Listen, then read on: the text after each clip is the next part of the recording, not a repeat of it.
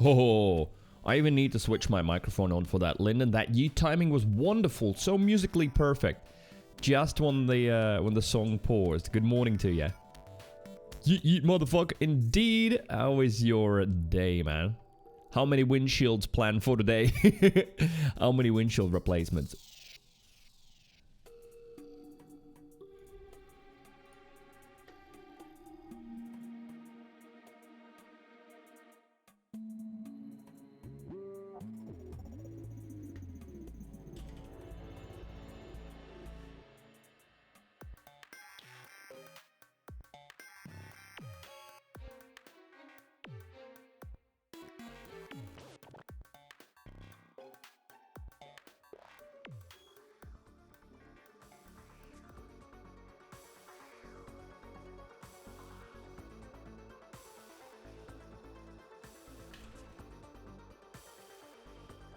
Dissimulation. Afternoon. Welcome to the autumn. No more summer. It has ended brutally. Yes, chat. I was outside. And it's only 14 Celsius. Like, what the hell? I actually had to put a sweater on. Lennon says, no windshields, leaving early. Wife's going Augusta, so I need the kids off the bus. What is Augusta? Or it's probably speech to text doing something weird. Carl's, yo. How's your day? You back to school tomorrow as well? And yeah, it is Sag. I agree. I mean, I'm sure we're going to get like a week or two still with like some 20 Celsius or so, and it's going to be a little bit sunny for a while, but yeah, this change has been super drastic. From like scorching hot Spain, sort of Mediterranean-like summer, to like within 2 days to just cold, rainy autumn in Eastern Europe. It's a city 2 hours east of Atlanta. Oh, okay, so no, it's correct. Augusta, okay. The last day to go to that city. Do you like that joke? Captain H books, good evening. It's 10 p.m. and 13 minutes in Australia. Carl says, don't fucking remind me about school. Oh, it's school tomorrow. It's school. Neglected, good morning. Hello, welcome back.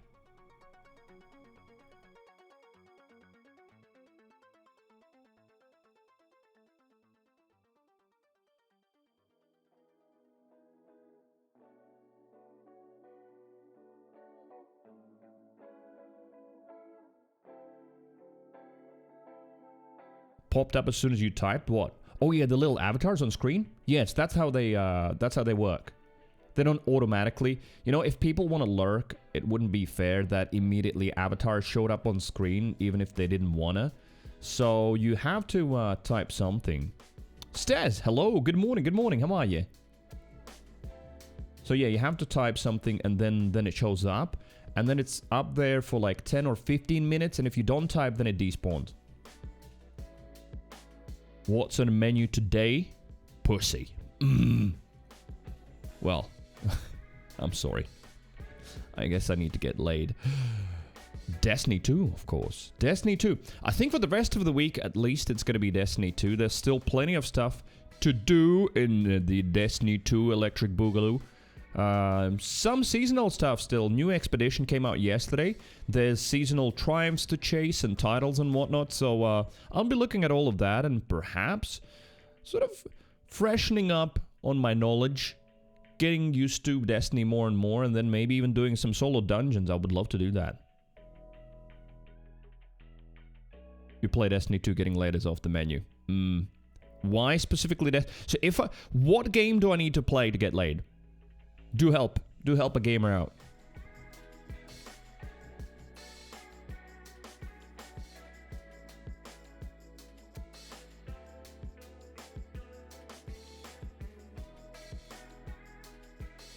Carl says, how long are you thinking to keep your diet thingy?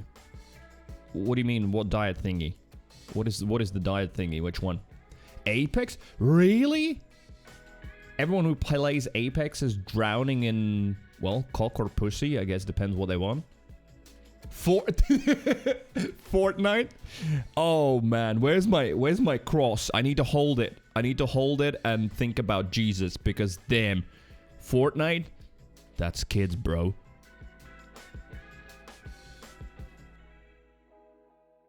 Next, you're gonna tell me that everyone that plays Minecraft is just constantly banging.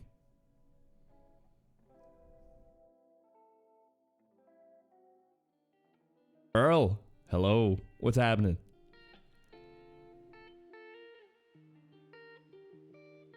August or Augusta? Probably that city, yeah, that your wife's going to. Is the location of the Masters a large golf tournament? Have you ever seen Happy Gilmore? No, I don't think so.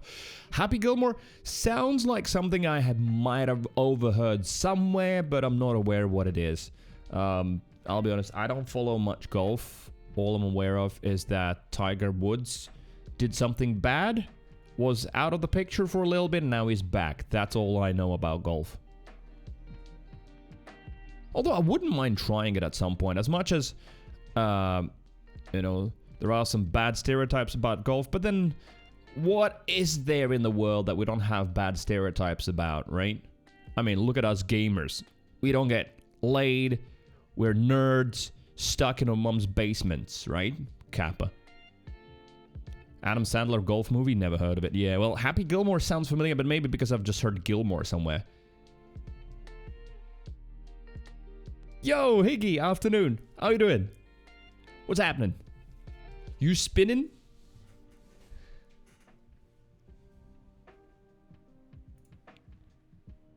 Oh, chat. There's something new today on stream. Something is slightly different than usual. But I won't tell you what. I'll wait for someone to notice. Lyndon says playing Minecraft and constantly banging. Lyndon going against the trend.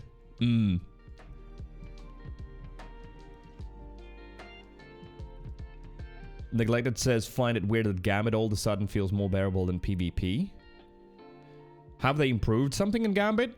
I remember vaguely that last season, I remember reading somewhere, because I didn't play much of last season, that they made some changes in Gambit with the idea of making it more enjoyable, and it somehow backfired and actually ended up being even worse.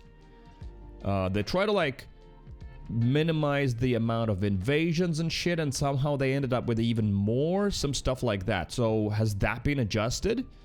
Because yeah, we could try some Gambit today if I can get a full fire team of people who are in the clan.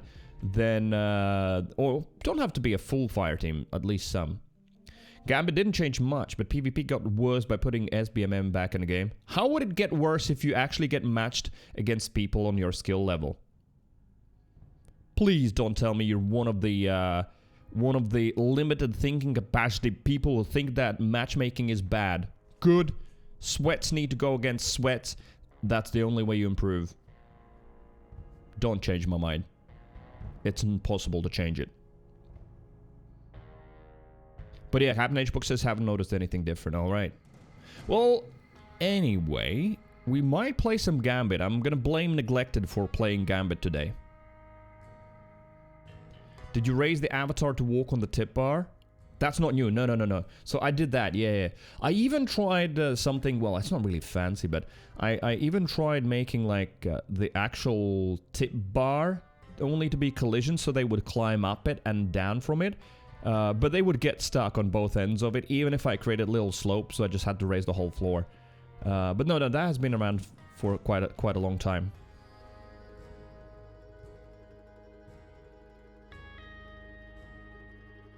Want to play with fun builds, but I just happen to be a decent player, so I get cute with players always using meta. Yeah, that's not matchmaking's fault. That's just meta. I'm sorry, but just because you want just try out some builds on some noobs, that is your problem, not matchmaking's problem.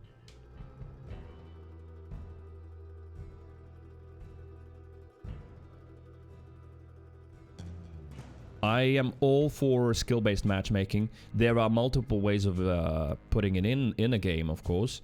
You know, you can have it more relaxed, less relaxed, more strict, stuff like that, but it most certainly is needed. Especially because Usually, from what I see, it is the decent players, or actually pretty good players, who are complaining because, yeah, they can't pub stomp anymore. The connection, though, I don't believe that. I don't believe that it's worse. I think it's bad by default. It's just... it's Destiny. It's P2P. Piss to piss.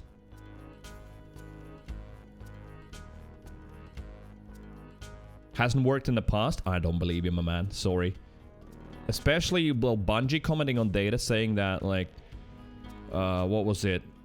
It was a 90% guaranteed match outcome that they could predict, depending on what levels got matched up. I bet after a few months of this, they will be able to show data that it actually works.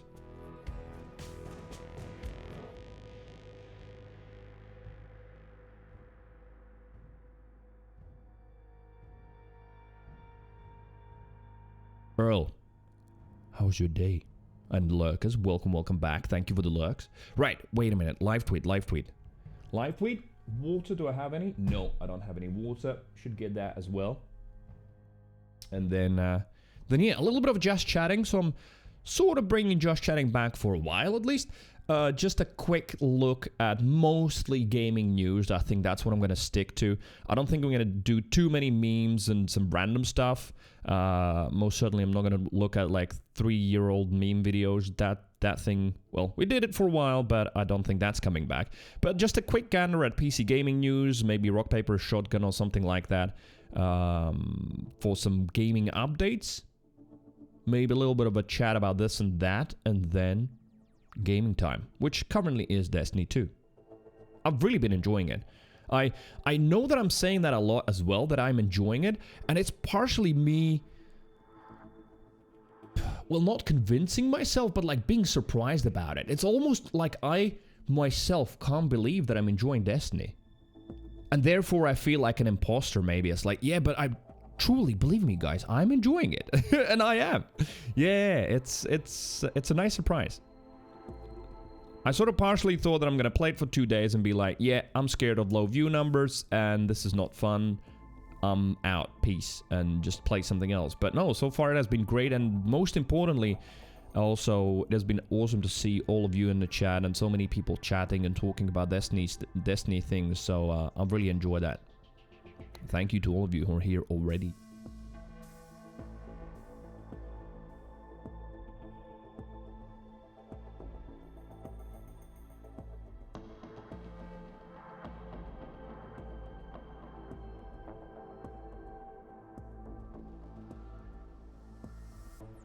I just hate constant sweating in casual mode. Well, pub stomping noobs is not the answer for that. Constant sweating? I mean, that just means that the community tries hard. There are people who try hard. In that case, I guess Gambit might be for you, because then you could just get to slay some NPCs and some mobs. At the end of the day, I don't think it's matchmaking's problem, it's just... I mean, it's not even a problem per se, it's very subjective, right? But if people are competitive and want to win even in casual mode, well, then that's just how it is. To call for abandoning matchmaking and just mostly stomping on noobs is a very, very bad answer.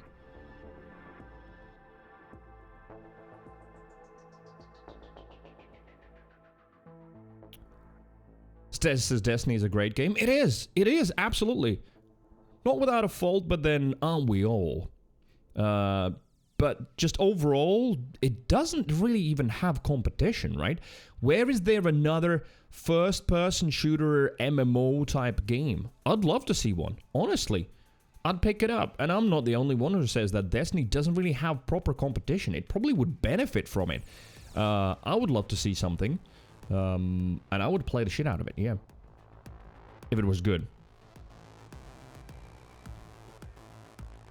Yeah, Lyndon, at least it makes decent radio. It's still, I guess, me just rambling about shit and half the time talking about some random stuff anyway, yeah. Lyndon says lost most of the time. True.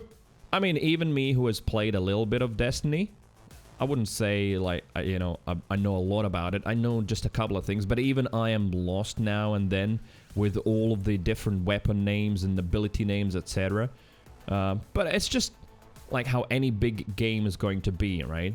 Especially, well, Destiny is an MMO at the end of the day, so yeah, there's a lot to learn and figure out. The amount of Destiny killers that have been out there just flop within 2 weeks. It's great. Yeah, you know what? I've always disagreed with that thing with something needing to be a killer, right? I think 2 games, well, I don't think, I'm convinced they could easily exist and make both of them better, right? Competition is great.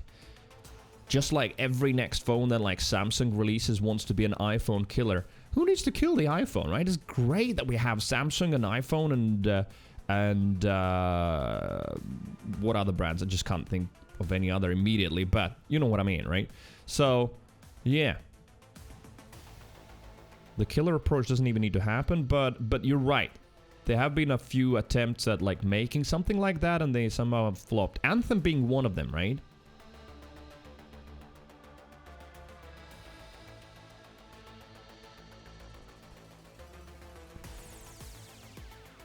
Interesting, what the hell? Today's trending, at least on my Twitter, one is hashtag Trump is going to jail. But also next to that, with more tweets, is hashtag Twitch streamers. What's going on? What have Twitch streamers done?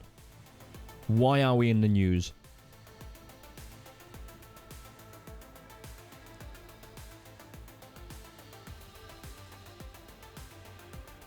If there's ever a day there's a true Fortnite killer. But why would they need to be a killer? Why always think about a killer? As if games can't exist at the same time, right? It's not like a house that you have to live in, where you can only live in one and the other one is just abandoned. You can just play, you know, 3, 4, 5 games a day if you want to. Even people who work manage to do that sometimes. So, I mean, at the end of the day, Fortnite exists, Apex exists. Check this shit out. PUBG is super healthy. We don't see much of it on Twitch, but just because we live in here in the little Twitch bubble doesn't mean that things outside of it don't exist. PUBG is doing really well, so there's plenty of... I mean, Warzone, come on, that is still big. So there's a lot of good battle royales that are just going strong. So, yeah, we don't even need any kind of killers at all. Yo, Pyro, what's up? Afternoon. Free game, do well.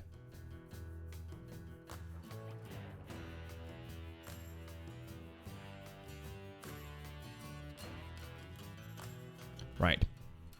I'm being the usual Cree.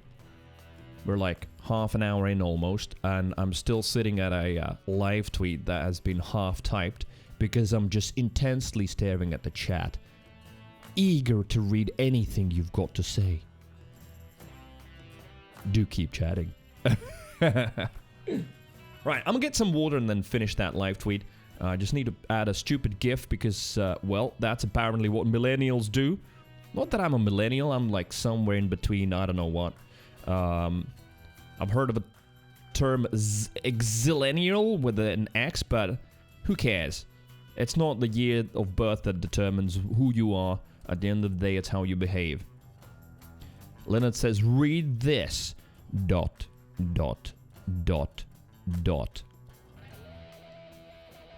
Yeet! Meow password! Hey, what's up? Good morning. How's life? Hello, hello. Oh, look at that. I said a few minutes ago that I'm gonna get up and get some water. Here I am. I'm still reading your messages. Keep chatting. Keep chatting. Rubs hands. Okay, I'm gonna really get that water.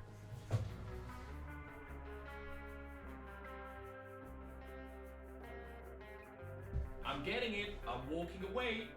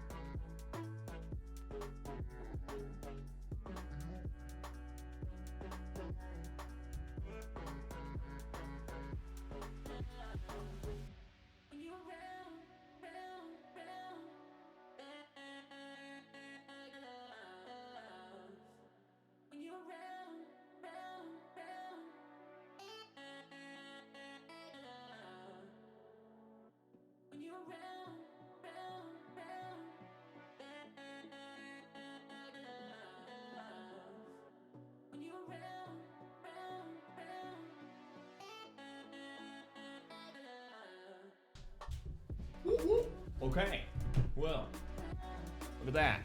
I managed to get some water. Hello, good day. Now with a face, for those of you who are watching, if you're just listening, literally nothing has changed. Thank you for tuning in, and welcome back, everybody. Thank you for chatting. Captain HBook says, post-2004 Zoomers, pre-2004... Wait. Post-2004 Zoomers and pre-2004 Zoomers is the most polarizing. Really? What happened in 2004? What is the watershed moment that defined the next iteration of the Zoomer? Do explain. I'm genuinely curious. Stej, what's up? Fist bump. How are you doing? Stez also says, love PUBG. It's so many other games I like to play that I don't get a chance to play it. Yeah, to be fair, PUBG's biggest success is in mobile, and especially in territories where not too many people have good PCs, but everyone almost has a mobile phone. It really is taking off there, and the crazy thing is, I think most people know that, but sometimes we forget. And it's scary, I'll be honest. It scares me a little bit. I don't know why, maybe a little bit of an insecurity, but me as a PC gamer, and even console gamer should be scared. Like, the fact that mobile gaming brings gaming companies and developers more money than PC and console combined is kind of scary. I'm, like, worried a little bit about that. I don't know why, I feel like it might be detrimental to the quality of games and what kind of stuff we get, but mobile is insane in terms of income. So yeah, there's that. HBook says there was a huge drop-off following 2004. Huge drop-off of what? Who dropped what? Right, that live tweet though. I need to find a GIF. I say that.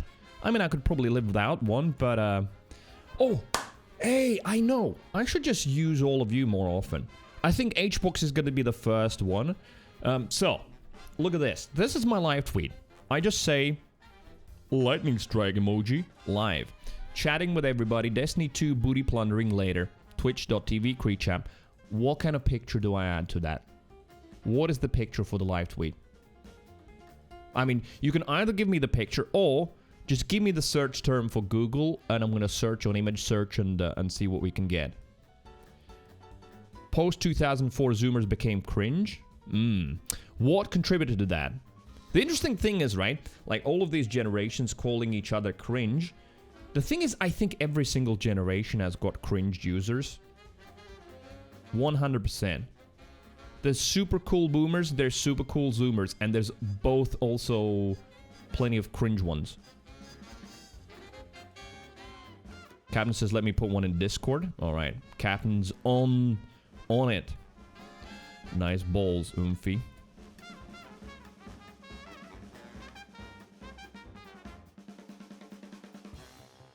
Oh yeah, wait a minute. Can you hear the music? I'm gonna turn it up a little bit. There you go, that's probably better. Right, where in Discord are you gonna put that? He's probably rummaging through his folders. HBooks, do you have something like what Vood has? Literally a desktop folder full of all kinds of memes? He's mostly got cats, but... Also, who was yesterday saying to clean up my desktop? Look at that! I actually got some work done. Look at this column of shortcuts that have disappeared. I've cleaned that up. It's a little bit better. Just a tiny bit, but it's better. You need a picture of what tweet? The one that's on screen right now. Live tweet. You know, the one that streamers do when we go live. Feels kind of arbitrary after like 5 years of doing it, but no, I'm wrong. So many people actually check the stream when they see the tweet. It's interesting to notice, like, some days when I don't tweet, we get someone arriving like 2 hours late saying, oh wait, you're live? I didn't see the tweet. So... Since I've heard that a couple of times, I'm like, no, gotta do the tweet. Even for me personally, and for a lot of you, it's like, you know I'm going live around this time, you're tuning in anyway, but there are people who actually need the tweet. Right, let's see. Yeah, HBook's still searching for the pic. I don't see anything yet. That really? Where the pink nippled bitch is at? Yo, yo, yo. This is what he wants me to... Really? I mean, we were just talking about cringe zoomers and cringe boomers and cringe millennials.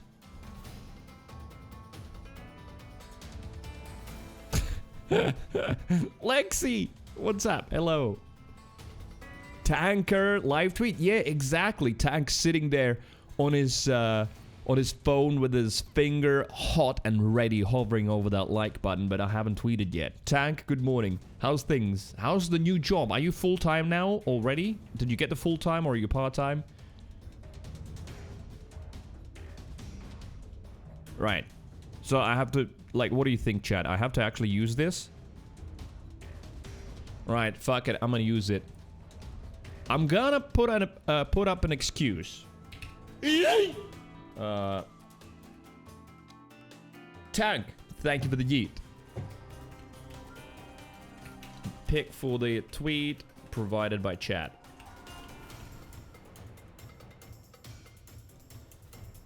If you want me to literally call you out and tag you, I can do that as well. But how did you find something this stupid?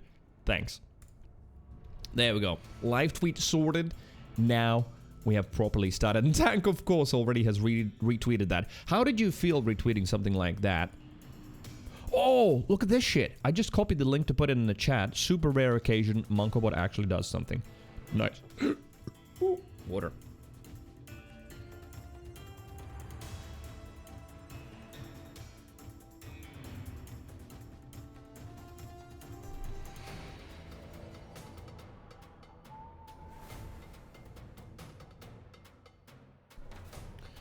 Tank's still on 35 hours a week. I mean, that's almost a full-time job. Like, 40 would be full-time, wouldn't it?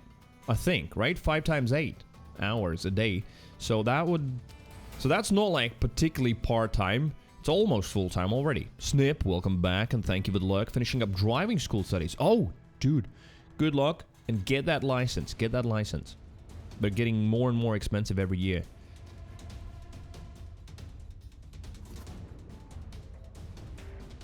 Yo, Earl, and Higgy, and Hbox. Thank you, everybody. Thank you for the live tweet boosts. I don't know what has happened, but, like, Twitter has been one of the roughest and toughest social medias where to get followers, because usually you don't follow someone on Twitter unless you know them from somewhere else. You watch their videos, you know them personally or something, right? Most people don't look for new Twitter users to follow. So growing a Twitter account is insanely difficult. And for me personally, being a micro streamer with a macro penis, cringe joke. Yeah, it has been so that like my followers actually have been trickling down over the years, but like the recent last few months, getting more and more interesting. I don't know what's happening. Agathor, hello there. Cree's sending us to Pound Town, and I'm sending you all to Slough. Slough? Wait a minute, is that what the song was about? I think Ricky Gervais or someone had a song about... I think it was Slough and the big roundabout there. Yeah, I'm aware of that local UK joke. I think so. Agathor, welcome back. How are you? Tanks is getting full-time hours as I'm taking on a lot of projects right now. Right, and you're doing the right thing, right? If you want to get full-time, then put in the work for it, and I'm sure you're going to get it. Topa, thank you very much, and welcome back. Twitter's the truly wild west of socials. Perhaps. Some people say that Twitter is one of the most toxic social medias, right? Although, like, YouTube comments are kind of garbage too, but I can imagine Twitter being a little bit crazier, yeah. Neglected says scroll through Twitter to laugh at funny arguments. Sometimes I do have a laugh, but I mostly laugh at like some really clever retorts and answers, you know, to some silly statements. Yeah, just today even I had a good laugh. It was in Latvian, so I'm not gonna bother like trying to translate. But yeah, I love like clever responses. That I get some like secondhand enjoyment out of it. Stes is getting more bot followers. Interesting. I don't think I've had a single bot follow on Twitter. Well, like those all have been real profiles. I know some profiles use the bots to follow you or mass follow people because that's how they get you to look at their profile. And it truly irritates the shit out of me. But I understand that it works, so people do it. Oh! Just tweeted literally now, talking about Twitter. Paul Tassi, Destiny 2 clarifies what it does and does not intend to content vault. Okay, let's have a look. That is interesting, you know, link to Destiny.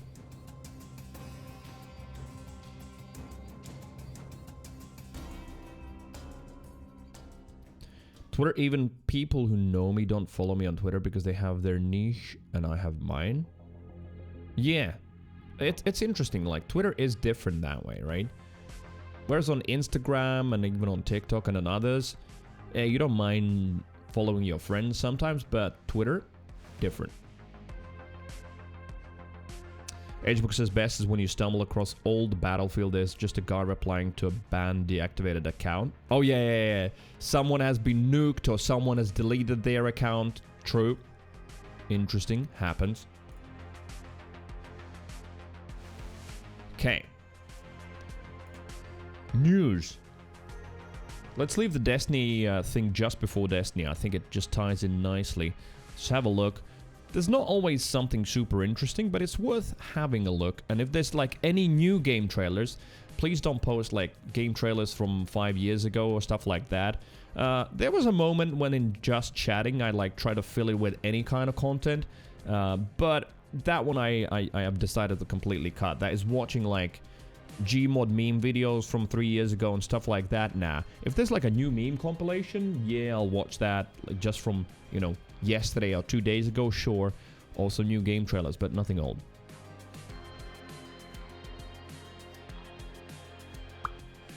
One of the best city builders around is getting a hefty update. What is one of the best city builders?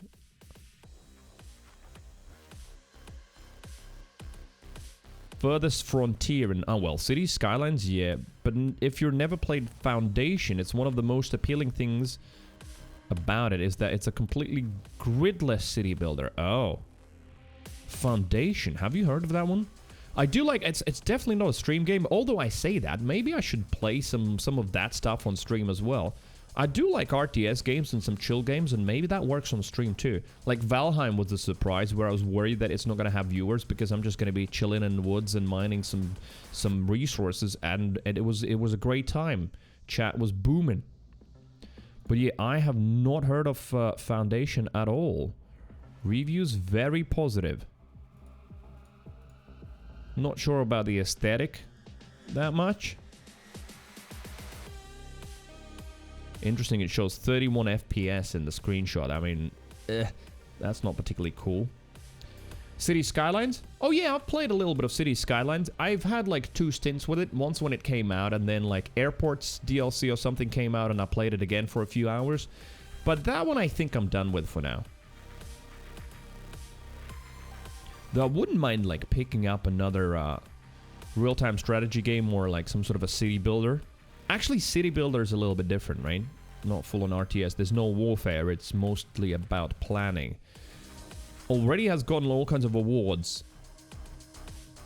Editor's Choice Best in Show Indie 2018. So it has been in development for a long time. 4 years already. When was it published here? 1st of Feb 2019. So what? More than 3 years ago. Still in early access. I guess that's normal these days, right? Cree needs to get aboard the battle bus. The battle bus, isn't that on... That's the Fortnite thing.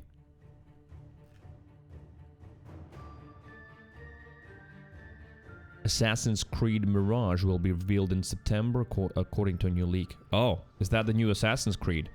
The leak says the game currently codenamed Rift will see the return of Basim ibn Ishaq. Okay, or Ishaq? Ishaq, I guess. New Assassin's Creed. I have not played a single Assassin's Creed game, so that might be my first one. Maybe. I sort of... What was the most recent one that came out? I was thinking about playing it, the whole thing about Vikings, etc., but I don't know. it was obviously Ubisoft, you know, AAA developer and big marketing budget, so it was everywhere, but it just somehow didn't capture me. Like, all of the trailers somehow felt a little bit soulless. I remember watching them and saying, yeah, I'll play this, but it was the part of me that was thinking in streamer terms. It's a new game, gotta play it, but it never really went, you know, made me go, oh, dude, that looks awesome, I really want to play it. Avoid Assassin's Creed Land the Plague? I don't believe you. I've heard good things about it as well. I've heard good things about it. Vood, hello there. Vood has zero interest in Assassin's Creed. Yeah, but I will not play Garfield Kart, so you're out of luck, Vood. How's Jim? Liddon says, let's play Fortnite. Well, the non-building version, right?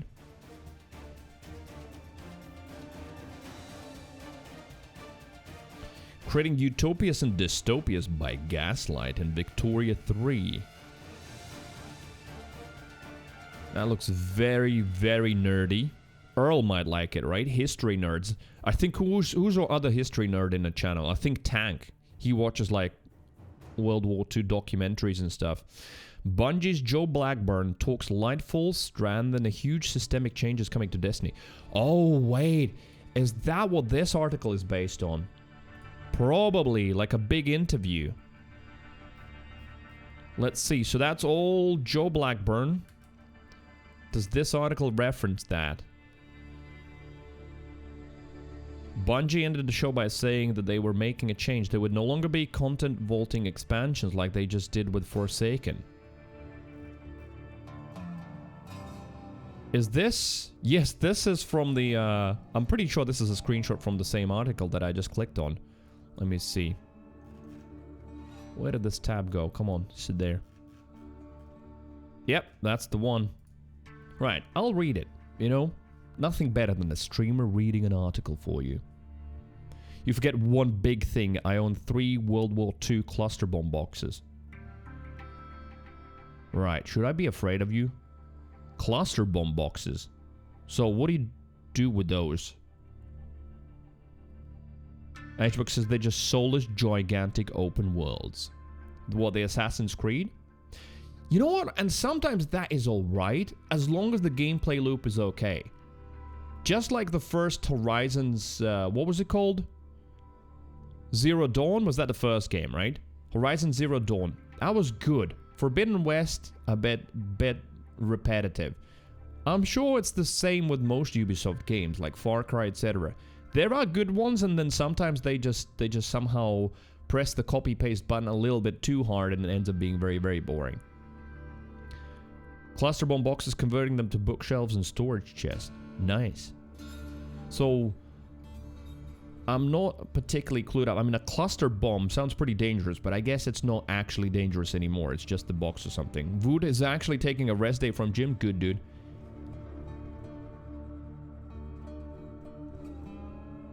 Wood says, yeah, Assassin's Creed Valhalla was poop. Played for around an hour, buggy mess, didn't care for story much, just wait for God of War for that experience. Well, yeah, we'll need to wait a few years, though, for that to come to PC, right?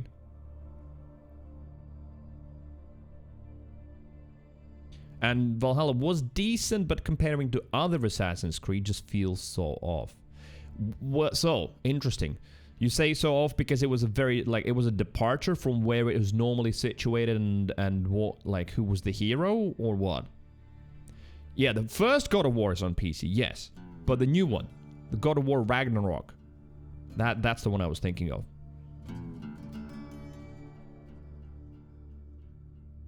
Cluster bomb boxes are just wooden storage chests. Oh, okay. Yo, Oxy, what's up? How are you feeling? How are you doing? Afternoon. One God of War so bad one day. Okay, so the normal PC version. Yeah. One recommendation coming from me. Just don't play on the hardest difficulty.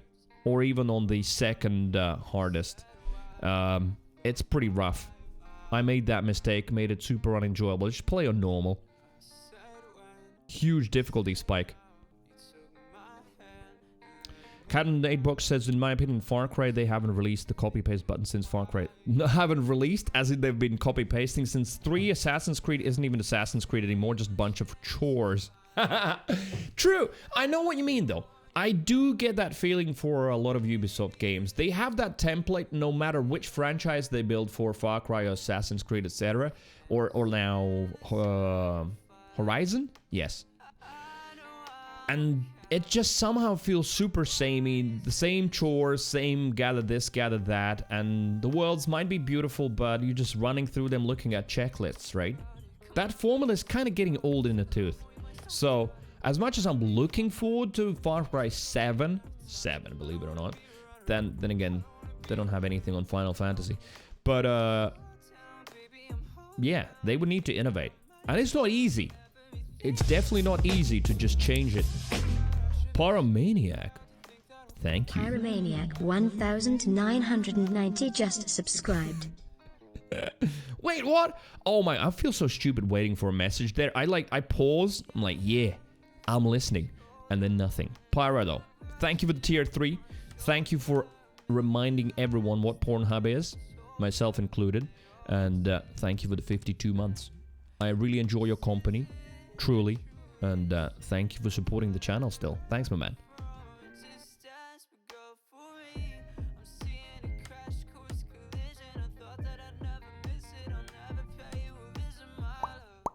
Oxys is not doing well. Sick all 3 weeks I've had vacation this year. Man, that does suck. So, 3 separate vacations, every time getting sick.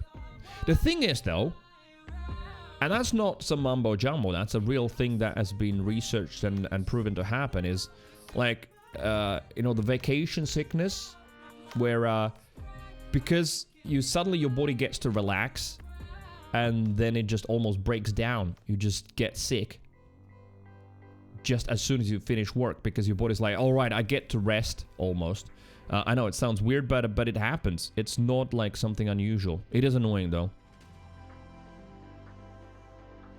So a few reports from the former Ubisoft employees. It seems like a bit like Activision, where they hire fresh college students to go in the bland open world mines. Oh. So they just have their cookie cutter thing, just get some cheap workforce, head down, and just churn it out. Well, that's business. The thing is, though, right? We can talk about it until we're out of breath, but if they didn't sell that shit, if no one was buying it, then they would change stuff. But people are still buying it. That is, I mean, I don't know if it's an issue or not. It is. It is what it is. People still buy that stuff. So,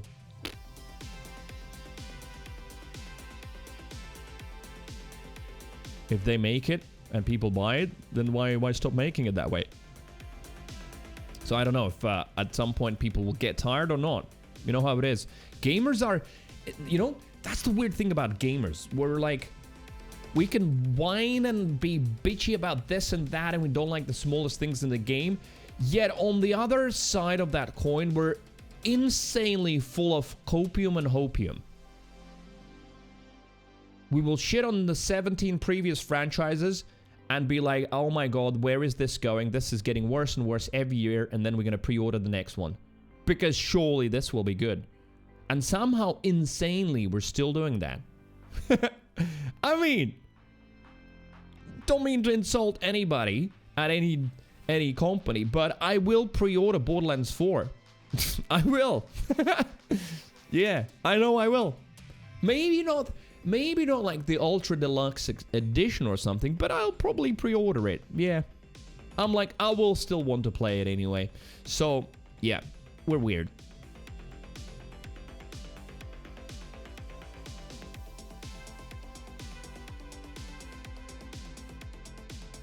That's also why so little has changed. Nobody can agree on what features to add.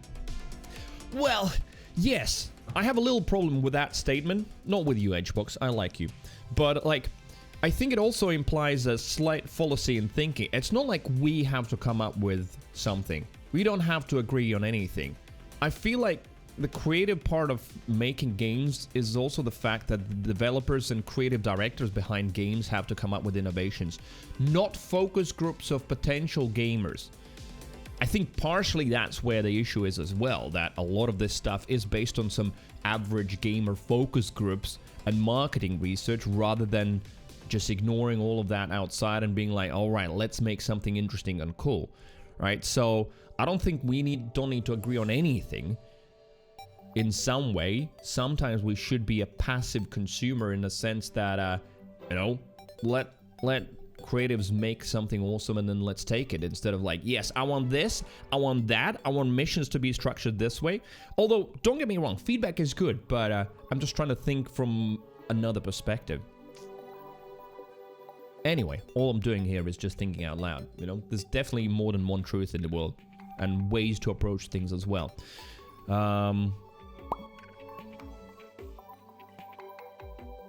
But yeah, innovation is difficult. Like Far Cry, we sort of know what to expect from it. But on the other hand, I would love to see it changed up like massively. The risk there is, and the risk is for me, you, and more importantly for Ubisoft's bottom line and their investors, and businesses don't like that kind of risks, is they might hit jackpot with some big changes and be like, whoa, imagine all of the reviews, everyone writing, Far Cry 7 has rewritten what Far Cry is. This is an incredibly huge step forward in gaming in general, and absolutely everyone's enjoying it. Or it could be an absolute miss and everyone's like, yeah, that's not what Far Cry is. Most gamers are outraged because they already have gotten used to the Far Cry franchise, and this is completely different, and therefore it's a flop, right? I do feel for the devs, because it's a lot of risk taking, and a lot of times it might not pay off. Cabin Hbox will get the Borderlands 4 Ultra Digital Deluxe Gold Nappies Edition. All right. Yeah, like the only adjustment I'm gonna do with Borderlands pre-ordering, for example, I pre-ordered Wonderlands, and I also got immediately deluxe package with a whole season pass. That is the only adjustment I've made in my thinking now. Where, okay, I will pre-order a big franchise like that I follow, because I will want to play Borderlands 4. And there is Borderlands 4 coming out, no doubt. But I will not buy the Ultra Deluxe Edition also, because I don't want the Season Pass. With the Season Pass, I want to wait a little bit. Because, like, the Wonderlands Season Pass was in my personal humble opinion, a bit of a fuck-up. And I didn't play anything apart from like 2 minutes of the first DLC and then nothing afterwards, so it was a little bit of a waste.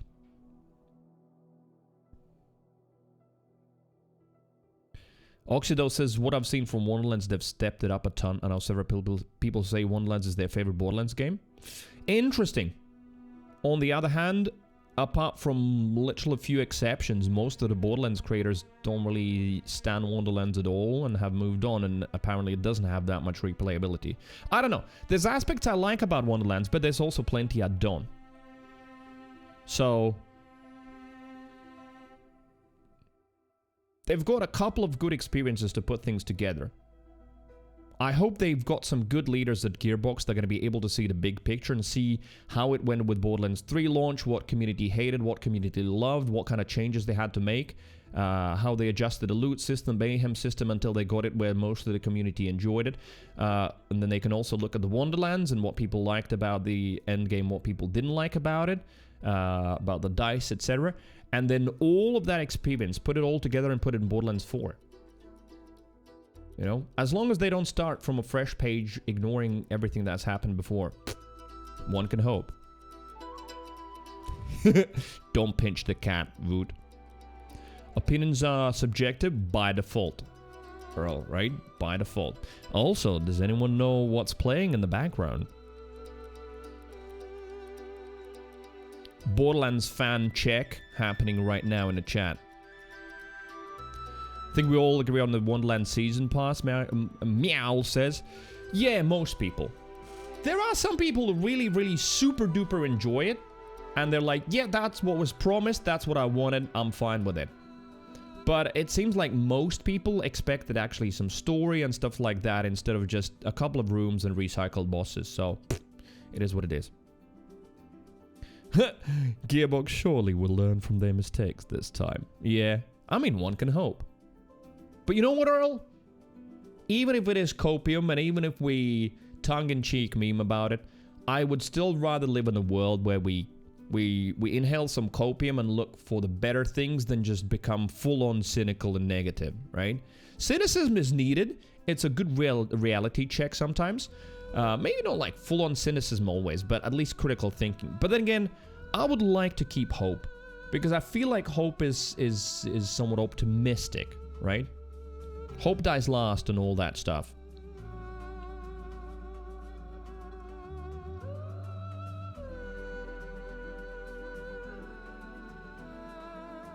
Captain Book says I'll give it a month or two for Borderlands. Oh, when it comes out, you'll like have a look around, see what people are thinking about it, and then decide whether you buy it or not. Yeah, I mean, I do understand that like my position is slightly different also from a lot of users, because I have to think about the fact that, well, you know, it's interesting content for the channel. If it comes out and there's a lot of people looking at it, I should probably get it, right? Especially being an ex-Borderlands community member, still would be an interesting thing to play on the channel. So I don't think it would be wise for me to wait, but I could absolutely imagine that some of you will just wait before buying. Oh, lovely long time. Good morning. Hello there. Free man. I like, sorry, I'm just vibing off you maybe too much. If it's uncomfortable, do tell. But I almost imagine you waking up with a smile and feeling about 5 years younger. I'm just living through your experiences, lovely long time. As we all are here online, living through each other's vibes. You know what is a treat? Sleeping in, nothing like it. Oh, you slept in? Yeah. I mean, only 1 hour. Imagine, this guy's waking up at 9 a.m. and saying he slept in. I say I slept in when I wake up at, like, afternoon. What is up, butthead, excuse me? Butthead? Chuktovsky. Hello there.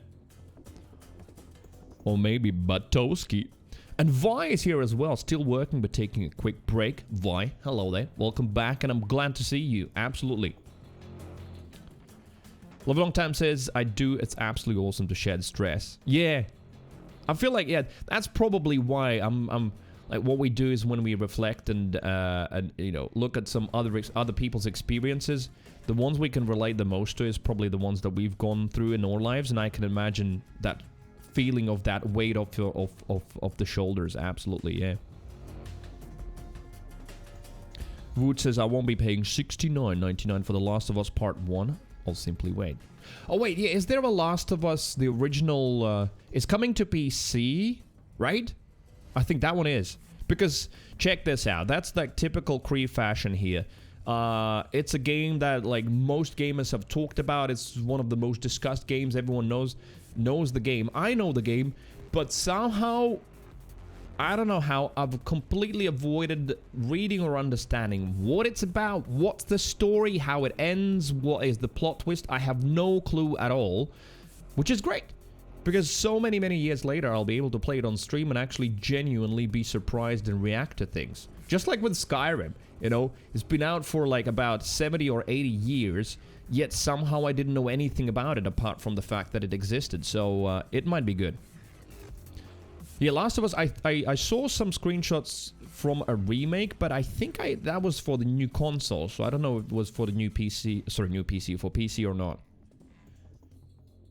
It is coming to PC. As long as it's got good PC controls, I'll probably get it on PC. Alright. It is a third person... Do you shoot in it? Like, see how little I know about it? I don't even know. Is it a melee game? Is it a shooting game? What do you do in it?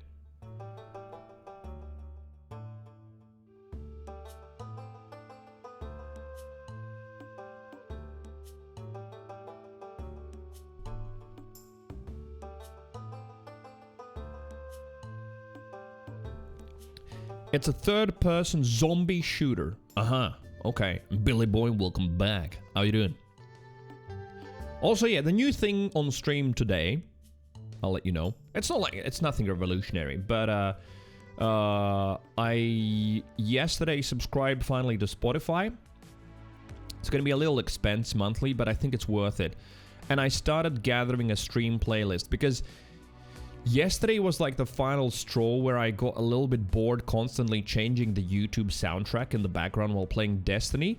And also the fact that when I put one soundtrack on, sometimes I forget it and it just keeps looping for 3 hours. And as good as, for example, Cult of Lamb is, listening to that for 3 hours straight, you know, it gets a little bit boring. So, I got Spotify and I started building a playlist. Currently, I have 292 songs, 15 hours of stream music.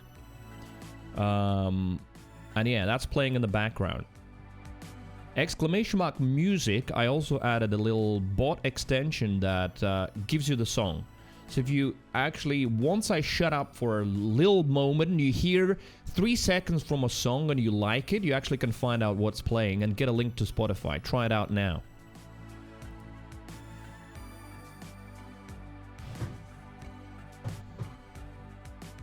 Welcome to the superior music platform. Welcome to Spotify. Look at all of these Spotify, what's the word for it? Shit. I know the word, it's a weird one. I suddenly forgot it in Latvian and English. What's happening with my brain? Is that age? Welcome to Spotify. Yeah. Exclamation mark song. Oh, maybe I should make the exclamation mark song. I made it exclamation mark music. But actually, I didn't realize exclamation mark song would be better. I'll remake the command. Well, anyway. So, yeah, Spotify I'm going to only use for stream music. My main music platform is still Apple Music. I actually do prefer that over Spotify for a lot of reasons. Not that it really matters, you know, everyone's free to choose. But the problem is when I started building, I had a stream playlist on my Apple Music. And then I realized that there was a huge problem that I didn't foresee. That is, my recommendations for the music I listen to off stream got absolutely messed up. And I just got game soundtrack recommendations, etc. And all of the normal music that I listen off stream like started disappearing from my recommendations, because of course the you know, algorithm sees that for 8 hours a day I'm listening to music that is from game soundtracks. That must mean I'm only interested in that.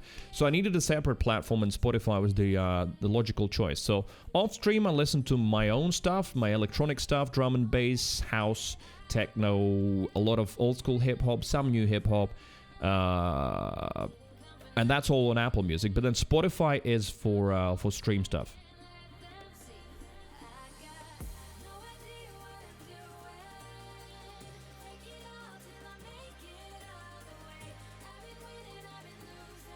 Chuktoska says, I do like to hate on Apple Music. What is there to hate? Yeah, just make a song alias. Yeah, I'll make song and alias. I was thinking yesterday, like, what's the command? Exclamation mark currently playing? And I'm like, no, I've never seen that. Exclamation mark music makes sense, but I somehow didn't even think about exclamation mark song. Yeah. Garfield Kart soundtrack. I mean, again, feel free to recommend soundtracks and ideas. I will check them out. I'll check them out now that I can actually build a playlist and just keep adding to it. Sure. Billy Boy says animated shaders are real. Are you talking about Destiny? Animated shaders have existed actually for quite a long time. Like, there just have been a couple where these animations are super subtle. There's like some sort of a pattern, wavy pattern moving in the background. But I think recently we got like an RGB one.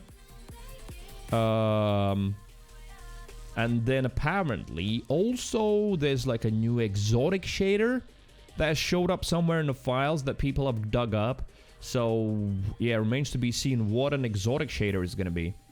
Shrimp, hello, this is not Destiny? No, it's not. It's just chatting at the moment.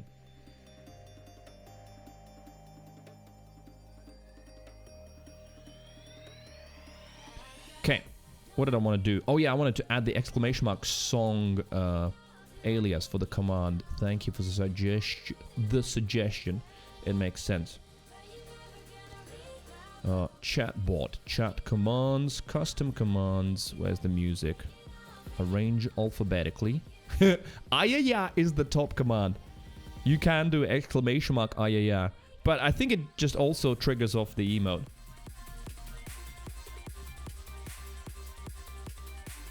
Yeah, we're waiting for Destiny 3 here. Exactly, waiting room.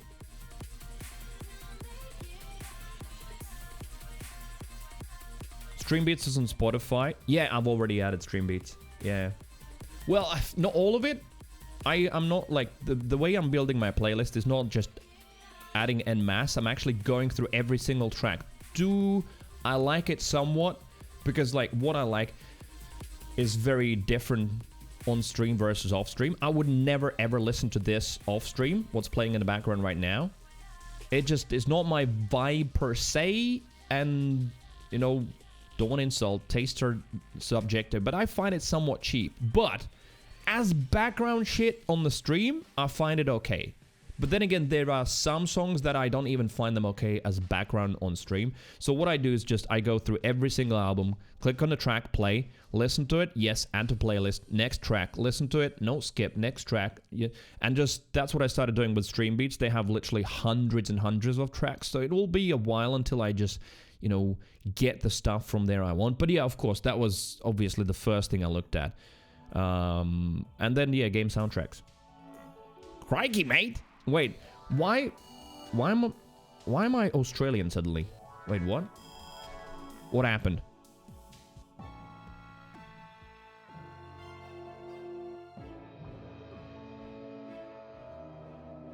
Where's the music command? Mouse. Music, there it is. Okay, edit. Advanced. Command aliases. Song. Save. Alright. Saved aliases, I don't know why, but a couple of times they didn't want to save for the YouTube command, !YT is also that, but it took me 3 times until it saved, so, well, now it's working. So, let's hope it works tomorrow as well. If it doesn't, I'll just try and add it again. Put another shrimp on a Barbie, mate. I love that meme. And you know why I love it? Because, like, Australians don't put shrimps on the Barbie at all. But it started from an advert or something, if I remember correctly. And it's kind of funny that, like, a whole meme like that, that pretty much everyone English-speaking in the world knows, started from a single freaking advert. Then it says, did you try NCS? NCS?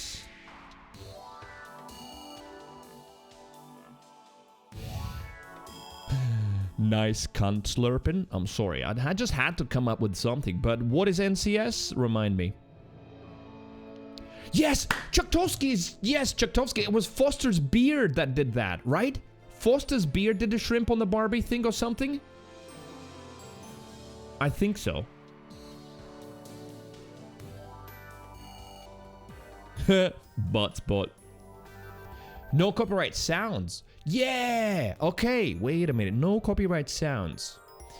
Because I looked at Monster Cat, of course, Harry Seller's Stream Beats, and then all of the soundtracks. You can hear, like, I've still added Terraria stuff. We've still got Cuphead. We've got all of the Borderlands franchises. I went through all of the Borderlands albums, starting from Borderlands 1, Borderlands the pre-sequel, Borderlands 2, everything.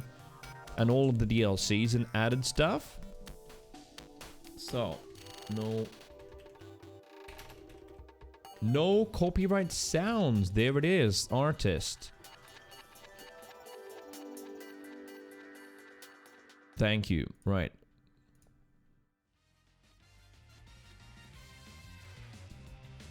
Let me just add like one of their albums to the playlist to sort.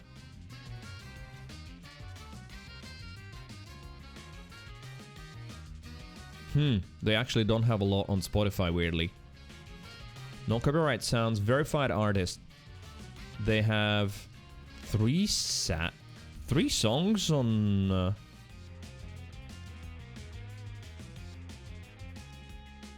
Yeah. I'm here, small independent music creator, started my journey from YouTube, and now I'm trying to expand my career to other platforms. Please support me and also check out my YouTube channel. He's only got 3 songs on Spotify, weirdly. Okay. Oh well.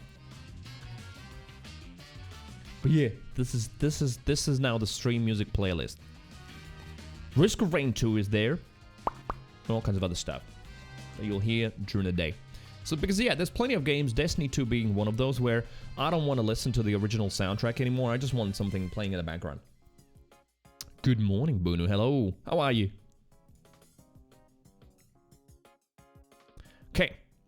anything else that we wanted to check before D2? Oh yes, wait. That Destiny 2 interview, right? Rumbleverse is the fresh take on Battle Royale I needed. Bombastic wrestling moves and fighting game mechanics make for exciting close quarters brawls. Have any of you played Rumbleverse?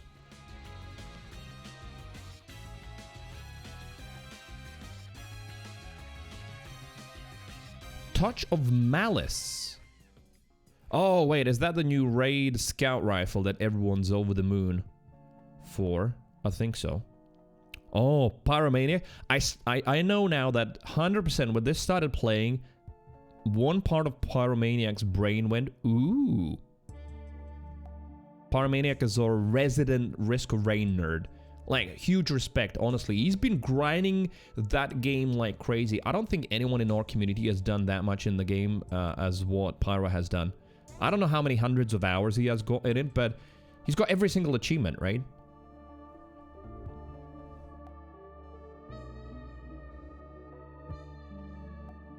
Oh, so NCS just puts playlists together of no copyright sounds. Oh yeah, in that case, I wouldn't be surprised that he's also put playlists together with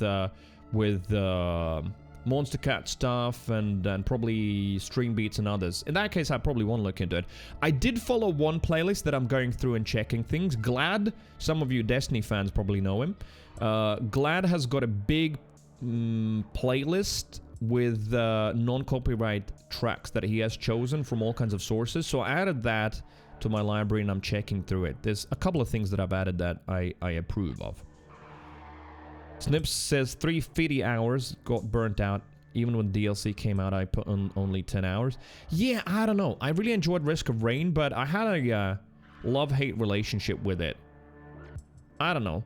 It often felt so unfair to die, but I think it's just something that you need to accept in order to play something like Risk of Rain. And maybe I didn't accept it fully. Because yeah, so many runs would be like, I'm doing my best and then I just die to something idiotic. But I feel like that's part of the game. Shrimp says, do King's Fall today. Oh yeah, solo. Absolutely. Starting in 10 minutes.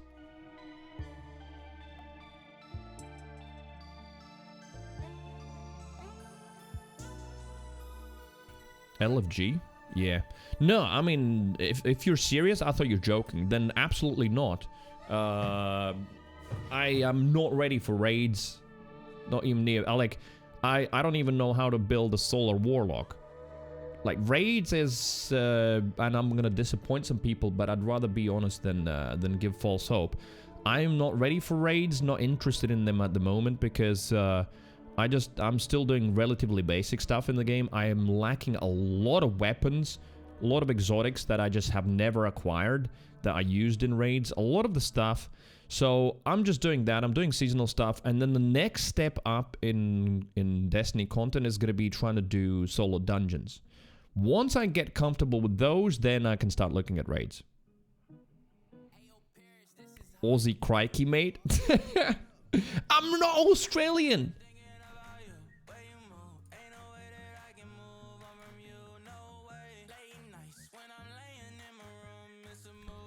LFG, let's fucking go. Yeah, also looking for group.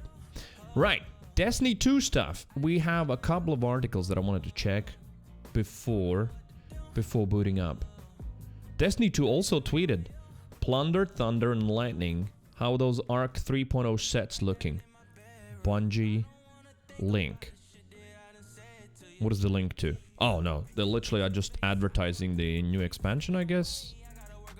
No, they're advertising the season. Alright, cool. I thought there would be something more to that. Okay.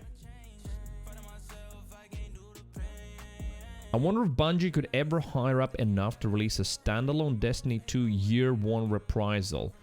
Like the Red War campaign, COO and Warmind, Forge, Drifter, Opulence, and maybe even Forsaken. Everything that was cut and released as standalone game again. Yeah. Interesting thought from Paul Tassi, but I'm thinking from Bungie's perspective, they would have to see money in it to do that, right? Who will want to buy that? Chuck says, went on a date. As soon as I showed up, she went, oh no, you look like my cousin. No way, really? That actually happened? Lazareva? Should I even thank you for the follow? If you're real, say hello in the chat. I'm pretty certain that's a bot follow. We haven't had these in a while, but there was like a stint where I feel like some sort of a spam bot network was building accounts slowly up on Twitch, and every day we would get a follow, which was the same format. Russian-sounding surname, which, there it is, Lazareva. Then underscore, some letters, underscore number. It's the same naming scheme, and they're back. You know what? I'm actually curious. When was that account made? Let's see. 19th of August. Yeah, so it's literally 2 weeks old, not even.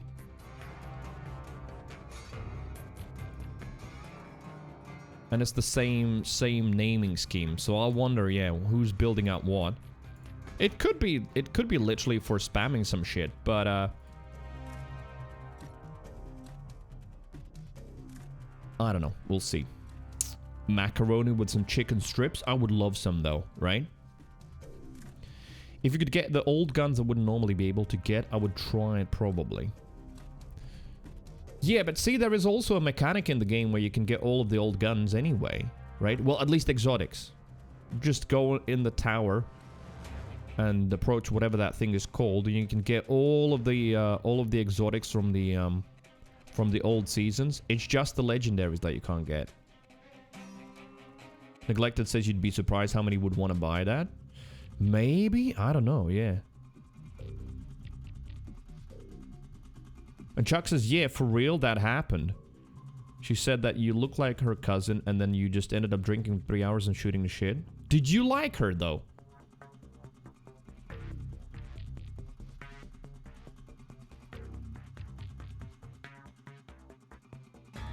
Yeah, no, I don't think you're going to see anything HBox in the chat. It's full on bot account. It looks exactly like all of the ones that we've gotten previously. So, not a real follow. Where was I? Yes.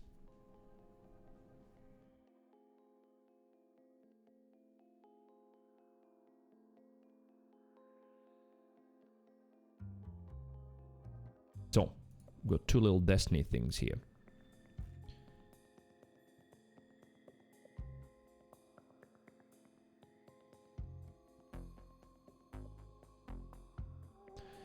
So Paul commented with a screenshot of the article that I've got here about Lightfall Strand and huge systemic changes coming to Destiny 2. I mean, that's very interesting. I would love to actually read through that before we start gaming today.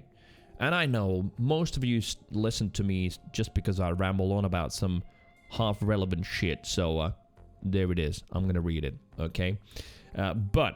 So Paul commented on that with a screenshot, saying from this there's still content vaulting, but Nessus is safe for now. Not sure what that even leaves besides the EDC as a potential cut. They just saved the Dreaming City on purpose. Everything else is expansion tied. So Joe actually responded to that, the same man that was interviewed, saying we have no plans, desires to vault content aside from the yearly rotation of seasons. I think that's what important here is that this problem is hard and can feel like we're asking our team to defy gravity, so we don't want to make a promise we can't keep if we hit a dead end. Well, yeah, I understand it is a problem, right? Because on the other hand, you also don't want a game that balloons not only in physical size on your hard drive, or especially console hard drives, but also just a game that is, for someone who joins in, someone new, it's just hard to navigate because there's like 75 destinations and a bazillion NPCs. How does Warcraft, for example, World of Warcraft, how do they manage that? What is the new player experience there?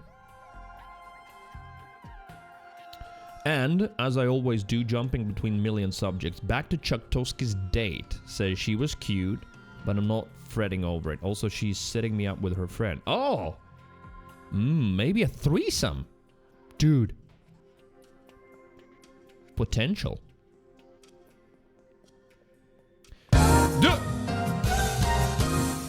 Yodas. Yotus34 tipped €50. Had the same person shoplift from our college bookstore yesterday. You can fix stupid. They did it right in front of a camera twice. Special kind of stupid. Happy Wednesday. What the hell is that story? With that kind of a huge tip, that is the story you decided to tell us. And you still made a mistake because you probably wanted to say you can't fix stupid. And you can't. Jonas, I love you. Thank you, man. Dude, for real. Thank you for the big fitty. That is absolutely wonderful. Thank you for supporting the channel. Thank you for being so nice to everybody and me in this chat. Thank you, my man. I appreciate that. For real. Also, welcome to the Sideslung. It is probably big and juicy. Let me check on it. Yes, that picture will update probably tomorrow. It takes a long time to update. So for now, you're a golden golira. But that is you. Pretty big. Also, nice number, 3993. Thanks, my man. Thank you very much. How you doing? New player experience? What is that in World of Warcraft? See, that's what I'm asking. I've never played World of Warcraft, so I don't know. Maybe it is terrible there as well. It is super duper daunting and confusing, and there's like bazillion things to do, and you just feel lost. Maybe that's just how it is. Chuck's like, Jesus fucking Christ. Wait, what? Is threesome that controversial?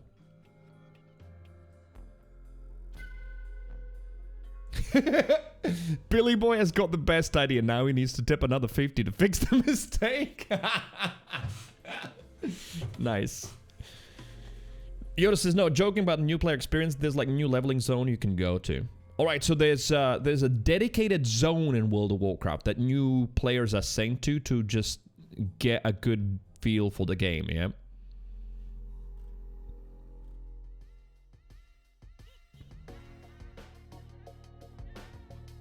So, this is the journalist's take on what's gonna happen. So definitely safe expansions and associated planets. So that means Shadowkeep, Beyond Light, Witch Queen, and upcoming Lightfall campaigns and their associated zones. The Moon, Europa, Throne World, and the upcoming Neptune. Those are staying, not vaulted.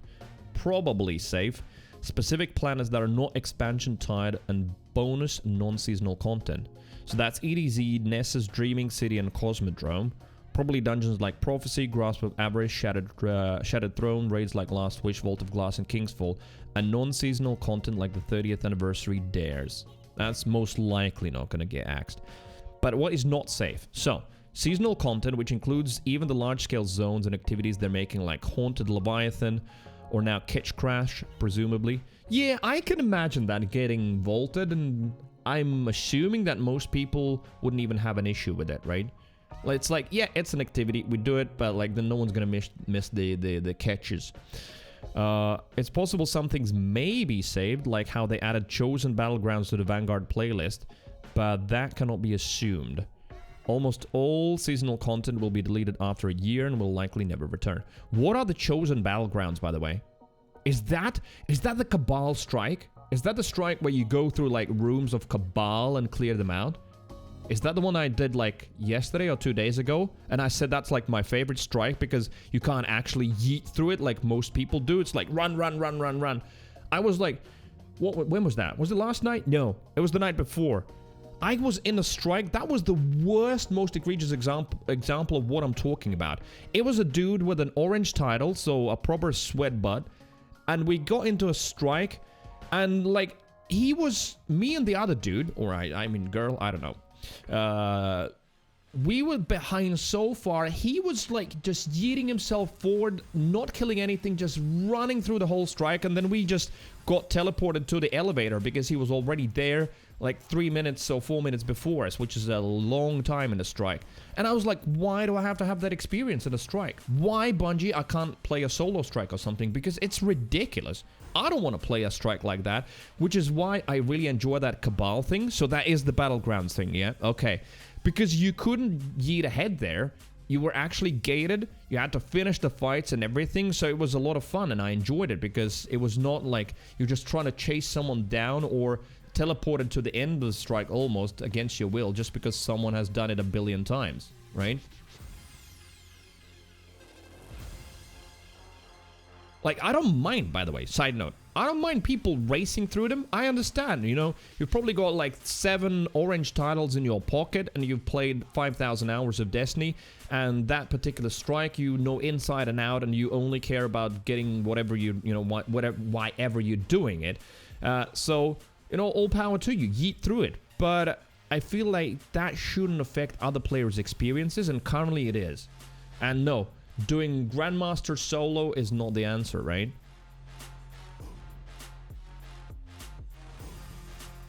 Battlegrounds was fun back then, lots of rewards. So now it became a strike. Yeah, I did it only once. I was like, whoa, I haven't done this one. And I enjoyed it.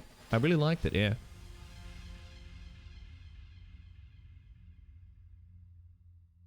So yeah, used to have 3 chests there, earn your hammer, and you charge it like you do with the map and catch. Okay.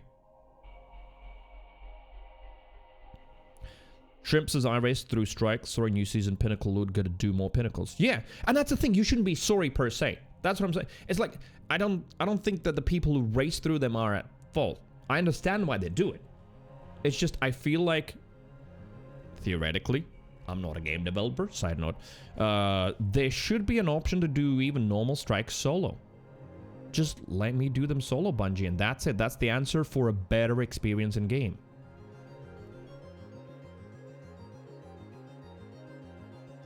Yoda says, I don't like how it pulls you. Yeah, but I'll also think about, like, how would they solve that technically if it wouldn't pull you?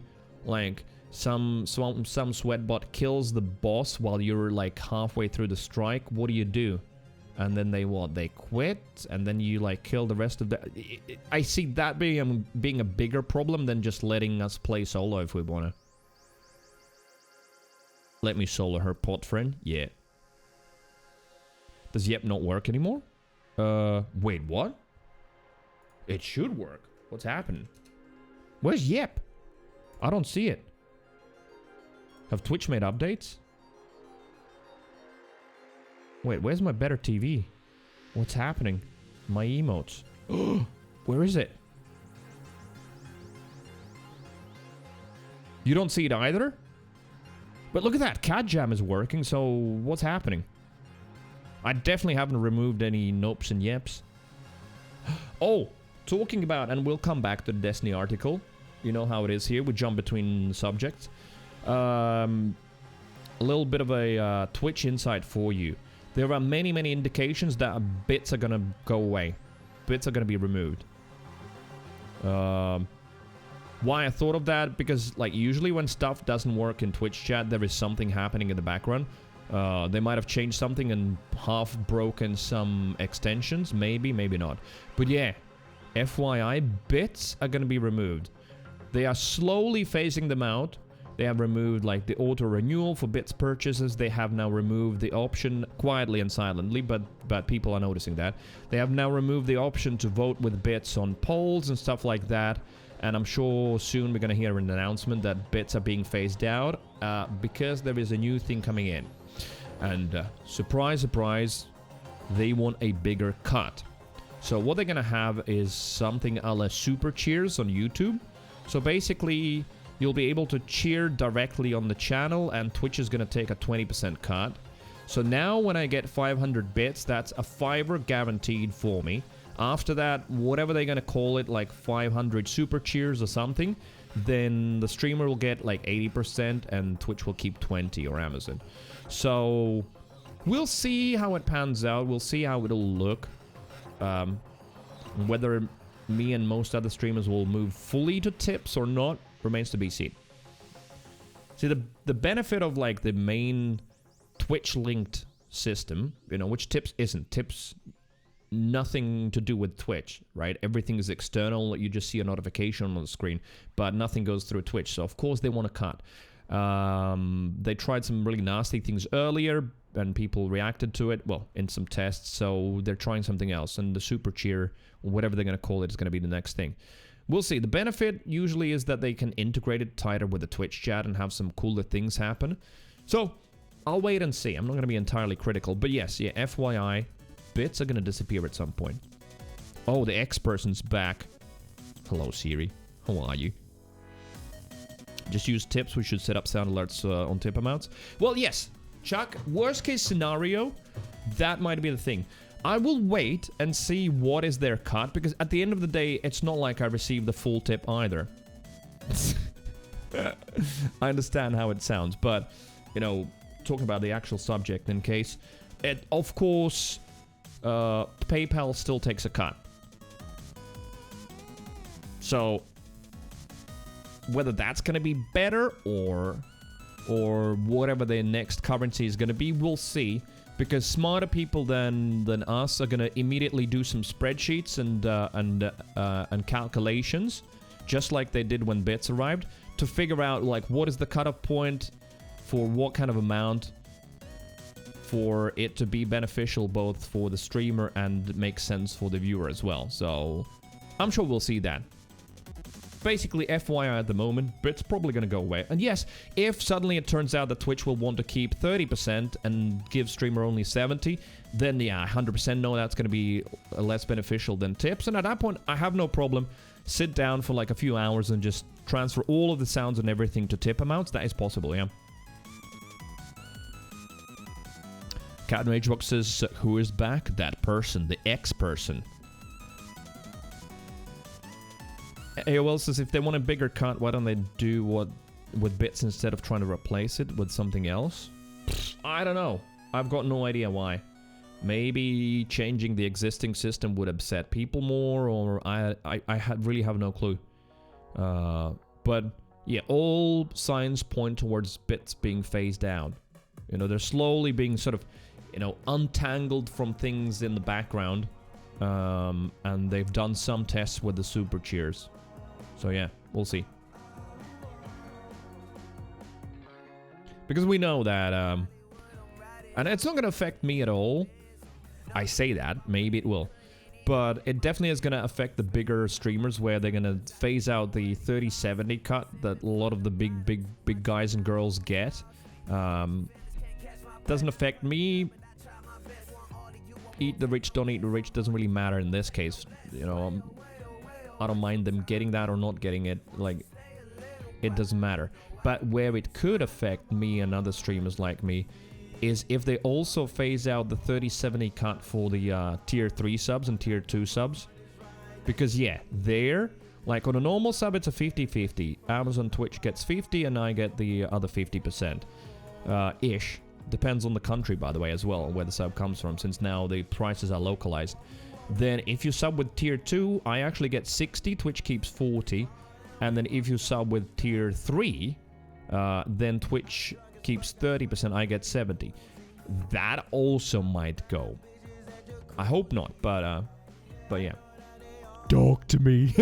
Alright, I'm in a very talkative mood today. Usually I sit silent on the stream, but today, Siri, I'm talking. Ready. Whatever you've got to say. Talk to Monkey Buttspot. Just got home from booking hair and nails because I'm getting wasted on Saturday. Hair and nails because I'm getting wasted. Sounds good. Where you going? Also, if you were in Discord, I would ask for nail pics. Tips paid now rather than later. That is a positive, yeah. Chuck, that's why I've always said that I do prefer both of these nuts. Because it's good to, like, accumulate tips and sub money over a course of a month, and then, like, I get a monthly payout. But then, like, tips keep me going in between. So it was a good mix. But worst case scenario, yeah, I feel like most viewers wouldn't mind if streamers were like, yep, Twitch is getting a little bit too greedy, we're gonna move full on to tips. Because the tipping things have improved constantly, yeah. They're also lowering the payout threshold and the ad revenue increase too, so I think they're just trying other stuff out. Yeah, there's good things, there's bad things, as I guess it is in the world. There's definitely good things happening, yeah. The payout threshold lowering in quite a few countries, and like eventually they're looking at a system where you just have a Twitch wallet and you can cash out at any time. You can keep it there, accumulate for a few months, or you can cash out every time after the stream if you wanna.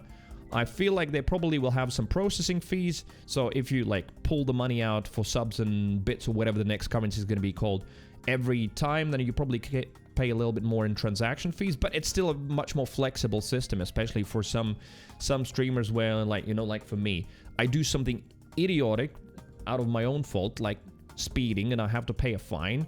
Then I might be able to, like, pull some of the sub money out now because I have to pay the fine because I've been an idiot, rather than, say, wait 2 weeks. You know, stuff like that. So there's definitely good things. I'm most certainly not hell-bent on hating Twitch. Even with this new change of them, you know, slowly phasing out bits and then introducing the new thing. They're obviously not going to call it Super Cheers. That's YouTube's name. So I don't know what it's going to be, but I'm not hating it. I'm going to wait and see it first.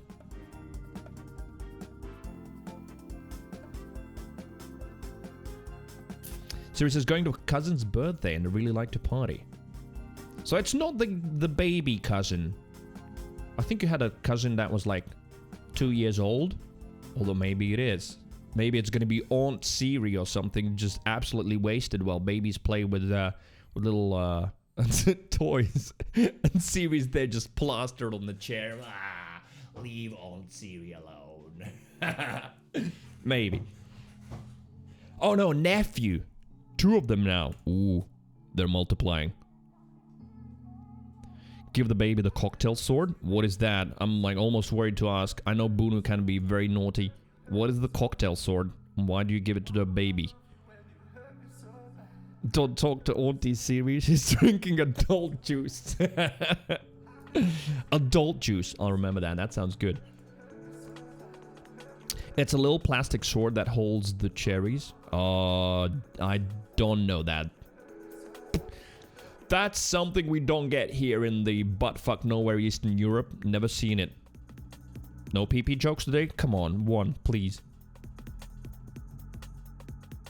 Kick the baby. Alright, that was a huge trademark Cree sidestep where from reading a Destiny article I went into absolutely other subjects. Oh wait, we read the article anyway, so I just wanted to have a look at the interview as well. Oh my god, what is that link?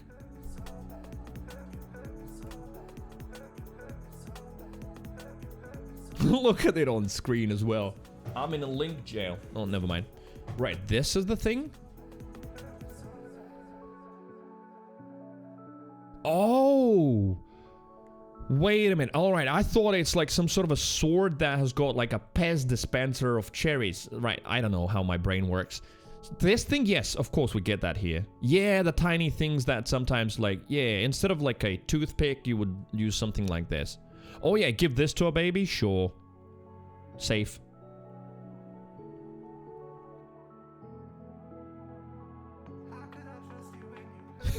Could you shank somebody? I'm like, I don't think you have to be British. I'm just looking at those sharp tips. I don't know what that tells about me, but I'm thinking like, what if I stab myself first with it? So that's my first thought. A fancy toothpick, yeah. Hey, Huntsman, what's up?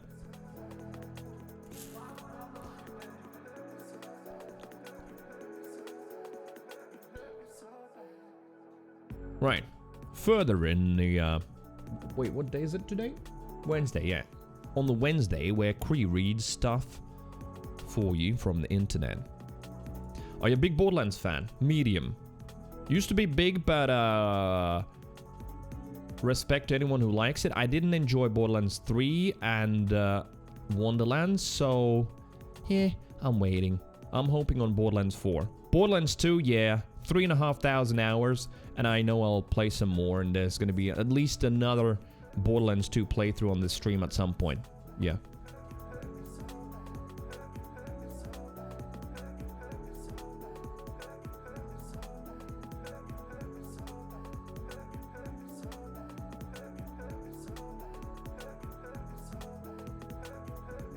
Okay, this thing. Destiny 2. Destin. Big interview, very long. I will probably skip over some parts, but I am genuinely interested if it talks about the future and systemic changes, most importantly, coming to Destiny 2. So what are you going to do with it? Weapon crafting, subclass reworks, and why there are more ways to play than just smashing the boss. Do let us know. Neglected says, would love Wonderlands if I had the patience, still get All the broken stuff like I used to have in Borderlands 2. All the broken stuff just seemed to come natural in Borderlands 1 for me. Broken stuff? What do you mean? And yeah, no, Siri, don't get me wrong. Me not enjoying Wonderlands doesn't mean that you shouldn't try it, or anyone else for that matter.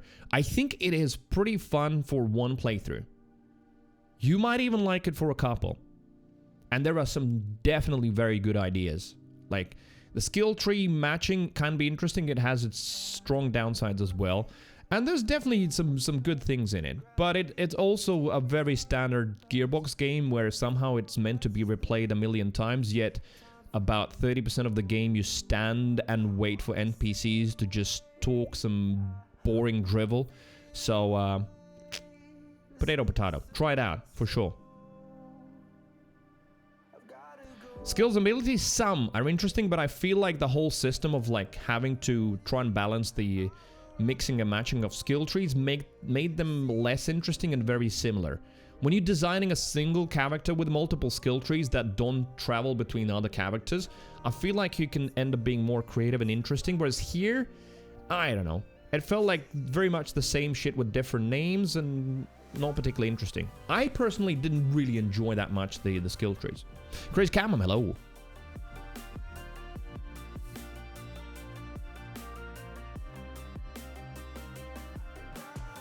Right.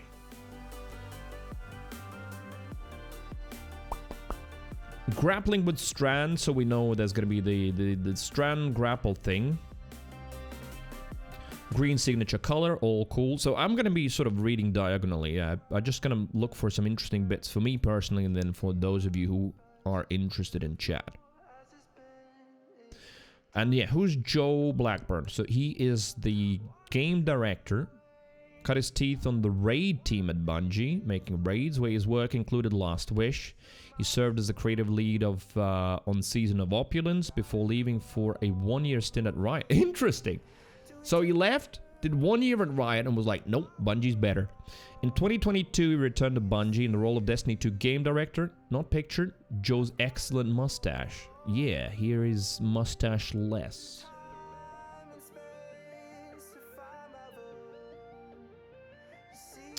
In Lightfall, all the classes have a Spider-Man-style grappling hook. Yes, we saw that. You will absolutely be seeing people use grappling in high-level PvE, he says. He also notes that Strand is when you need to dunk an object in an area, teaming with enemies, especially if a teammate makes you invisible with the smoke bomb first.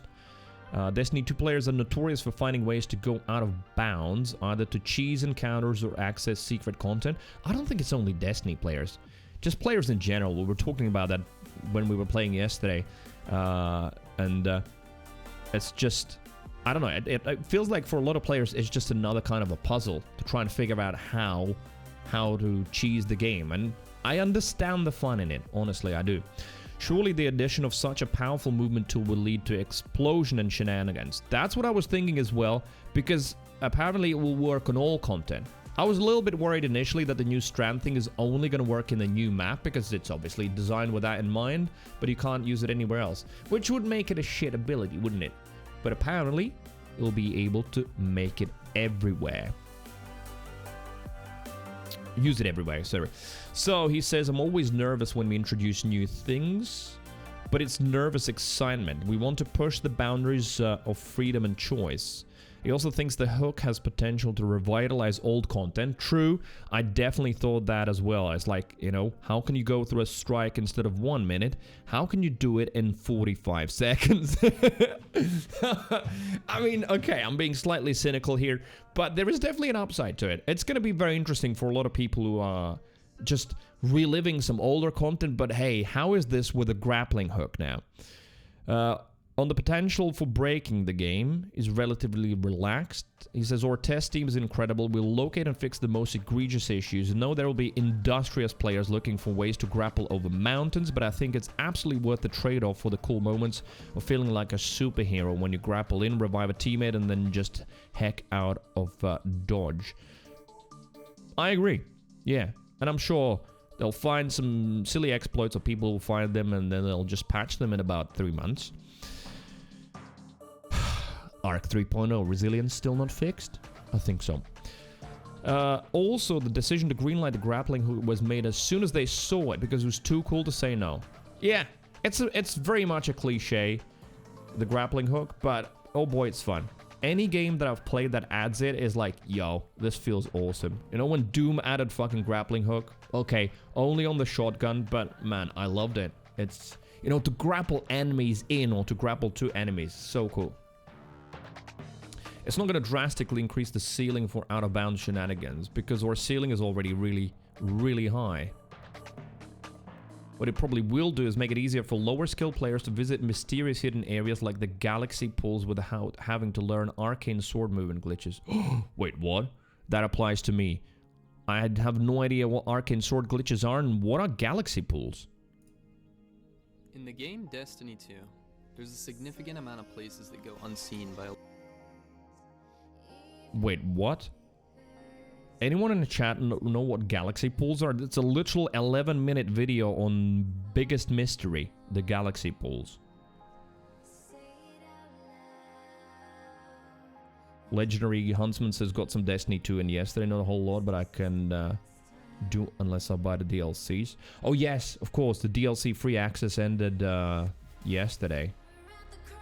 How much is it for you to now get everything, like the full pack? Buddy sucked at parkour. Yeah, I'm not particularly great at it either. I wouldn't say I'm the shittiest at parkour, but the jumping puzzles, ooh, sometimes I struggle. I don't know, something locks in my brain and like, you know, performance anxiety. One particular jump, I just can't make it. Shrimp says $100 for a year's worth of content. Wait, really? It is? So if you get the free version to get everything else, and we're not talking about the new expansion for February, just up until now, including the season pass, would be $100, yeah? Alright, that's not something that one can just, like, throw like that. Right, what is this? This is a good video, missed it that much. I like to imagine this galaxy pool was what Callus meant by us being with him at the end of the universe. Me and Callus sitting together in the galaxy pool, 5 feet apart.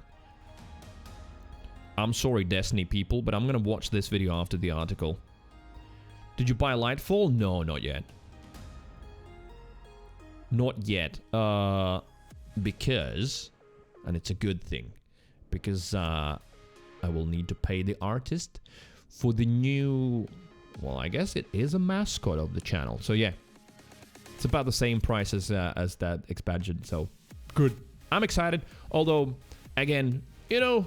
Maybe a little bit of self-doubt, if I may.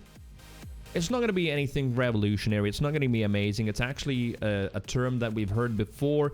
It's just that I feel like that reflects how I feel, what I see the community being, and also, you know, I know it's kind of weird, but sometimes we have to criticize ourselves, also our past decisions. I'm happy with the monkeys. I've been happy with the monkey emotes so far, but would I wear a t-shirt with a, you know, Creeviant monkey on it? No, I wouldn't. I'm not 7. Yes, I do like poop and fart jokes, but I wouldn't wear a t-shirt like that. With a new mascot, that needs to be something that I would want to wear. And I'd like, I don't know, it's just gonna feel better with my personality, and then hopefully for most of you in the community as well. No, you didn't miss it. I'm obviously gonna make a little bit of a song and dance about it and let you know that I'm gonna unveil it. Then find some stupid music. Wait, I've got an idea.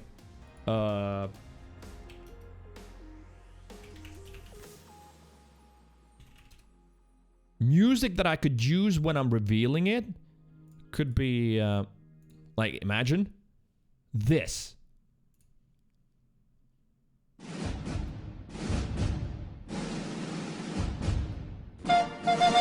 For the new reveal, right? There you go. At least we've got one part figured out already. And then I switch the screens. There it is. This is a wonderful video. Like, it has got only 6.6 million views. Why so low? Anyway, I gotta get used to clicking play on Spotify now.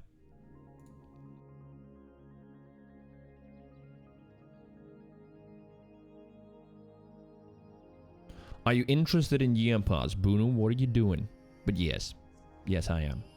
I mean, it looks fucking amazing. Destiny going full cyberpunk with a modern city is partially what I wanted, at least visually, from Destiny. You know, it has been cool to have all of these jagged bone-like things, etc., and like mystical amulets. And I know Destiny has changed things, and we know we get all kinds of cool shit. But I don't know. I just really wanted them to go like full-on modern, at least for a bit. And it looks like Lightfall, even the logo of Lightfall is just modern. I like it. I'm wondering if it's a good deal if I want to play Destiny. You could. Yeah. I mean, if it's a good deal, no one knows, right? It's not out yet. It looks amazing. I mean, the new subclass looks amazing, and you know, Bungie do deliver content for seasons. You know, it's not always the freshest and the coolest, but they do put out a lot of content, so it probably will be a good deal, but no one can say that for sure because it is the future. Huntsman says that brings back horrible memories of my daughter playing the recorder. Oh, really? I mean, who chose that for her?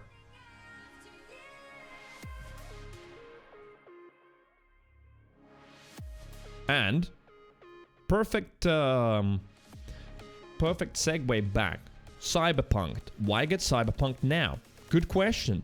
So watching the showcase, I have to say I was a little bit surprised at how hard Destiny 2 is leaning into the neon drenched look.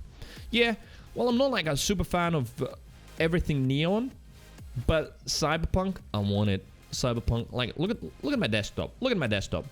I want some more Cyberpunk, okay? Worried going full Cyberpunk might make Neomuna seem a bit obvious. McAuliffe? Is that how you read it? A-U-L-I-F-F-E. McAuliffe. Doesn't think so. Nope. No, that's not how you read it. Alright, thanks, Yodas. Yoda's taking both spots. Thanks, my man. For real. Thank you. He says, one of the main reasons for the radical change of direction was the desire to create separation from Witch Queen, which was all earth tones, flat ground, and caves. Exactly, and bone-looking like things and weird, creepy shit.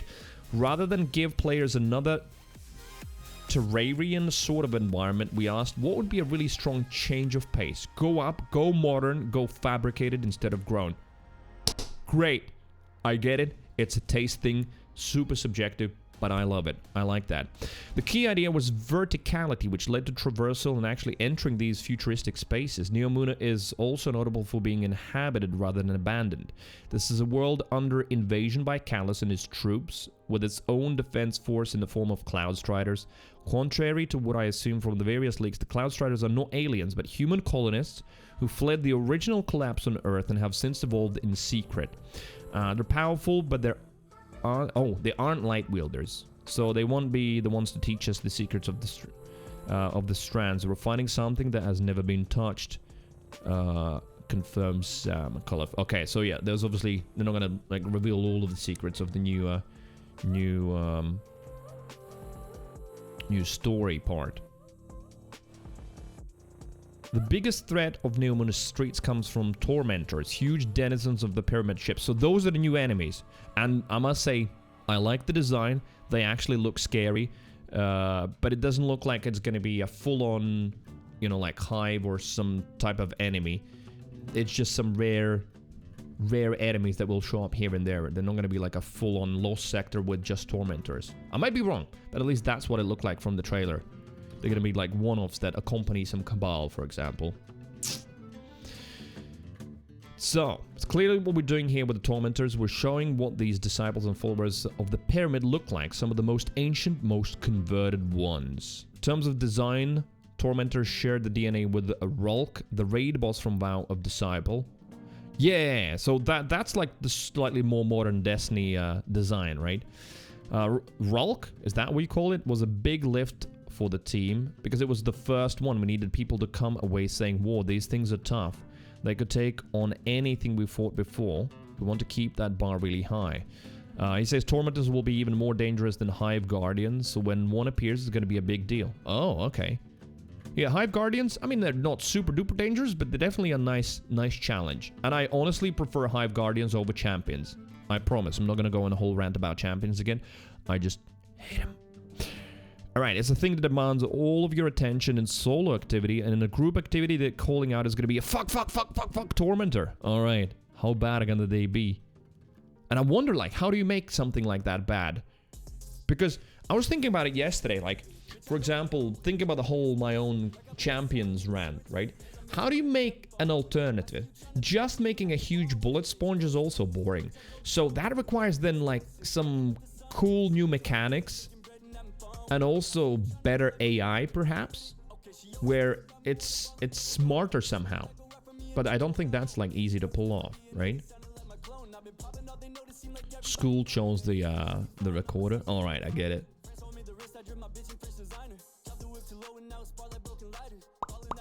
I have a recorder. It belonged to my mom, and she pinched it from school. Makes it about 40 years old. Yeah, that's a family relic now. You have to keep it. Have to keep it. And Yoda says 10 million times agree. Wait, what was that? That was already a minute ago. What are you agreeing with?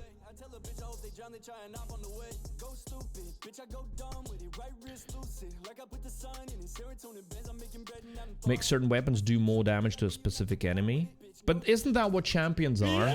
The whole lock and key activity. You know, you need a specific weapon with a specific thing to do damage. Topa! Yo, what's up? Thank you for the host.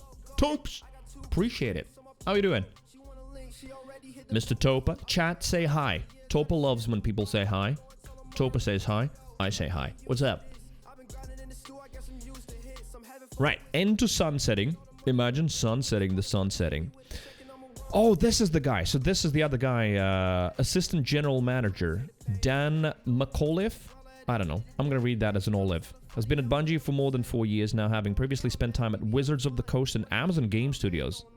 Next fan for his sins. The Hive Guardians are better than the shite champs. Oh, yes. Yeah. Hive Guardians are interesting, actually. Snuck. So let's see. Snuck in towards the end of the last week's showcase was a piece of bookkeeping and some macaroni and cheese. Now that actually doesn't look like a bot. Okie Mac, thank you very much for the follow. Appreciate that. What brings you here? Welcome, welcome. I love the chat saying hi to Topa.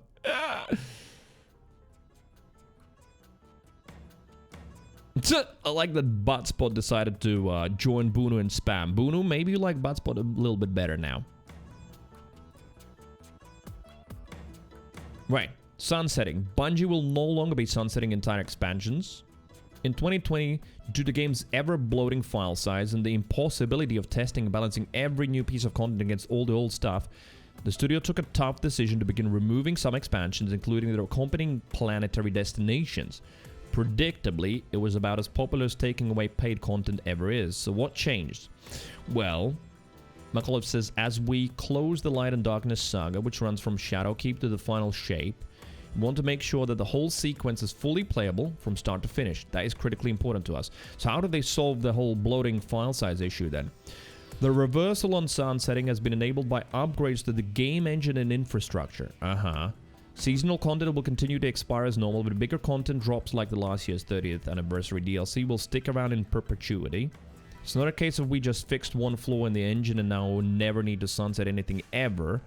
We're always going to be making hard trade-offs between ongoing interoperable systems and awesome content and the ever-growing file size. Alright. Everyone can breathe easy about Nessus, at least for now. I mean, Nessus is cool, but like, not much happens there, right?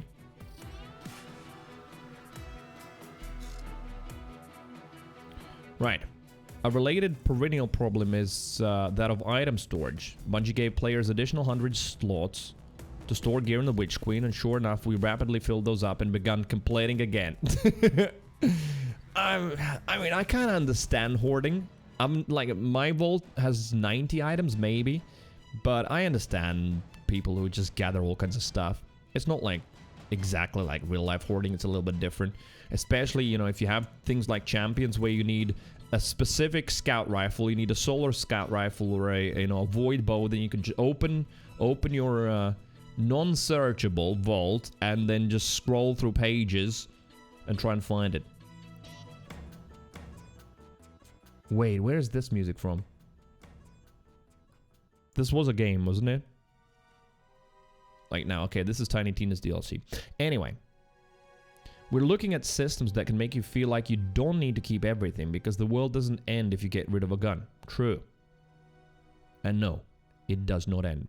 It's really an interesting problem, I think unique to Destiny, because so many other MMOs just say you can't use this gear anymore, whereas we're on the opposite side of saying, what if you could use everything? And players are like, great, we love using everything, but your house only has so much closet space. And the thing is, do people who actually have full vaults use everything? No, there is no fucking way. They probably use like a relatively small subset of weapons, and that's it, and gear. And the rest of it just sits there because what if one day I need it, right? Huntsman says, not a hoarder in games, break down most things don't use on the regular, probably have the most organized chest in Minecraft. Huntsman, fist bump. I'm the same. Doesn't mean that everyone else needs to be, but I have of the same mindset. My Borderlands vault is empty. I'm playing a new playthrough. This character will farm everything that it needs, and I sometimes end up even overdoing. I like shred too much, and chat's like, you know what? That actually made sense to be kept. Too late. Shrimp says, rotate my weapons every season and update them based on new seasonal weapons. So you rotate based on what principle? Just to make sure you use something, or like, what is the system? Because if one hoards, there must be a system. Surely.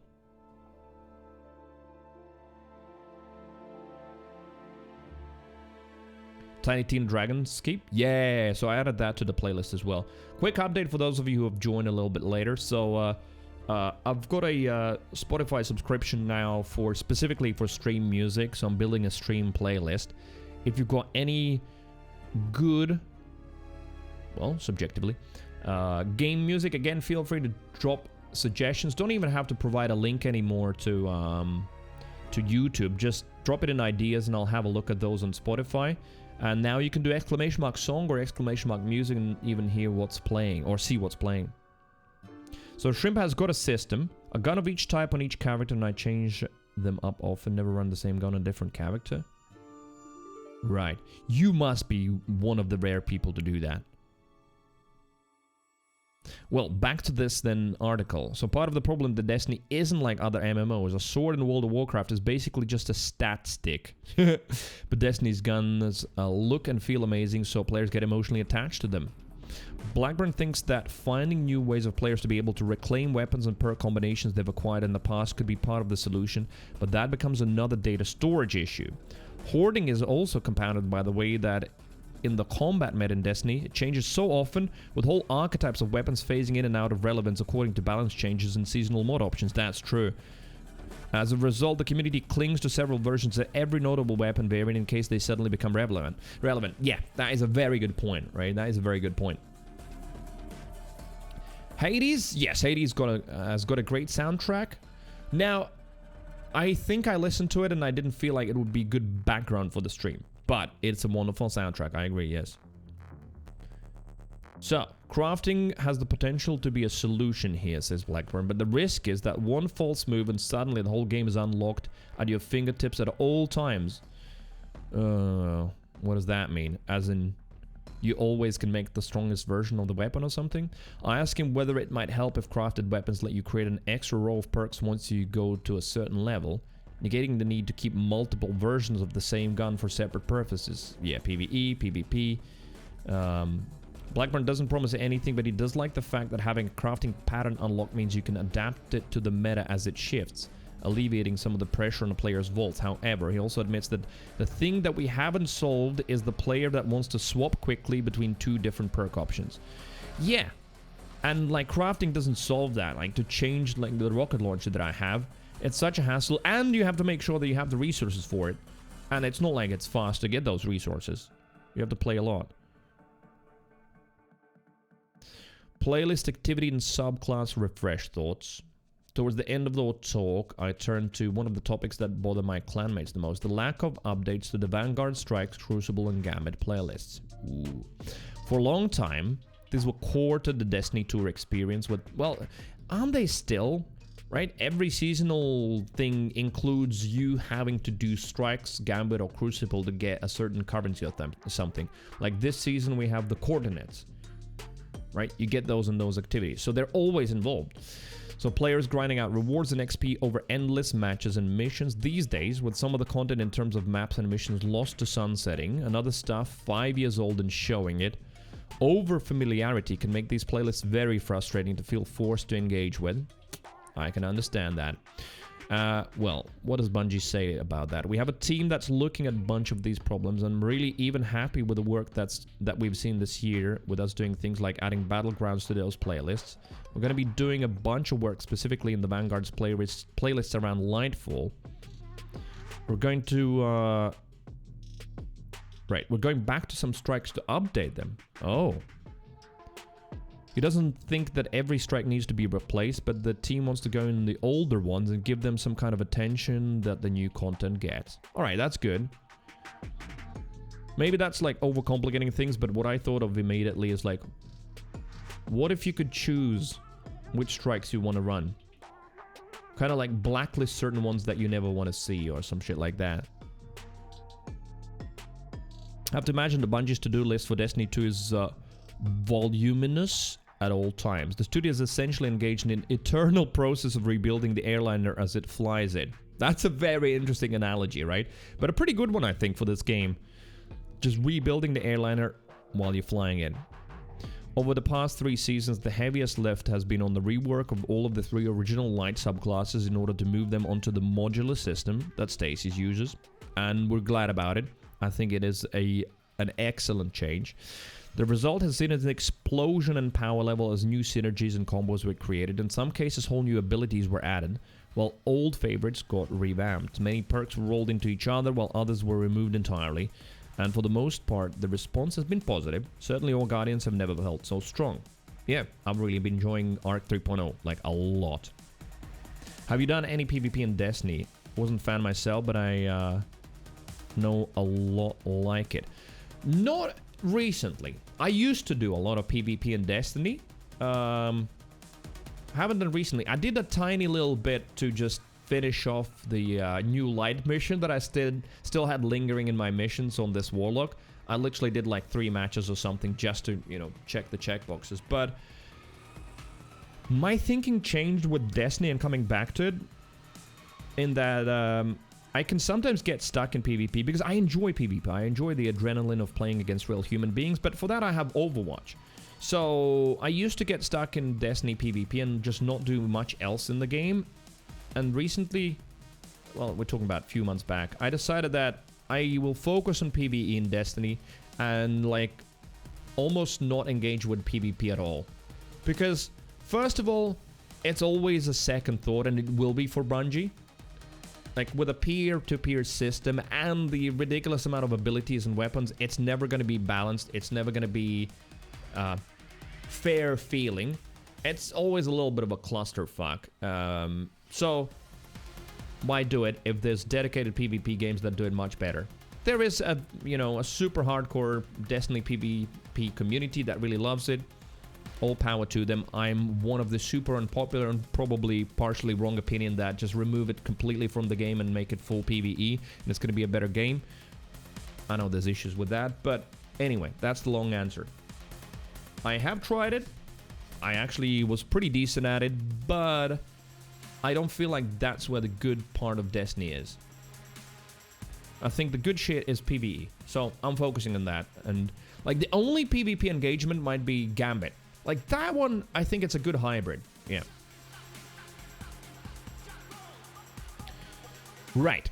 Inevitably, with such a large player base, there also has been criticism. The rework to Void Hunters and Solar Warlocks seemed to miss the mark. Alright, so I wasn't the only one who played 2 days of Solar Warlock and was like, nah, I'm not enjoying this. So I didn't even play that season. I don't know if they changed anything. Maybe now Solar Warlocks are more fun. Although in both cases, experimentation has led to powerful builds. Oh, there you go. So something later was discovered. I ask if it's disappointing when groupthink sets in after only a few hours of play. And he says no, McAuliffe. Mr. Olive.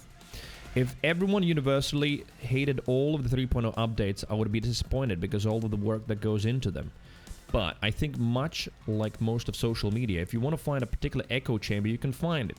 But what we're seeing from the community is diversity of thought. We make such unique player fantasies that we're not going to hit everybody with every single one, and that's okay. Absolutely. So I don't worry so much about the calcification of the negative sentiment from certain folks, alright? One of my favorite parts of these reworks has been the new verbs to denote specific effects that are shared between the perks and abilities. Void has got stuff like Volatile and Weaken, Solar has got Scorch and Ignite, Arc has got Jolt and Amplified. Yeah, you know what? Even I like them. They're pretty straightforward and understandable. So, the only complaint is that some of those are more visually legible than others, particularly when you're being shot at by many aliens. For example, it's easy to see that a target is volatile because it's surrounded by a swirl of purple particles. Or yeah, like blinded, they have like a little red thingy above their head. However, I find the solar stuff harder to parse. I can tell that the target has been scorched because it will be burning, but it's tricky to see how much more scorch I need to apply before it ignites like a mini Krakatoa. Hehe, Krakatoa. I'm thinking of Borderlands Sniper now. It's something that we always think about, says Blackburn. With the older subclasses, some are easier to identify and some are hard. We have so much stuff that catches on fire. So this is a thing where after all the 3.0 work, the team is having to go back and make these elements and buffs and debuffs more consistent. In the future, because they're already gone through this pain, they can say, okay, we've got a new damage type. What's very important? What are the things we need to visually identify? I mean, Strand, obviously, all green now. With the new subclasses like Stasis and Strand, it's pretty easy to tell if something's frozen in Stasis. True, is pretty straightforward. One piece of feedback I've seen regarding the recent Arc 3.0 is that a couple of the subclass crutch too hard on specific exotic armor in order to make them viable. I mentioned Geomag stabilizers on Stormcaller Warlock and what is that? Cuirass? Cuirass for the Falling Star for Striker Titans. Yeah, like, what was that? Geomags for Chaos Reach, right? Because without them, Chaos Reach is kind of heh. Like, even on a little expedition boss, that's not even a big boss, I can't even damage a third of his health with Chaos Reach. Like, it's not a power fantasy, is it? And it's like chat says, yeah, you need Geomags for that.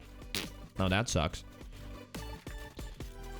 What color will be the third Darkness subclass? What, after Strand?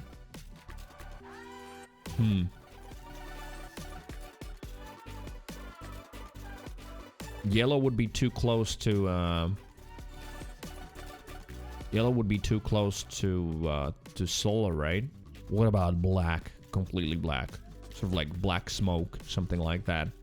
Imagine from The Witness, he's got like some smoke thing coming from his head. Huntsman says, picked up the Gunfire DLC yesterday. Heroes are cool, one is better than the other. They added a weapon similar to the blue guy in Guardians of the Galaxy. You control a dart thing around the screen. They also added a gun that you can use to shoot and shield your team. Oh, so some co-op-oriented things. Nice. How much is the new DLC? Shrimp says last season they had a seasonal mod that made it so you could never die. Made endgame more enjoyable. Yeah! Like, the whole resilience and healing stuff most certainly is important, I feel like, in endgame. Sometimes it feels like it's more important than actual damage. Black lightsabers. Or it could be some sort of a digital effect, imagine? Some sort of a weird, you know, digital stuff. Thinking of, like, Claptastic Voyage, Claptrap DLC, and sort of the glitchy weapons. That was cool stuff. I really liked it. Right, anyway. Wrapping this up. Where are we? I think there's a balancing point with a bunch of those. So we're talking about the new abilities and them crutching too much on certain exotics. There was a long time where people that use Celestial Nighthawk were like, this is the way you play this class. If you aren't using that, why even using the Golden Gun? We've gotten to a place in recent years where we have exotics that are like 30% boost and you can choose to run it or not to run it. It takes some time and some thought for people to break out of the idea that the only way to play Destiny is to smash the boss as hard as possible. I mean, I don't know. I don't feel like I agree with that sentiment at all. Like, why would you want to spend longer time on boss or not do more damage? I don't see the logic behind this. Maybe there is some, but I don't see it. The writer, though, says it's a good point. It reminds me of the fact that the weapon perk discourse revolves around what does the most damage to bosses in short window of time rather than what's useful over entire course of an activity. I mean, sure, add clear and shit is important, but I guess it just makes sense that on guns and abilities in a game like this where you need to delete enemies, you'll be looking at how much damage you're putting out. Like, what is going to be the other measurement? Well, fun, sure, but that's still going to be kind of secondary.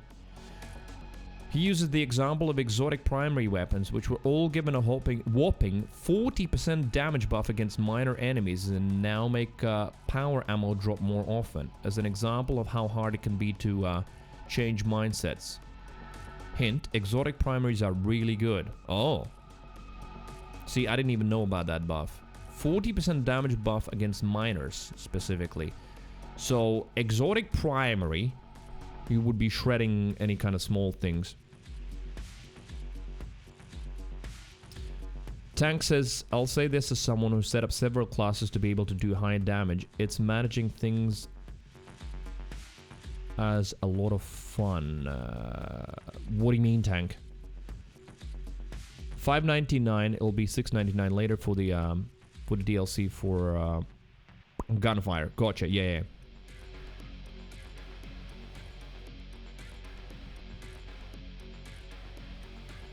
So, the situation should improve once Lightfall lands, which is only next year. I think that when our loadout manager comes online, it'll help with some of that. Right now, I'm less likely to experiment as a player, and I'll trend towards the thing that everyone says is good. I don't think that will change ever. Metas are metas because human psychology. Whereas if I can switch really quickly, I'm more likely to experiment and find something that works better for me.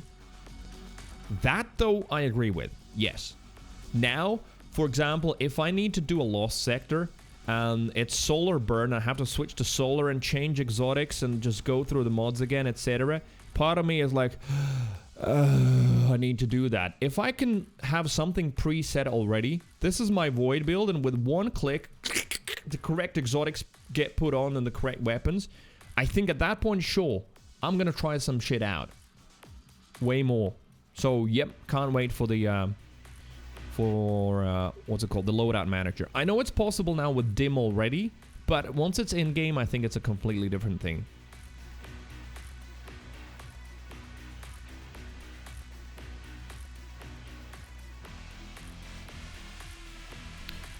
Okay.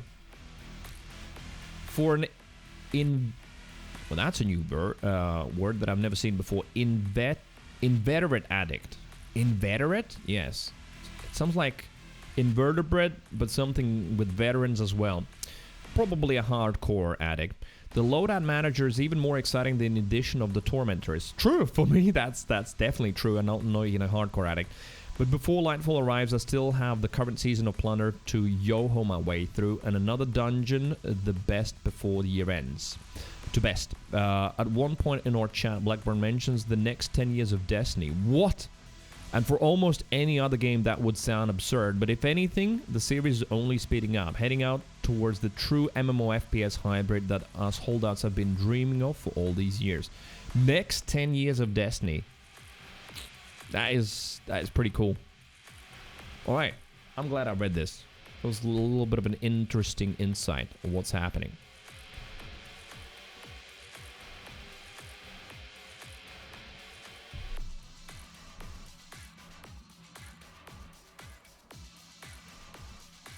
Right, now we don't play Destiny, because what happened earlier?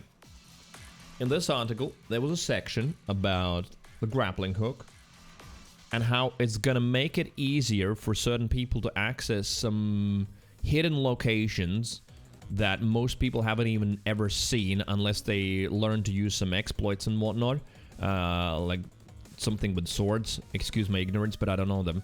And then one of the things mentioned was galaxy pools. And the link to this video. What are galaxy pools? The title is Destiny's 2 Biggest Mystery. 250,000 views, almost. Well, actually 1/5 but still. What are galaxy pools and how do you access them? I want to see that. A large majority of the player base. Whether that be a simple lost sector or an entire planet that simply doesn't exist anymore, the developers are constantly adding and removing things from the game as it is a live service game. But one area in particular was almost never found and had eluded discovery from the community's player base for almost 4 years. No way. And when it was found, it would affect how I myself and many others would play the game forever. 4 years that was put in the game as a secret? The craziest part about its location is that it's been hiding all this time on the EDZ, out of the map, in an area that is already out of the map. Here's what I mean. Way back in Destiny 2's first year, there was a mission in the Red War campaign called Shard of the Traveler. When you load into the mission, you spawn into the sludge, and you're tasked with entering the Dark Forest. As you made your way into the Dark Forest, you would eventually come to a portal that would open up and allow the player to that's so weird that I actually remember playing this when it came out. Huh? Okay. teleport around the map into separate versions of the Dark Forest. Yeah. This portal is no longer in the current game. Remember this. As the player made their way around the Dark Forest, they would eventually come across light projections of their class's respective leaders, which would tell the player lore about their current class and give lessons, as the ghost says. As a Titan, you lead the charge. When the player finally goes through the last portal, they are met with the Shard of the Traveler, where they obtain a new subclass and test it out by slaying a bunch of enemies around the area. Yeah, that's how you unlocked subclasses, right? Because when you started playing ages ago, you wouldn't even have all the subclasses. You had to unlock them one by one. Now you start, and I think you have all of them. It warps you out of the area, and the mission ends. And that's it. In today's Destiny, the only thing that's left of the Dark Forest is just this little cave. As you walk in, the only thing that's left is a couple of floating rocks. And no working portal. Where's There's this no way music to from? go It sounds familiar. upwards or outwards in any way, as the tiny cave has death barriers and walls surrounding the entirety of it. When people saw this for the first time, it really seemed like that was it. People just accepted the fact that the content they paid for and originally fell in love with was gone, and it was never to be seen again. Except it wasn't. Hackers were the first people to break into the restricted areas of the forest, exploring anything and everything they could. Quarantine Sector 236 was discovered outside of the Dark Forest, which was an area from a mission in the Red War campaign, the Spark. In Quarantine Sector, multiple statues of Guardians with no textures were discovered that didn't exist before, as well as another statue inside a tree at the Shard of the Traveler. JB3 was one of, if not the first people to get outside of the Dark Forest. While he made his way further outside the map's boundaries, he randomly started getting Oh yeah, there you go. So you have to like fly with a sword or something. to the Traveler by some kind of gravity tether. He Wait, had wait, wait, no what? sight of So- tree at the Shard of the Traveler. JB3 was one of, if not the first people to get outside of the Dark Forest. While he made his way further outside the map's boundaries, he randomly started getting pulled into the Traveler by some kind of gravity tether. He had no idea what it was and no idea what was causing it. Almost 8 months later, a video was released that would create the start of one of Destiny's biggest mysteries to date. A player by the name of AZ-1.2 was exploring outside the Dark Forest and somehow that's he had Terraria. hit a secret unnamed load. After hitting it, he slowly started ascending into the Traveler, just like JB3 had, except this time was different. Suddenly, an entire sky of stars surrounded him as a beautiful galaxy hung suspended in the distance.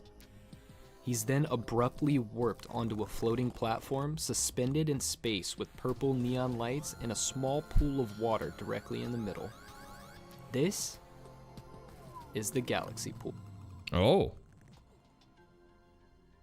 So, I wonder After if it the was, discovery- I mean, there's still plenty of video to play, but I wonder if that was put on there on purpose by the devs for these kind of people to find it, or it was just some unused content Galaxy that was pools. discovered. Players wanted to get there legitimately, but knew it wasn't going to be an easy task. And the only people in the world who had been there at the time were using fly hacks and no-clip. A group of insanely smart players in the Destiny community would use their knowledge of the game's mechanics to abuse sparrows and find ways to get into the galaxy pools legit over the course of time. And after many months later, someone had finally done it legitimately. You want to not get sucked. Should I try right here? I'm getting sucked. See, that's what I was saying, like, this kind of shit is just a whole nother puzzle and another way of playing the game for a lot of people. And I like that, it's amazing. That's where a lot of interesting stuff and mods come from, for people just tinkering. Is it close enough for farm? I hit the load. I hit the fucking load. I hit the load. I hit the load. He did it. He did it. He did it. The load has been hit. I am recording. I hit the load. Oh my god. We're done. It's happening. We are here. Oh my god, we're at the pools. We're at the fucking pools. Your fire team is closed. Oh my god. It is public. Oh my god, we're here. Let's go. Here's the entirety of the process it took to get there legitimately. First, load into the sludge. Have a friend set an interdimensional res breach in Mavic Square. Climb up and out of the map in the sludge. Fly directly under the load for Dark Forest and summon your sparrow. Land that sparrow on this tiny rock. Flip the sparrow with the behemoth melee. Land a second sparrow on the rock. And then perform the Dropbox glitch. For those of you who don't know what the Dropbox Fucking hell. glitch was, it was basically a glitch that traded the identities of your sparrow. The game thinks you're trying to get on the sparrow that's falling, so it teleports you to it, bypassing the kill barriers. You then have to infinitely fly that same sparrow all the way across and above the map. You cannot resummon in the Dark Forest load, and if you lose that sparrow or fall off of it, you have to start the whole process over again. After about 10 to 20 minutes of infinitely sparrow flying and dodging all the kill barriers, 10 to you would bring your sparrow 20. above this rock. And at this point, your sparrow starts to get pulled in by the gravity tether, so you jump off and behemoth melee to counter the pull. And finally, after all of that, you'll hit the load, and the game will carry you into the sky and put you at rest in space on the platform. After this discovery was made, the only thing I wanted to do was get there. No raids, Nope. no nightfalls, Whether we wanted it or not. Nope. that quote will always make me laugh, whether we wanted it or not. Nice. Unused content is Tank's guess. Yeah, I don't know if Bungie are devs who are known to put this kind of shit for people who break the game, because there are some developers who understand that there are people who are like will search for shit out of bounds, etc., and will put little Easter eggs in there for those people. I don't know if Bungie ever does that. Sidu has been summoned by that quote. What's up? Hello. Nope. What? no gambit, Nope. just sludge.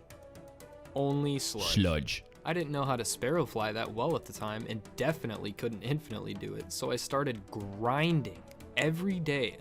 I would go to the cistern, go to the red roof, and practice every day until I eventually got to the point where I was confident enough to make the flight myself for the first so time. you gain height by barrel rolling somehow? What the hell? Oh my god.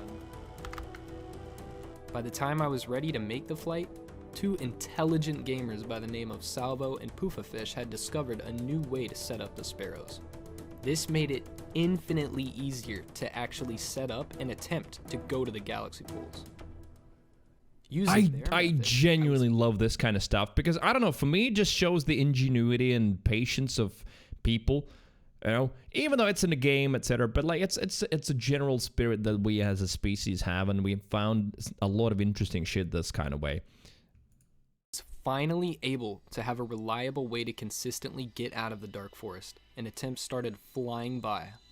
All night my friend and I had stayed up until finally I had made it to the IRB point where I could get my friend's res. We then from here made our very first flight ever into Quarantine Sector 236 from patrol, which like I said was removed with the Red War campaign, so it was super cool. Yeah, look at it. Those are people who have season pass level 411. That makes sense to me. Yes, that I understand.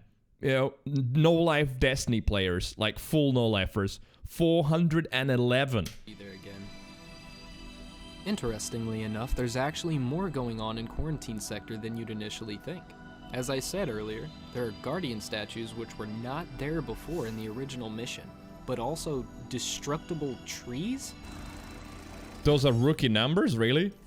And there we go. Wait, so And a destructible trees? Scannable has no dialogue, which I'm sure is no surprise. Something really awesome about Quarantine Sector 236 is that you're allowed to summon your Sparrow. So Quarantine Sector acts somewhat as a checkpoint for galaxy pools. After we were done There's an exploring AFK Quarantine glitch Sector, for we made our XP? way Okay. back into the Dark Forest.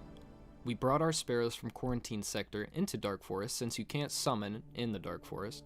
Man, I It's want here the that spider one. final drop box would take place to get us into the galaxy pools.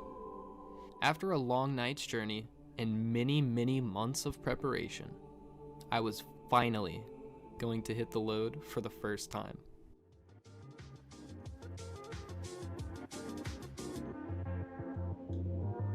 Oh my god.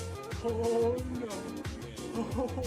I can imagine, like, many months. Months, actually, of trying to do this. Describe to you the amount of joy I had felt Halloween at event, that moment. it'll be back? Alright, It thank felt you. like one of the hardest things I had ever done in a video game, and I didn't even And wait have a to minute. do it.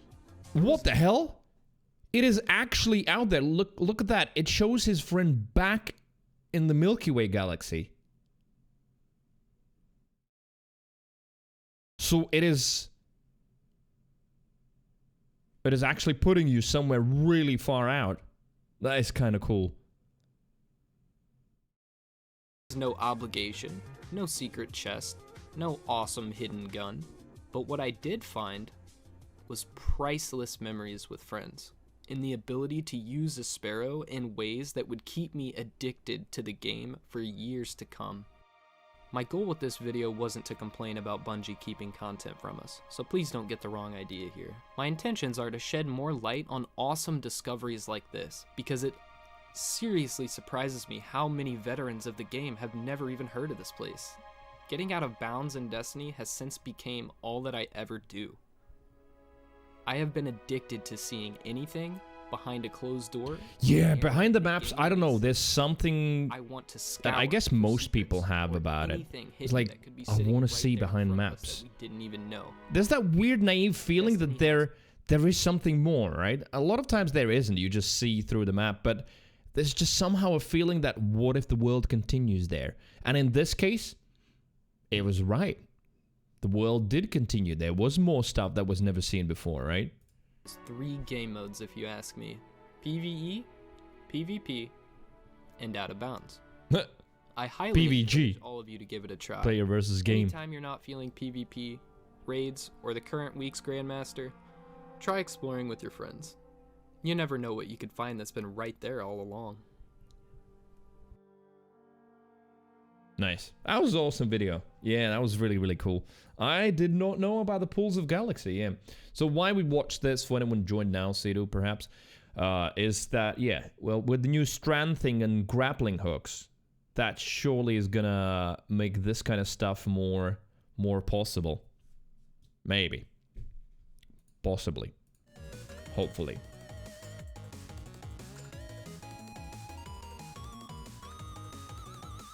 Right. Quick question. Destiny patch notes. When they release something, I know there's twabs, but when they release hotfixes, is there a place where people can see patch notes? Like, how can one monitor for when, for example, will Arc 3.0 be fixed? Just go to Bungie Net. That's what we're gonna see. And where? Is it like news, seasons, community news here? Hotfix. Ah, this shit, yep. So the last one that we had was a week ago on Friday. That was the one. Fix the server issue. They could use delay in the rewards arriving in a player's inventory. I don't think they've fixed it. Yesterday I played Expedition, claimed rewards, and it took me like a minute or so before I got the rewards. So I think it still might be there. Okay. So no hotfixes so far.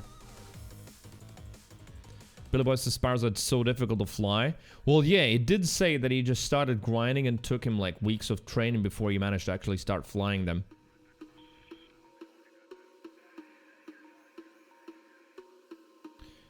How the whole Ascendant plane is just underground in Dreaming City. Yeah, of course, because on the map, when you teleport without loading, that thing needs to exist on the same map. Like how cool, for example, an example from a different game, Overwatch, right? When you, for example, why do I keep saying example? When you arrive at a map, those of you who play Overwatch, you'll know that one location will have 3 different maps. And between games, there is no loading. So what happens? And it's so cool when, like, using double mercy flying, you can show that the maps are stacked above each other. And sometimes even in specific spots, if you peek just at the right spot down, you know, across like a certain ledge, you can see the other map far down below. It's so cool. I don't know. There's something fascinating about seeing that. Yeah. So I'm not surprised that like the whole Ascendant plane is underground in Dreaming City and stuff like that. Wait, there is a hotfix today. So did that just come out like 2 minutes ago or something? No, but it wasn't on... Oh, wait, it's about to happen. No downtime expected.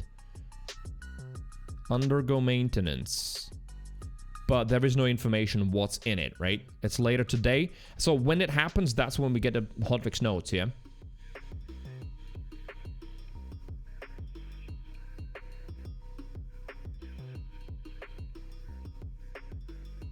Cool. All right. Well... Yeah, unsurprisingly, the first comment in the most of them are like, please let it be the resilience bug fix, please. Yep. So many people saying that. I absolutely agree.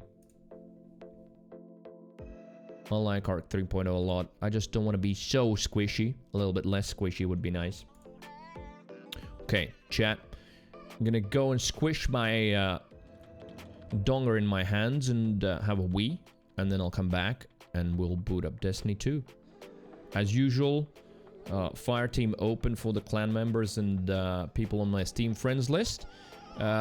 Doing expedition stuff for now. And then maybe looking at some other stuff. Oh no, I don't need any lost sectors anymore because I've got all of the exotics unlocked. Well, anyway, I shall return. Toilet break!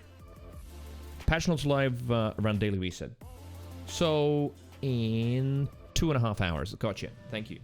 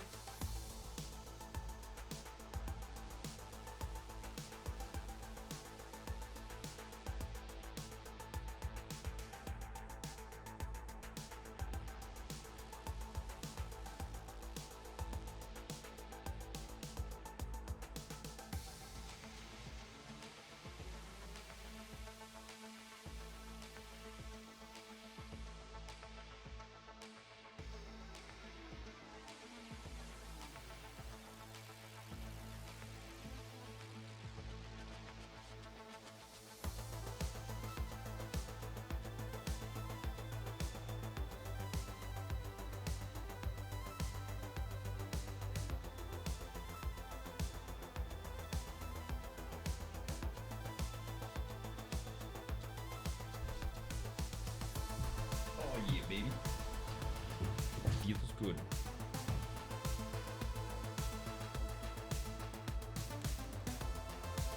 You could farm for better rolls in the exotics? Nah, definitely I'm not gonna do that. I would find that at the moment boring. And I know, right, sounds hypercritical because I would farm for better rolls in Borderlands, but here, like, maybe if I've got a certain build and one exotic is a little bit lacking and I need a certain higher stat, then I would go farm for it. Just now, just randomly doing the sectors just to, you know, what are the chances of even getting the exotic that I'm ever going to use? No, I feel like that would be a waste of my time. I think there's going to be more interesting stuff to focus on anyway. But I understand that is a mechanic that one could do. Although I feel like it could take lessons from Borderlands if I wanted to farm a specific exotic, not just all of the legs or all of the gloves. That would be good. So I'm gonna do activities. Yeah, I'm gonna do the seasonal activity, and then I'm gonna look at seasonal challenges. Maybe try and get the title. Let's see how hard it is. Because you know what I realized? I've never ever, apart from Dredgen and Gambit, but that was many years ago, I've never ever gotten any other titles. And that's actually, you know what? That's an interesting goal. To look at challenges. All right, what do I need to do to achieve this? And then just focus on that. It's a really easy stream title, very easy concept to understand. I'm chasing this, and this is what I need to do. Like, I don't know if there's, like, even any kind of screen overlays or something I could put on to just show what I'm doing. No, like in Borderlands. Farming this, attempt number this out of that, or like you do in Overwatch, this many wins, losses, draws. Maybe I can have that, like, you know, do this activity 100 times. All right, here we go. Go for Deadeye. What is that for? Oh, that's PvP? Nah, PvP is the worst content that Destiny 2 has. That is my thinking. So I'm not interested in it really, unless there is literally something I can't skip. Not just PvP, okay. But yeah, no, I'm not for the easiest title. I just might look at the seasonal one. It's using all types of gun and earn some medals in PvP. Okay. Oh, this song, sorry, who recognizes it?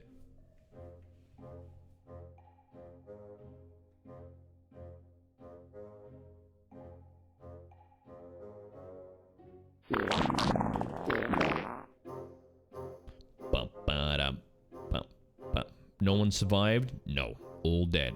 All dead. Billy boy, have a good one. We'll see you later. I'm still gonna be live here for another 3-4 hours, something like that at least. Yeah, what the hell? 2 hour 40 just chatting. Look at that. Sometimes just chatting just happens. Sometimes it doesn't. I'm glad. I've enjoyed it. Thank you everybody who's chatting. Lurkers, appreciate you too very much. Without you, this wouldn't happen. Sony and PlayStation, breaking news. Sony, PlayStation, and Tencent are buying part of Elden Ring, Souls, and Armored Core dev From Software. Tencent will become the second largest shareholder with 16.3%, while Sony will own 14.1%. Oh, alright, so From Software partially being purchased by Tencent Sony. Yep. It's happening right now.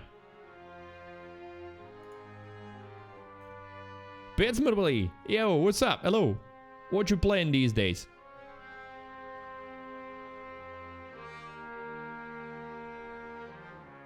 Oh, it's so nice I can close Chrome and music still keeps playing. Very good.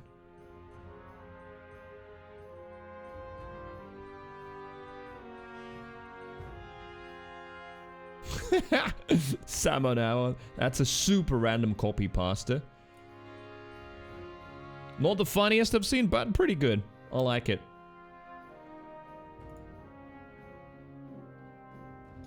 Right, okay. Category change.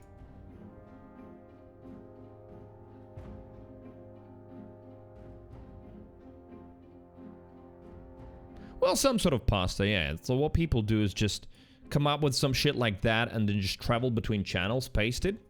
perhaps wait for a reaction, move on. Normal shit.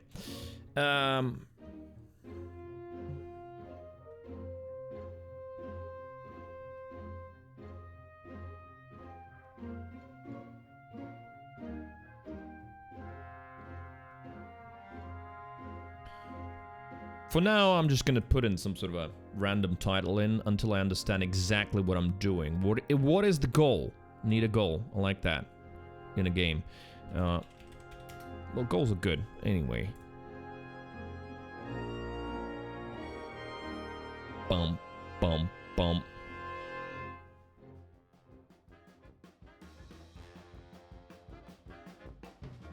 Horizon Zero Dawn and Assassin's Creed Valhalla, haven't finished those games. Alright, how are you enjoying them? It's very interesting that you mentioned that. We had a little chat about Ubisoft games and open worlds early on stream today, and how often they can feel like chores, and how like the first games are good and then it just goes downhill from there.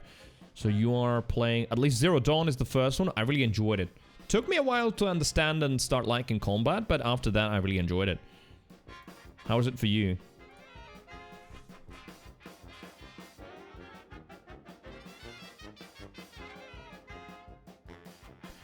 Did you try Peace of Mind? No. I did get one yesterday, right? Not a great roll, but I did get one. And yeah, Sido, maybe Pinnacles would be a good thing to chase first.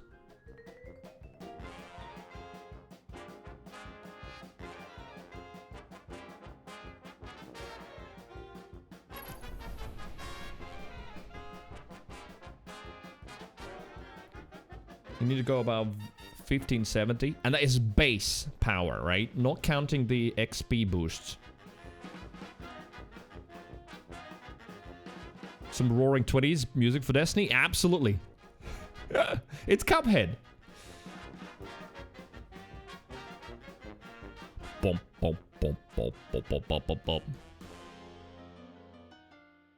Batsman really enjoying them, the combat and the used to those kind of combat gameplay. Okay.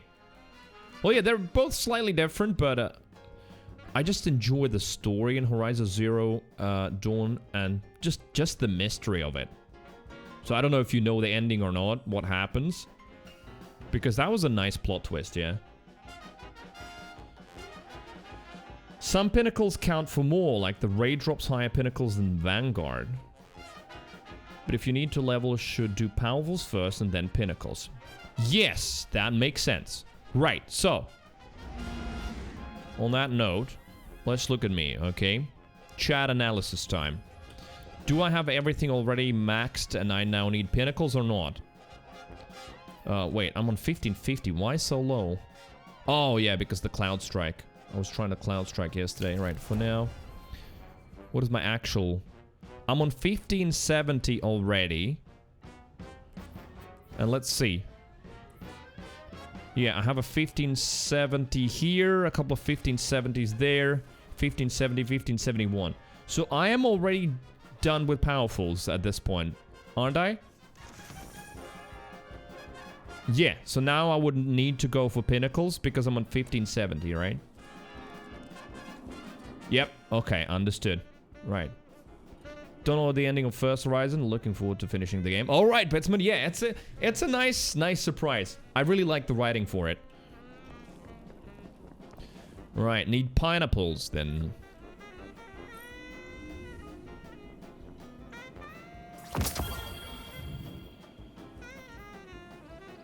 Up. Right, no, we're not gonna get any of that. And yeah, music is gonna reflect my personality on stream now even more than ever, because you're gonna hear everything from this kind of stuff to some hip hop like beats to orchestral pieces, all kinds of shit. I like it. Senpai Wolves. Hello, Senpai. Right. Get my shit from Gunsmith.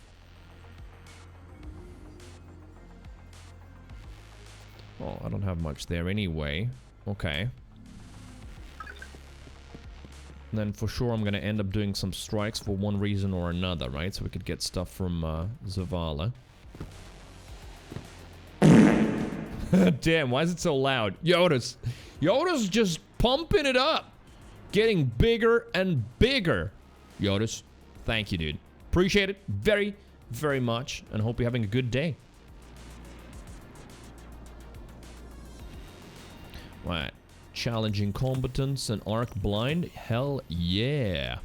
And then just get some randoms. Because might end up doing some of that.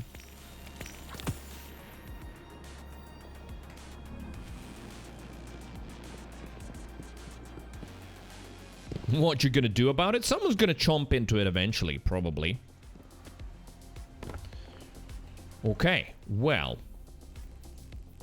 So I should look at this first, though. If we're talking about seasonal stuff and focusing on what I want to do for the season, right?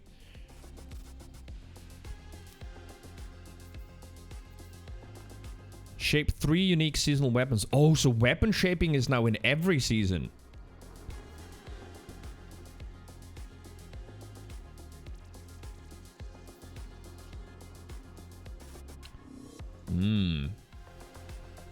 Seasonal quest for XP and Bright Dust. Right, and pineapples. I don't think I've ever done, like, a focused pineapple grinding, so... Where should I look for the pineapples? I feel really stupid now, but I don't know. Like, do I click on all of the destinations and just mouse over? There you go, there's a pineapple. Yeah, those are gonna be difficult. Start with Gambit. Gambit has got a pineapple. Yeah. Oh, literally just do 3 matches, get Pinnacle. Is that how desperate they are to get people in Gambit? It's like, just please play this mode and we'll give you a pineapple. Right? Yeah, it's Pinnacles. I don't know, I just immediately adopted the pineapple thing. I like it. Give you 1571. Oh, okay. I mean, yeah, I only have 1 or 2 1571s. And solo queue for better games. Is this the solo?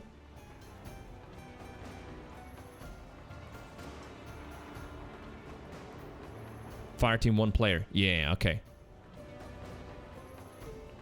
Unless, let's see, who's online? Yeah, Ace and Siri are playing something. Freelancer solo. Alright, let's do at least a couple of solos. Right, wait a minute. So, what weapons I have? There's the Peace of Mind, by the way, yes. So let's put that on.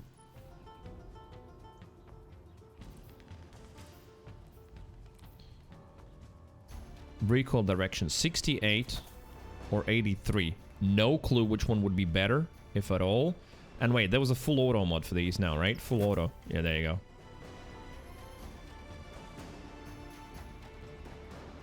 Chuck says a tip didn't go through with the bot. Wait, what? You tipped just now? Rarely, but they can be like a few minute delay if something is happening with stream elements. I don't see it in notifications at all. It's a good shitpost. All right. Thank you, Chuck. Let's hope it just comes up suddenly. Usually they queue up. Even if there's technical problems, they just queue up and then burst out. Probably Trinity Ghoul for Gambit, right? And then the Peace of Mind because I want to try it out. I want to see you jiggle, jiggle. Shut up and take my money. There it is. How long did it take, Chuck? And we're listening. Chuck-Tovsky, thank you. What's up, guys? It's me, Brian, back with another shit post. Creechamp is a well-known Australian with a deep love of Foster's beer. Legend has it he once birthed 2 baby crocodile by going elbow deep in a mama croc. Like and subscribe and he will dab for free. Chuck-Tovsky, I love you, dude. I do. Honestly. It requires sharp mind and intellect to write good shitposts. And you nailed that, my dude. For real. Fist bump, thank you for making me laugh. Of course, tips are very much appreciated, but I genuinely mean it when I say when you write these, I enjoy them. I get some physical pleasure out of listening to what you have written. Thank you very much. Well-known Australian with deep love for Foster's beer. And then when it's read out by Brian, it just makes it even better. Thank you. Thank you, mateys. I don't want to do an Australian accent. I'm going to be so shit at it.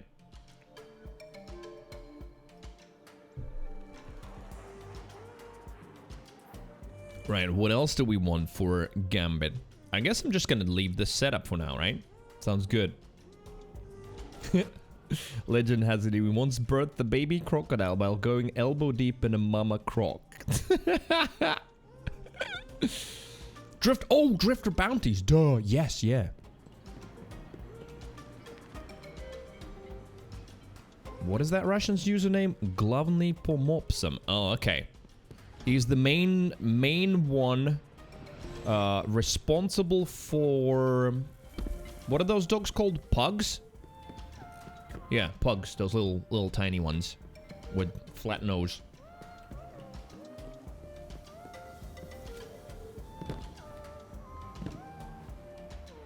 Pugs are cute, yeah, but they also have breathing problems. I think it's just a breed that has been bred to a ridiculous point, as many others have. A couple of my friends have had pugs, and yeah, the visits to doctor and all of the breathing issues, and the poor dog is just constantly going. It's just painful to watch. Right, drifter bounties, gambit matches, eliminate high value targets, defeat combatants, solar ignition. All right, I might try. Who knows? Did you hear about Russian leader? Yeah, Gorbachev, of course. I mean, I know. I actually am that old that I remember Gorbachev on TV. Yeah, I heard he died. Rest in peace, Gorbachev. He is responsible for the downfall or dismantling of Soviet Union, and for one, I'm thankful for that.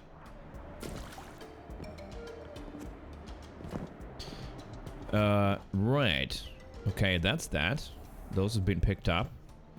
But yeah, honestly, if there's any kind of masochists in the clan or my Steam friends list, feel free to join in. For now, then, I'm gonna do the first one freelance. Right, so I need to update the title though. So Pinnacles, right? That's what we're gonna do.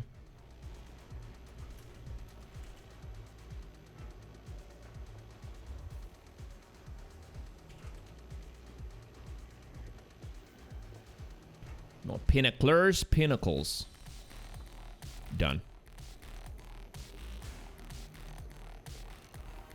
Oh yeah, the infamous, or I guess it's not infamous, but yeah, Gorbachev's birthmark, yeah. It's not political. I mean, real world events happen. It's just we don't usually do big political discussions, but that's not a discussion. Yeah, he died. That's true. Pineapples is the correct term. Is it though? Is it the officially accepted one? And yeah, Sidu, how's work these days for you? I remember you used to work like rotating shifts, sometimes days, sometimes nights. How is it for you? I think you got promoted somewhere, right?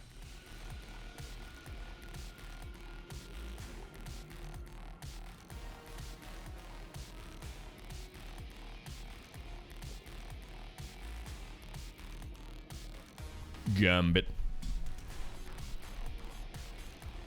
Oh, I just realized.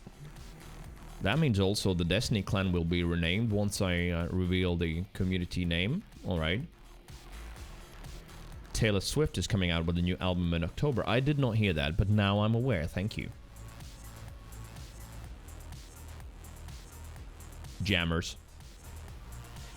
So it is mostly on night shifts. A little busy throughout the season with work and IRL stuff, but all's going well. Good to hear that, man. How are the night shifts, though?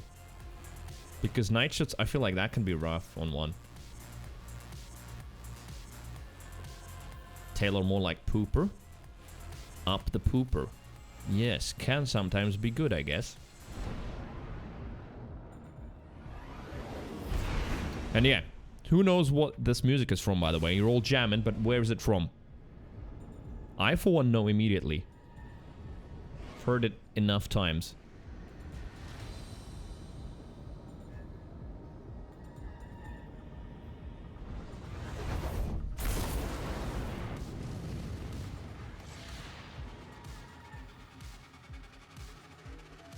Too quiet?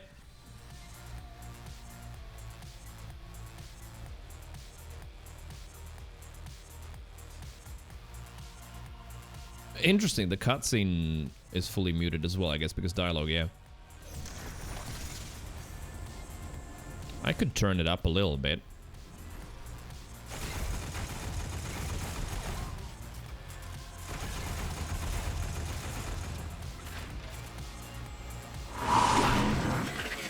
Oops.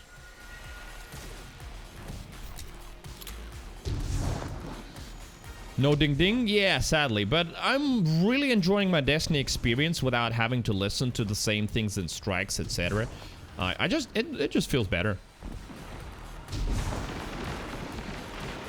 Right, it's gonna take a little while for me to remember how to play Gambit. Oh, yes. Collect. Ah, scream! Fuck.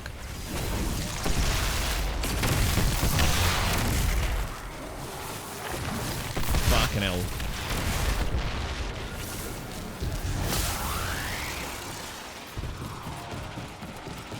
Oh, wait. Heavy ammo is now done differently in Gambit?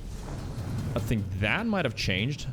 How did I only collect 2 motes? That hasn't changed in Gambit. I always remember walking over so many motes and then like you look at how many you've collected and it's like 2. How? I feel like I got so many. But sometimes they, I guess, lag or some shit.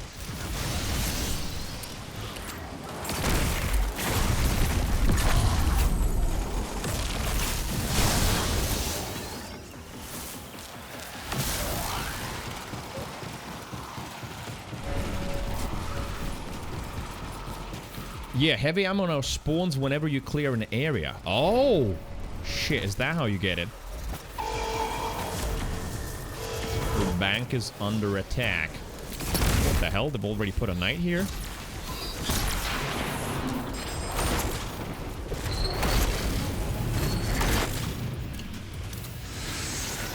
Well, I'm not gonna invade for now.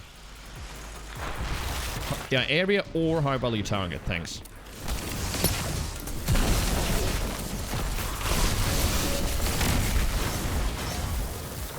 I've got a feeling we're gonna hear the beep invader soon. And then we'll find out what the meta is for this. Some probably painful cheese. How many motes? Only 4. Probably not worth depositing, right? Just get some more.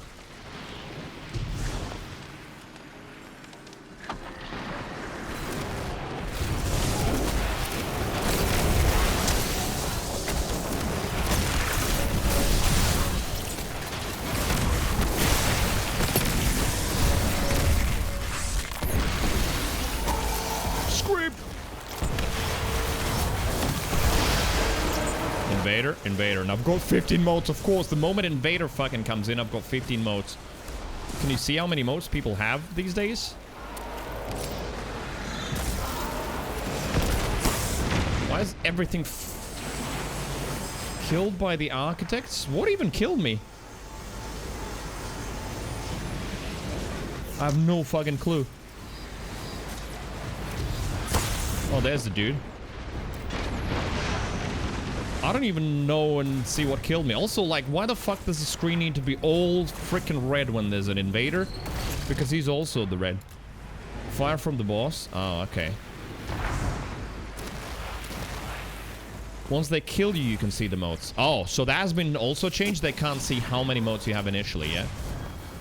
Right, I feel like I'm the weak link at the moment, but that's because, yeah, I have forgotten most of the shit about it. About this.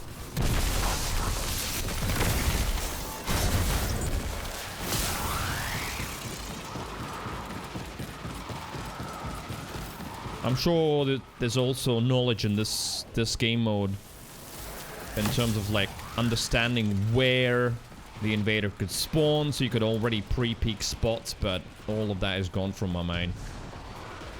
They're already slaughtering the boss, yeah. They're already on to the second phase.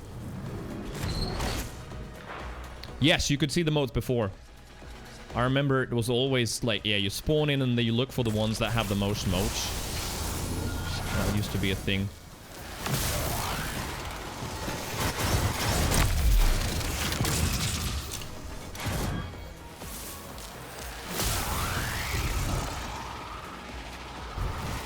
I know no one from my team is invading. Ah. Well, I'm kind of not ready to do that either, really.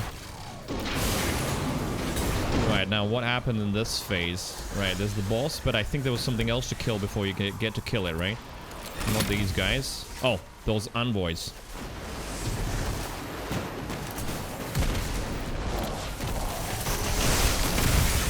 What the hell's that bubble? I don't remember those bubbles. Well, anyway, they defeated the Primeval. That bubble is something new. This is a peak Gambit experience? I mean... I don't think so, because not everyone goes into Gambit not knowing shit about it again like me. It's like, I vaguely remember the game mode, but that's about it. Sen! Hey, what's up? Have you built your beacon?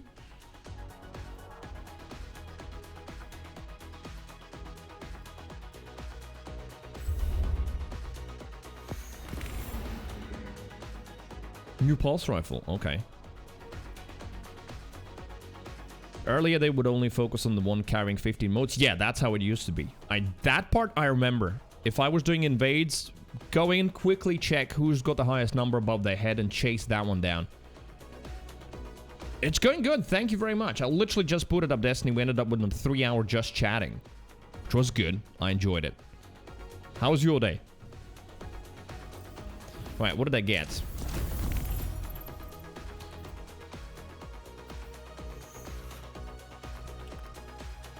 Gun and run. You said new pulse. Where is it? Oh, here? Yesteryear. Yeah. And it's void. And what are you? Auto rifle. Yeah, shred 1570s both. Alright, I'll try it out. Oh, look at that. I've actually unlocked something by continuously shredding. Increased rate of fire. Kills provide improved handling for weapons of short duration. Yeah, I'll try that at some point. On Void, maybe. Keep this pulse. Because of Desperado. Reloading after precision. Final blow increases your rate of fire. Oh, okay. Oh yeah, Vood, how's the muscle building? By the way, are you weighing yourself? Are you tracking progress in terms of weight and muscle mass?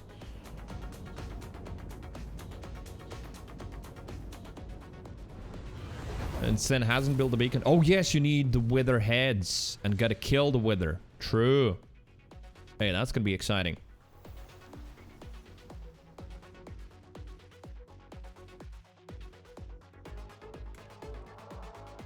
Yo, this is how the game go. Lost it badly. We just started our boss and then the enemy team already won, but I've been told that is peak Gambit experience, so I'm fine with it. At the end of the day, I'm just here for the pineapples. Yes, you'll have to voice it. I just wanted to summon a sparrow. That's just how rotted I am in Destiny. Yeah, you'll have to voice Mr. Drifter.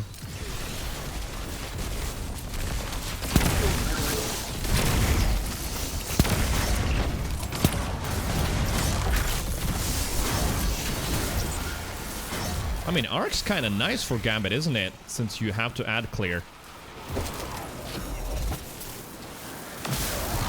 14 motes already. Maybe I should get one.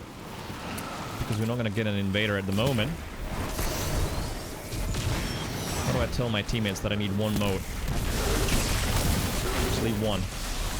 There we go, got one.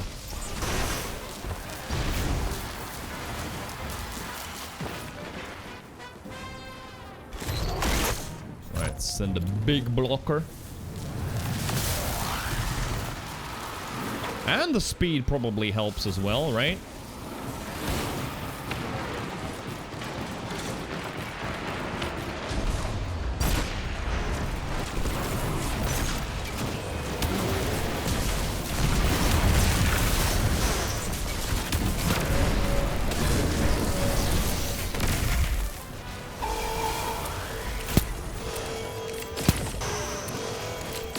my bow sound different today? What the hell?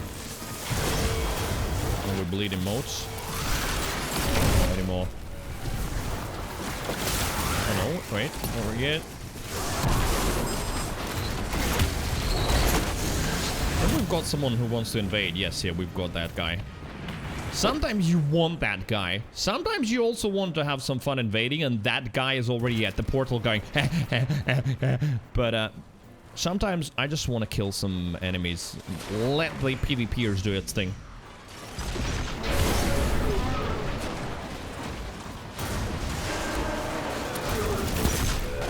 Right, invader. Where would it be?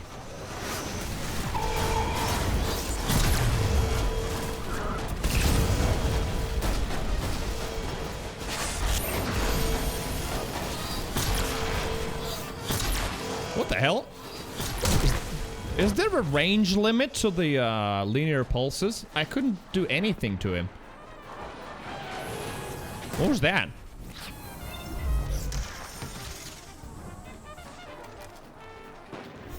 Well, anyway.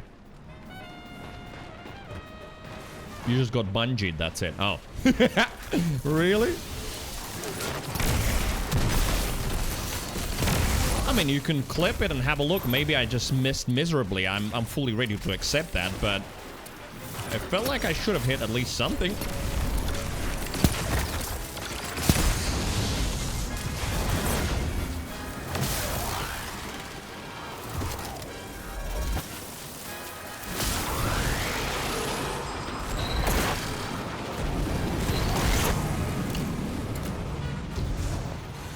The crosshair was on his noggin. Yeah, nothing happened. At least I didn't see anything. Sometimes it's good when nothing happens, but sometimes you want something to happen. Nice, well, it was in my animation. Someone else picked up my motes. My motes. What the hell? There's a lot of heavy ammo in the modern Gambit.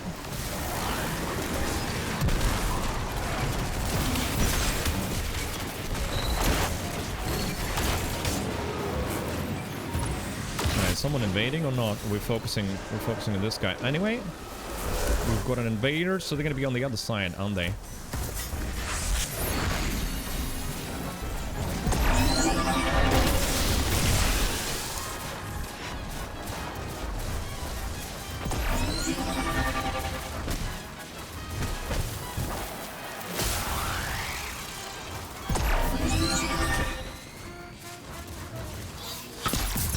There we go. Now it worked. So yeah, I don't know what happened before. Right, envoy's dead. No, wait, there's another one. I guess this will be better for this. Shit, I don't know how to use this ult cleverly in this mode.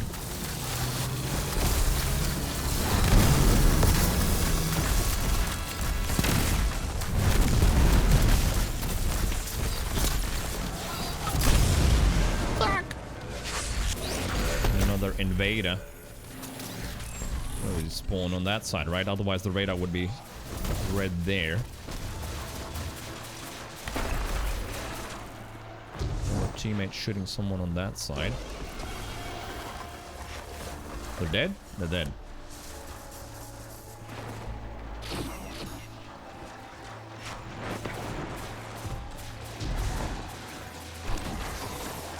I am running around a little bit mindlessly because, yeah, it's about getting my head in the game, just understanding what's happening each moment. Can be a little bit overwhelming. Right, Ogre's not open yet. Right? Another invader. Gonna be there with the envoys. Can invaders ever spawn next to these envoys, or are they always gonna be on the other side somewhere?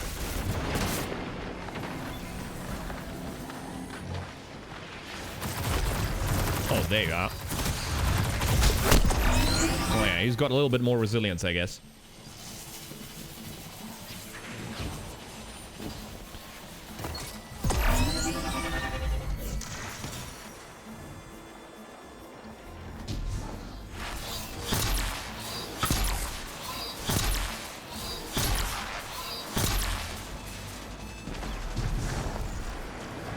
No one's invading them, I guess. I'm gonna try. No harm in trying, right?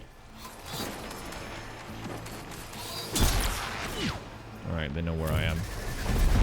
Wait, what? Ah, they defeated their primeval, okay. Oh shit, Sidu, you're right. I just completely forgot about it. Of course I'm on Arc Resilience bug, so I'm gonna die faster here as well. Shit. Alright.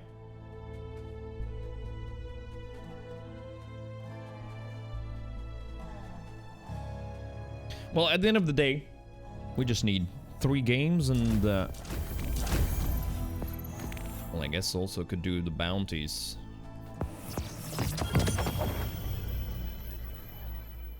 Eververse. Eververse has got facepalm. Huh.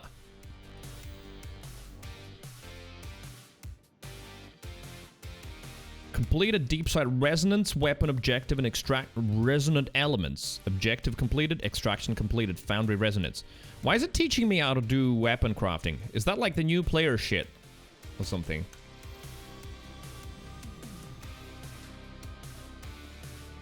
You get memento on... Wait, what did I just get? Sido's angry at something that I haven't even noticed what I got. I got a... memento on my second match. Check your inventory. Gambit memento. A rare curio obtained from Gambit. When inserted into a shaped weapon at the relic, this memento will grant the weapon additional vanity options. It may store only one of these mementos at a time. Oh. Okay, so is that just basically a visual thing? I guess, yeah, vanity implies that, right? So it's... Is that basically a unique shader? So my only crafted weapon that I'm using is the Palmyra, so I might just check that out.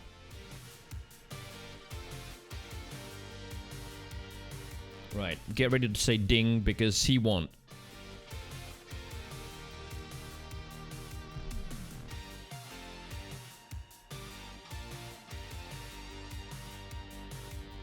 What the fuck? I was like, I found something on my desk and it was like, yeah, it looks like some sort of a piece of wood or something. It's a grasshopper's leg. How did that end up there? Or some sort of a bug, but looks like grasshopper.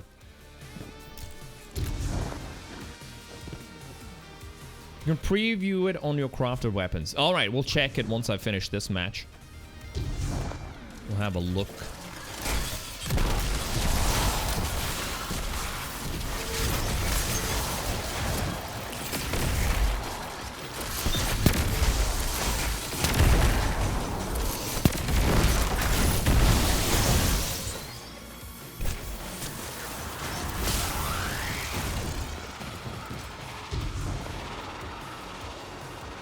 It's not done yet? Oh no, not yet.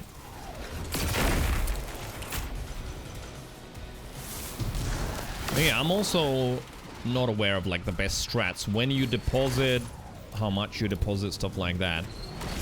Anyway, I needed first to block achievement apparently, and I got it. Man, this bow and gambit, what the hell? Nice.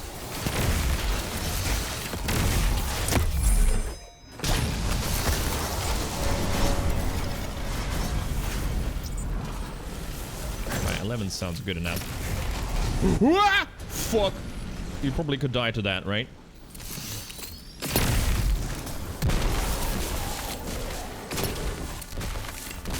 Oh, wait. Wait, did you just freeze me? I think you did. This pulse! Okay, I understand why people like it instantly. This was my first time firing it, and boy, it's fast.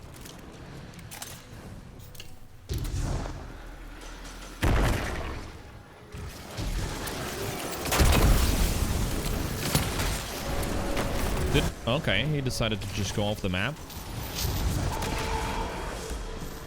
Alright, gotta help our 15 mortar with the blockers, right?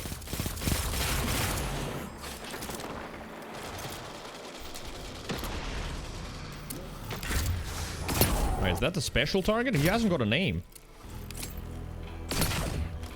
No heavy ammo. Shit.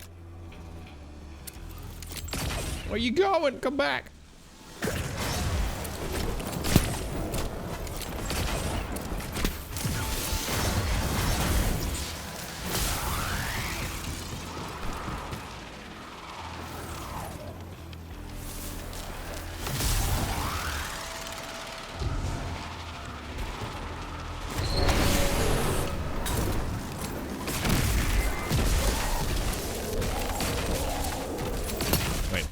Pulse.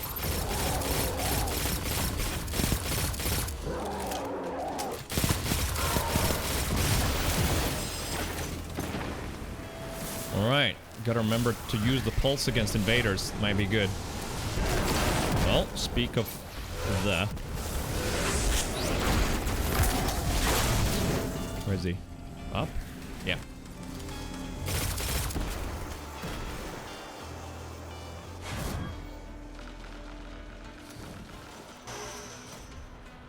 Is it best to push him with everybody?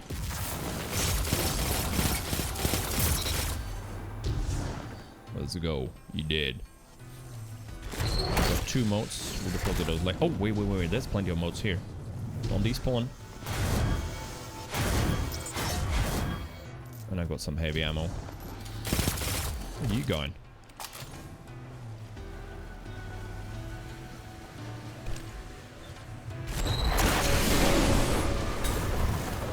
Alright, it's time. So, now we just look for, yeah, those red things, right? These things here. Grenade. Shoot. Do this. Look at the other one, right? Other one, I think, is dead.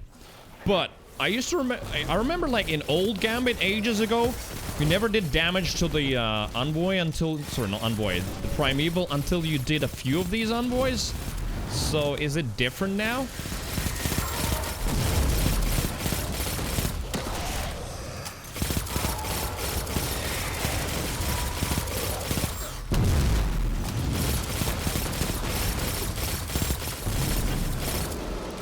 Alright, and then he's immune again. And we can surely expect an invasion soon, right? Alright, he's gonna deal with that. Nice. Invader. If I had to guess... Oh yeah, there he is. Nice. Teamwork! Make the dream work.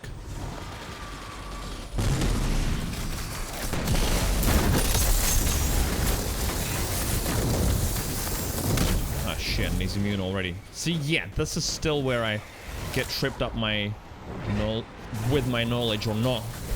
Back! Speak English, I can do it! I mean, sometimes I can't speak my native tongue. This is where I get tripped up. Because I'm not understanding some of the things still. Another invader. There's still a lot of invaders.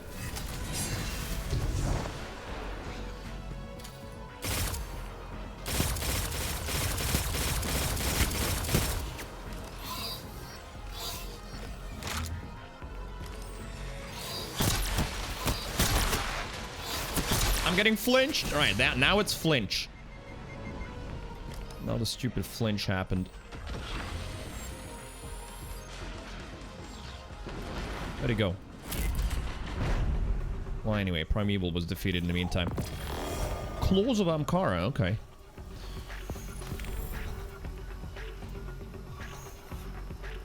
It's a mechanism they took from Gambit Prime and put it in normal Gambit. So... when do you try and do the most damage? Or you just do as much damage as possible after any envoys?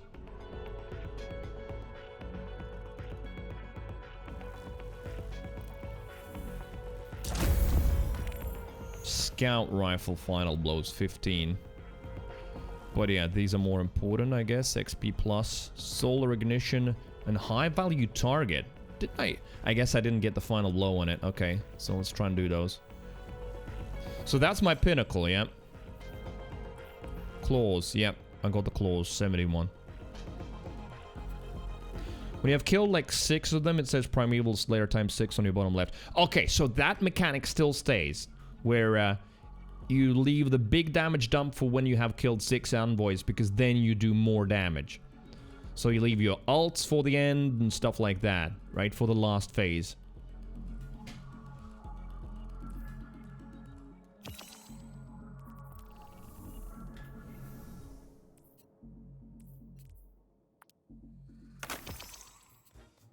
So that still is the thing. I mean, I guess I'll leave the claws. Damage increases if you kill those envoys. Alright. So yeah, initially, basically then, kill the 2 envoys, first 2, and then just do some damage with primary weapon, right? And some nades. Then kill the other 2 envoys, and then maybe start adding heavy ammo, and then kill the last 2, and then you use heavy on your super.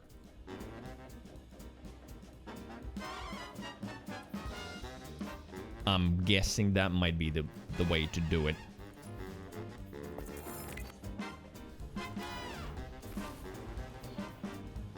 Dismantle? Right?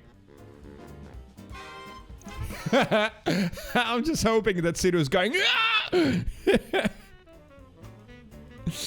ah! Ding! Kill 2, damage the boss some, then kill 2, damage boss more, and then kill 2 and fuck up. Yeah. But keep heavy ammo and stuff for phase 2 and or 3 most likely.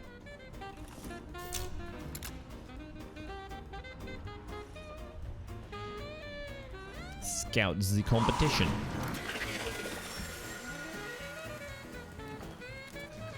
Right, I'm gonna try and get my high value target. That'd be good.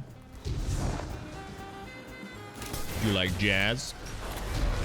I think I might have missed my nade slightly. Yeah, fuck.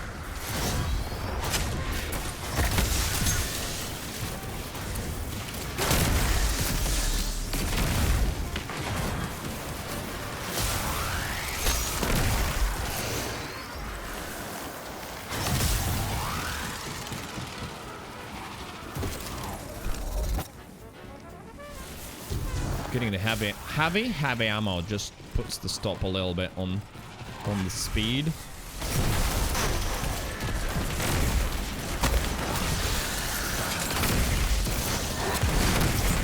Is this the high value? No, high values glow brightly, right?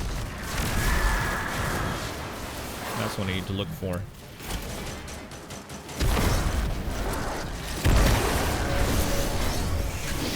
15 max, we max.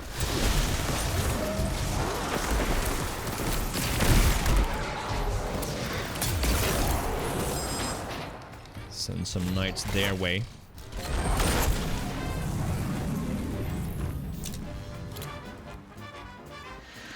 Just keep holding W while getting that ammo. Oh, really? Oh, so just run into a wall and just keep it. Okay.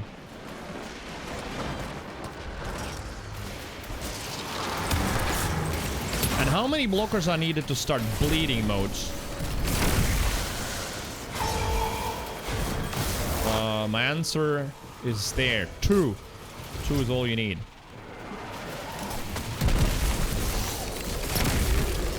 Wait, I gotta keep remembering about the pulse rifle. I'm not using it enough. It's good. Oh, well, here's my chance. Alright, I can hear him there, I think.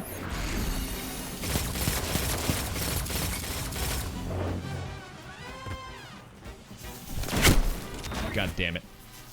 Ah, shotgun. I was hoping to do the slide melee, but it was closer than I thought it would be.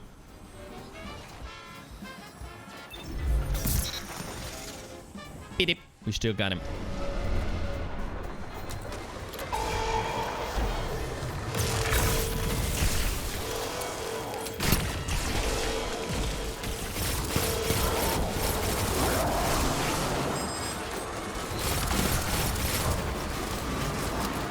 Man, though, when you don't get the loop going for you know, for a build like now, then yeah, your abilities don't come back. There's my high value target. I'm pretty sure I got that one now.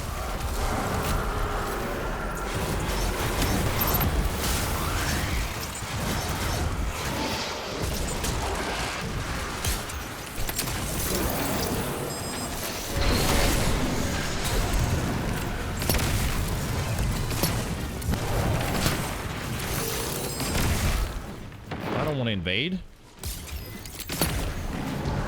Doing other stuff. I'm not ready to invade. There it is, big game hunter now.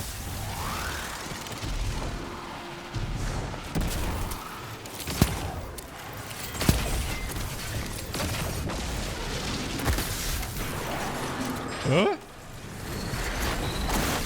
Boop me with a shield?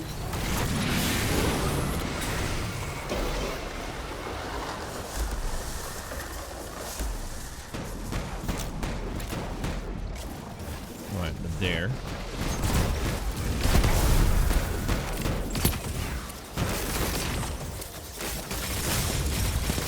Shit, I'm so squishy! Fuck! Please, today's hotfix must be it. That was the high value. Yeah, so the previous one wasn't. It was glowing, but it wasn't the high value.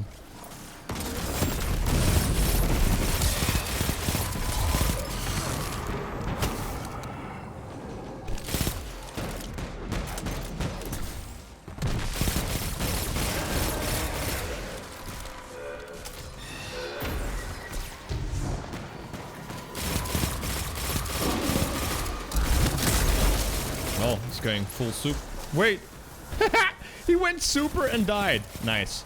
Talking about supers, maybe I can use it here. What are these fucking bubbles? I don't think I've seen that before in Gambit. Is that new, or I just haven't been paying attention, I guess. Yeah, another bubble. That must be new. They're incredibly annoying.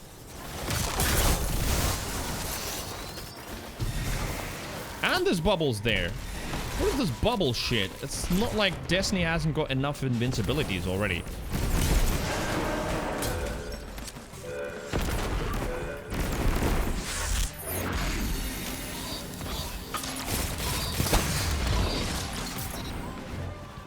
Nice, he was too focused on me.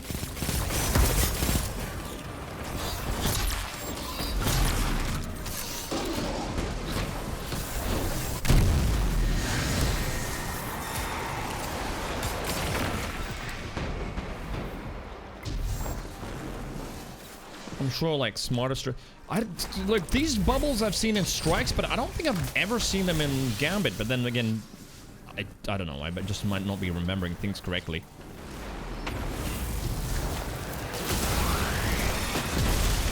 Nice. We did it. Yeah, we got some nice kills on the invaders.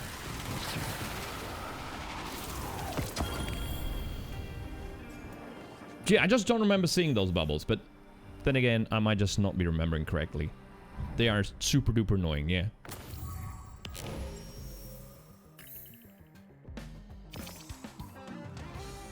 Okay.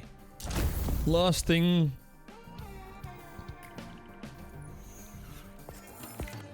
Solar. Right.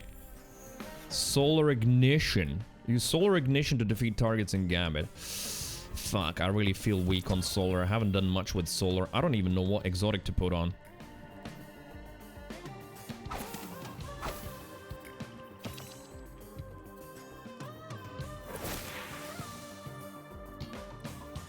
Alright, we'll check the loot later.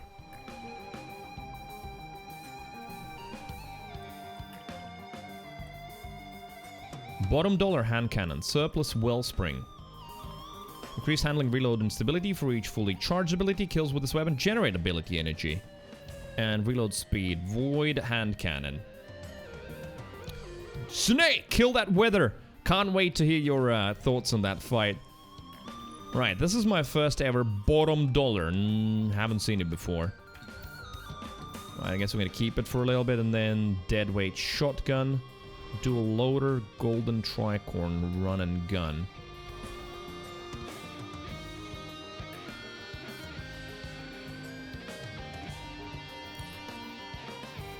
Range. Also sounds interesting. 2 shells at a time. And this golden tricorn. Bottom dollar, that was not a good roll, but can be good. Okay. What do you think about the deadweight? I don't think I have a shotgun anyway, so maybe worth keeping. Am I turning into a real Destiny player? I'm now thinking about just depositing all this into a vault. Because, you know, might use it later.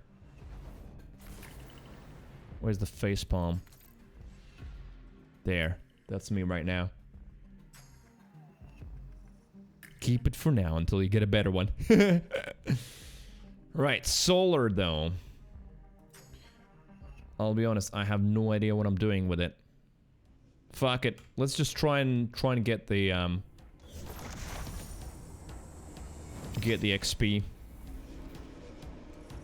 Use solar ignition to defeat targets and Gambit. Defeating guardians grants more progress. All right.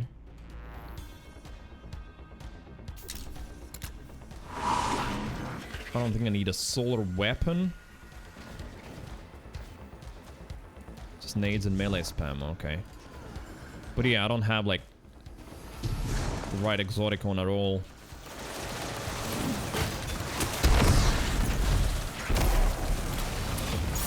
That dude just said whatever, I don't care about. That nade that you threw.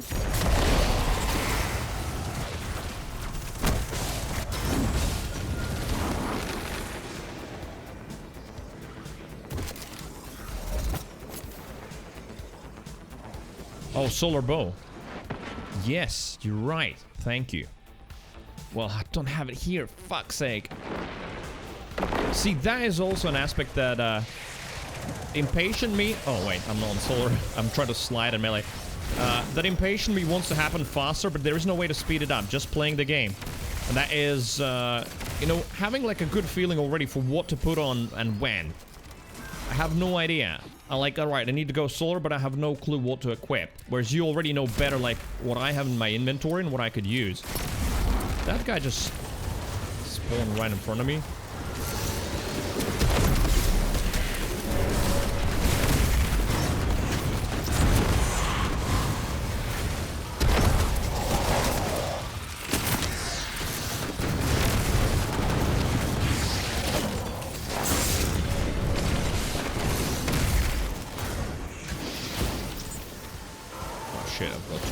On me.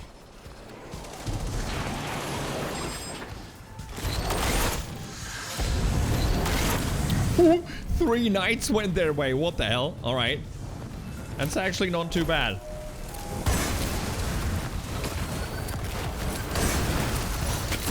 Saved up a little bit.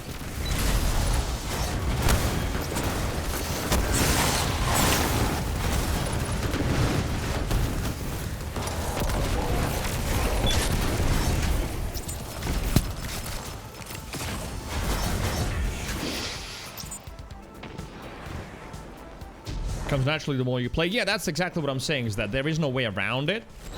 Look at that. They got 1 knight killed out of the 3 and then we added another one. Damn, okay. Doesn't feel good on the receiving end, I'm sure.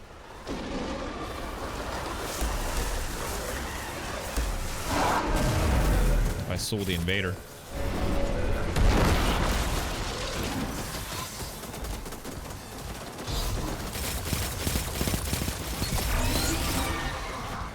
Get him? No. Shit.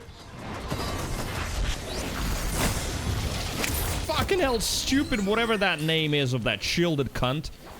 Bought me out of my well. Piece of shit NPC. They're getting the peak Gambit experience? I see, yeah. The invader did a good job. That said, just slowed us down. Phalanx. That bastard.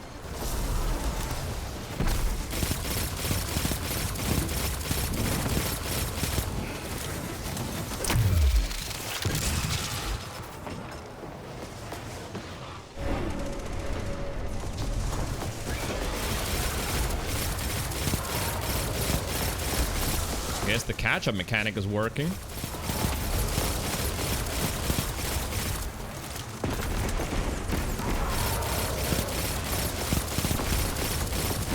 Yeah, we're not doing particularly much damage. Let's start putting in heavy.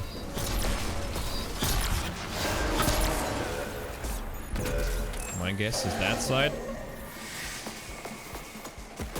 Invaders can't spawn at the same side twice, right? Okay, he's mid. Must be. Oh, yeah, he found me. Wait, he was at the same side. Unless he went there, okay. outplayed. And he used the Taipan, the same as I was about to use against him.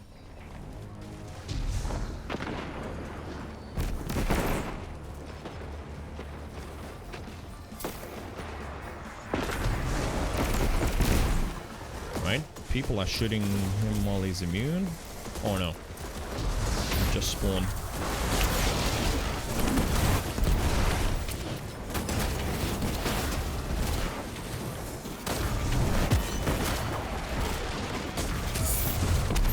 People here who most certainly have much better solar builds, I can see that.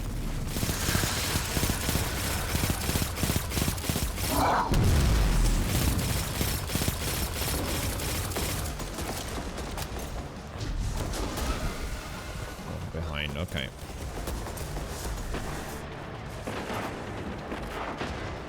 Yeah. That's a Titan, isn't it? I think those swirly things. But yeah, the envoys are getting absolutely deleted.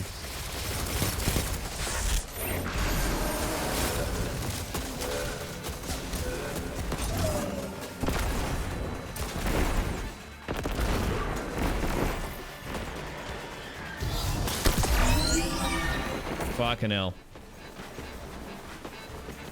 They see you through walls, right? They have walls, so you could see me peek. That said, it's fine. We haven't been putting the last damage into the Primeval. We're still gonna win. Oh, wait. More envoys? Oh, for fuck's sake. I didn't realize that there's gonna be more. I thought that's it. We just need 6.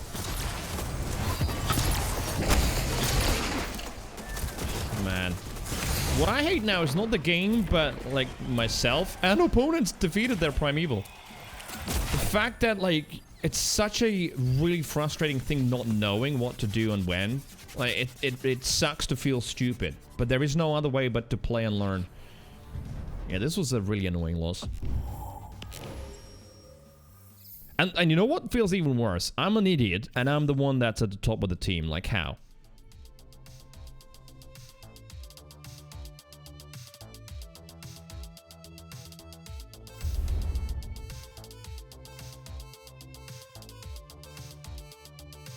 Peak Gambit experience.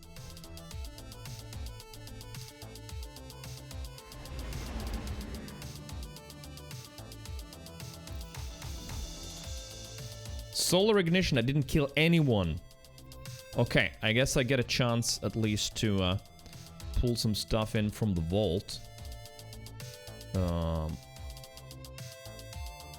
That Ticker's Divination, that's how I could get Ignition.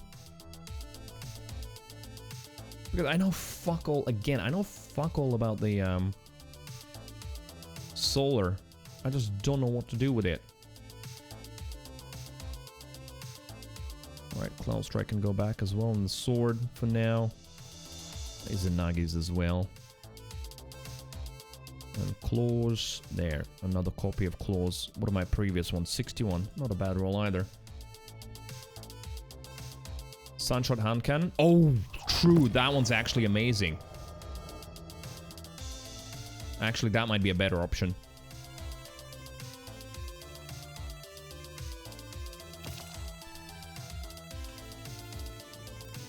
And then, what was that? Scout Rifles I'm not going to do, so I might as well abandon.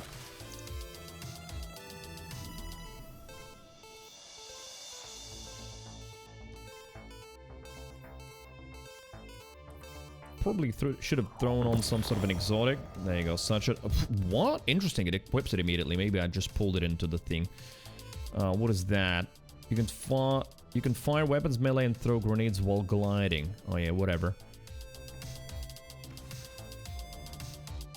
A large solo explosion which deals damage in an area around the target. Ignition. Enough scorch stacks are applied to the target, they ignite.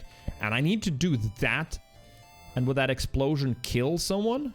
Man, that sounds really annoying to set up.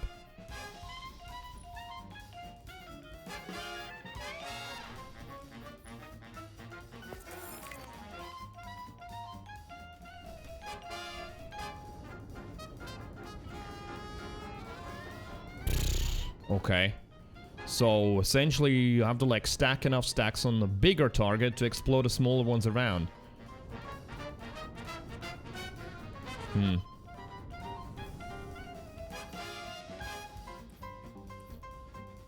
Linear fusion rifle ammo finder. Fuck that.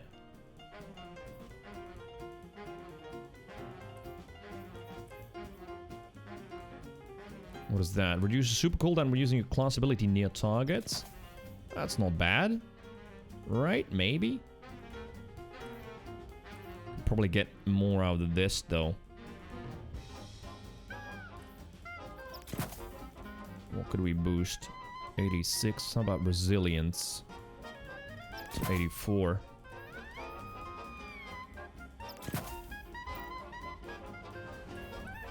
Yeah, this peace of mind, instantly you'll like it, yeah. This was not a great roll, though. Auto-loading holster and Focus Fury, right?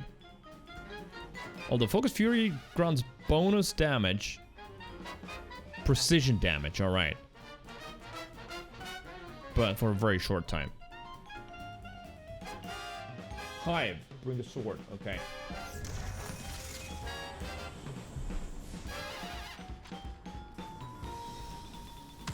What about these?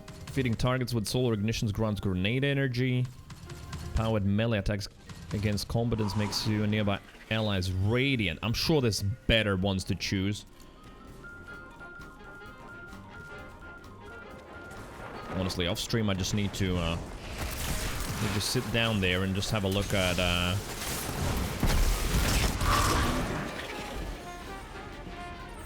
I know there's a teleporter like that there, but I just didn't expect to jump into it.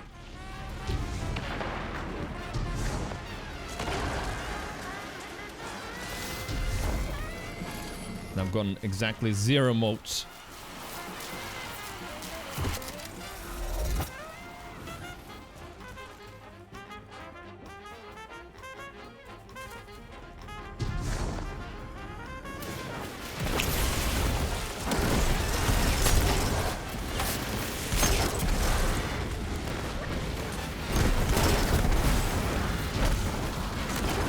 Target.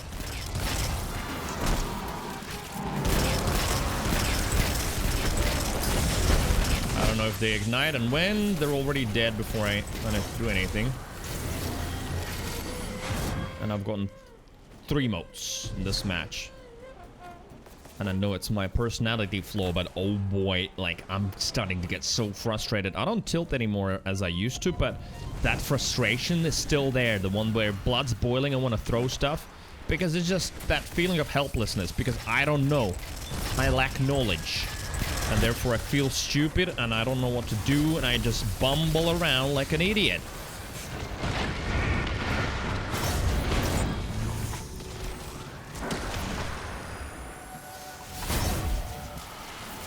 Shrimp! Wait, what? Why is it saying new introduction? Did you update your username or something?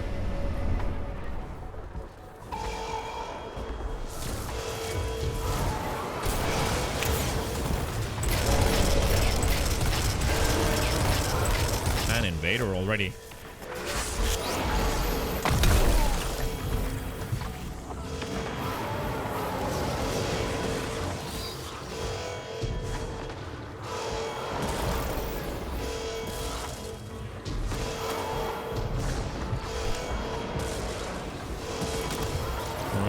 Playing against some good players, I guess, because fucking out. Mold's draining invader in. He's still there? I saw him, yeah. Okay, he's out. Mold's draining again. We've got 16, they've got 72. Yeah, this is fun.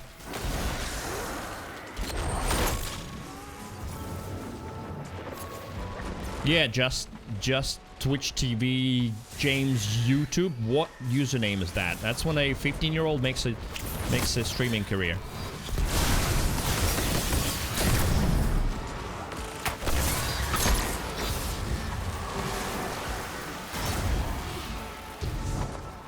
Hello, shrimp.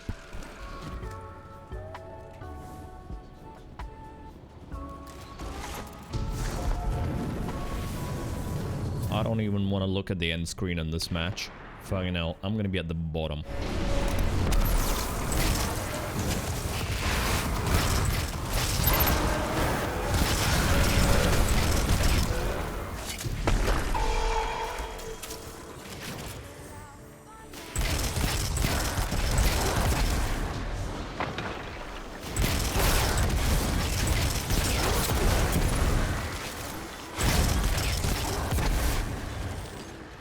invader's on the other side.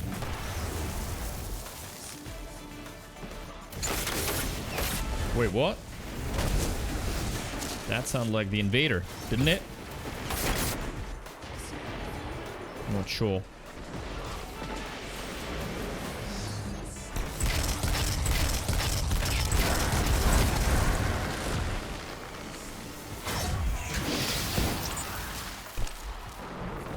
Alright, they're already on their primeval.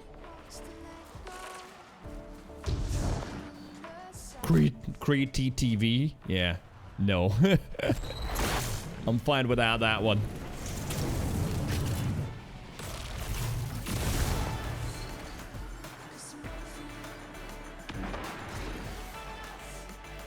Someone from your team invaded, at least. Alright, I hope they can do something.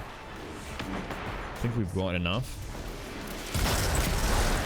Gotta remember my priorities. I'm here for this. Oh, I've done 10%. Fuck! 10%.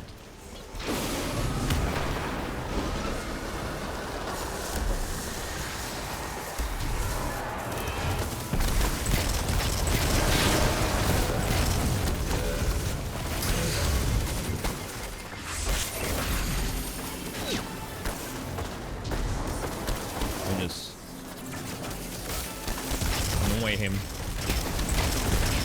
Shut up and take my money. Yo, hello. Jonster, thank you for the 10.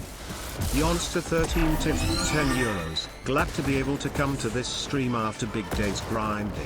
Stay sexy, pre-fam. Alright. Thank you for the 10er. What were you grinding today? Right, envoys are out, right? Yeah.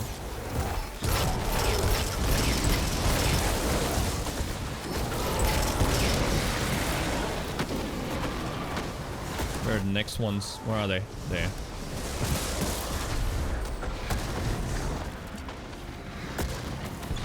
Alright, this is so far my worst match of the day because, like, look at this! Look at this! I just feel like an idiot. And by the time I jumped up here, my teammates already have done the work.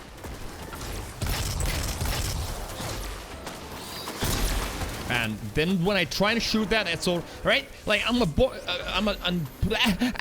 a dollar short, and what was that other thing? Hour late, dollar short, some shit like that. That's like the definition of me here.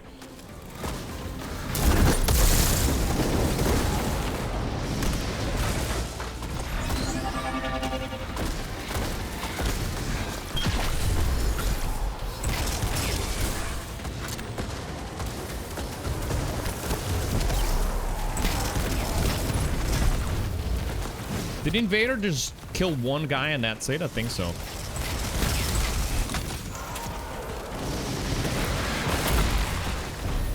And they already defeated that primeval. Like, I'm the weak link here. I wanna take a little kitten and break its neck. That would just relieve my stress now. And if I'm at the top of the team, no way. I have to be at the bottom. I just felt like Johnny Poe. We have to have a chat. And Jonster, thank you for the 10, man. For real. Thank you very much. That's absolutely awesome. Thank you. Big day. All a bit crazy. Gotta remind myself of where I'm trying to go. All right. So, if it's not too much to ask, you're gonna have to answer. But, like, why are the days bigger now at work than usual? What's happening?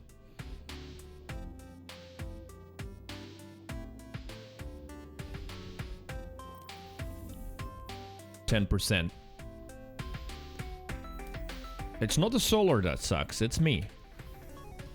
Right, while we're loading, maybe there's better fragments. Powered melee attacks against combatants make your nearby allies radiant. I might be wrong, but that sounds like us. Radiant my butthole. Defeating scorched targets grants melee energy. That already sounds better. Rapidly defeating multiple targets with the solar ignitions creates an orb of power. Also doesn't sound that great. There's mods for that. Why would I use a fragment for it?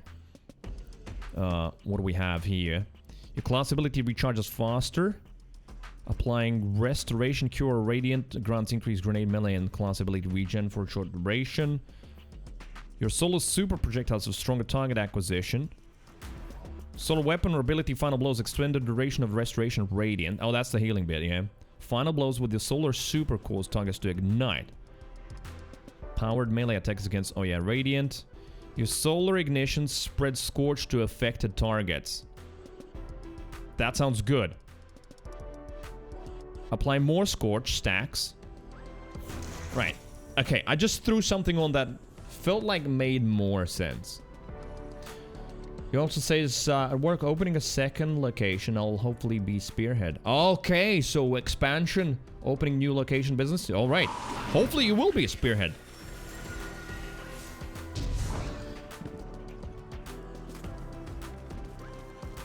Yeah, Topa, I apparently got the memento thing, and it's memento, not moneto. Monento? I've seen so many spellings of that today. Momento. Monento is the cleverest one so far.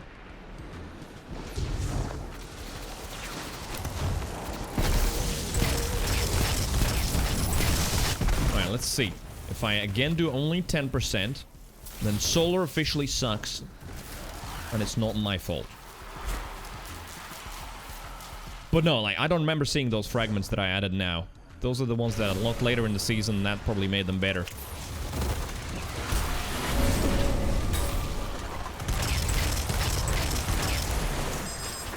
Right, if they're sending little shits like that often, that's a good indication that the team against us is not particularly clever, right? Wait, this might be better.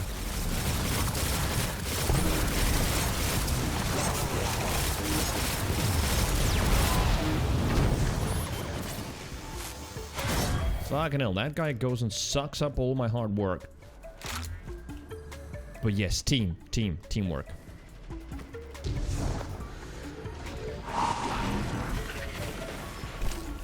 At least I used the teleporter today in a way that actually made sense. That's already good.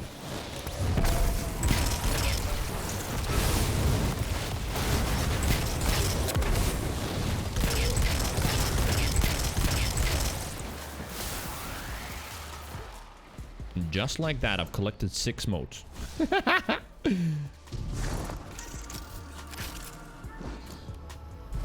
Alright, fuck it. Let's have it. Cult of Lambos. Oh yeah, Topa, I've upgraded. I paid for Spotify. And now we have actually a stream playlist with multiple soundtracks and shit, so we're not gonna be listening to only Cult of Lamb in a row for 2 hours. Alright, this hurts.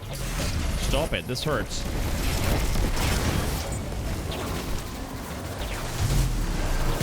Uh-oh. Can I deposit quickly? Yep.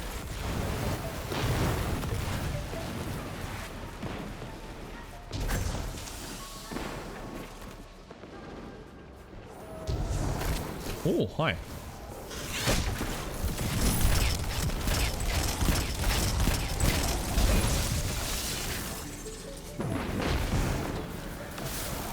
I got exactly 0 motes out of that.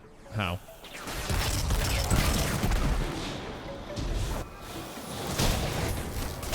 Right, how about I... Why? Why are you teleporting so far? I just want to throw my solar shit. No. The game's just... You're gonna be meleeing close up.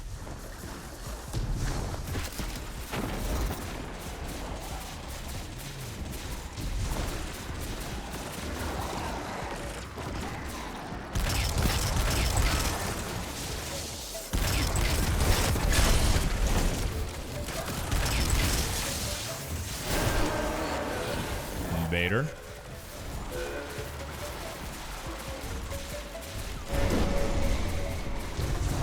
Is he mid? Mid. I think it was a collective effort this time.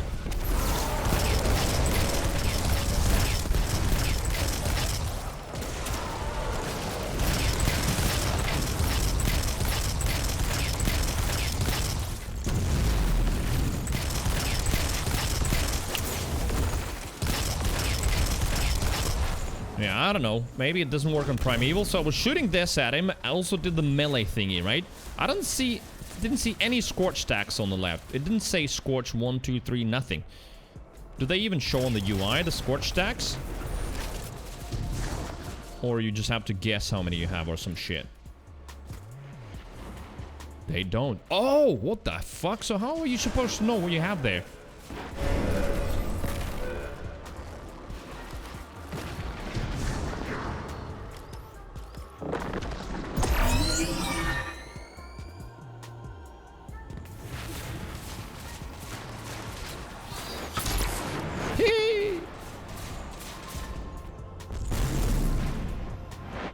But enemies start burning when you apply it. Yeah. Just as I read in that article today, so solar being the worst representation of what's happening to you, in terms of like, sure, like how do you have time to spot anything in this madness of a game? Like, how brightly is he glowing? I estimate it's about 3 stacks. Like, just give me a number. But I guess then multiple enemies could be scorched. Alright, never mind. Wow. That dude just chose death. Just went as high as he could so everyone could see him.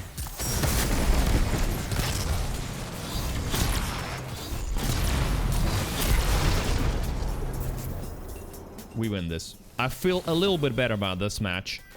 Last one was just total disaster, even though I wasn't even the last, but yes.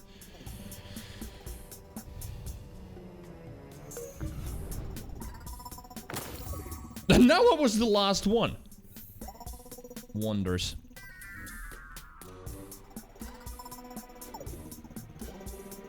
Alright, this is official. I don't understand solar, I guess. I haven't even done a single percent.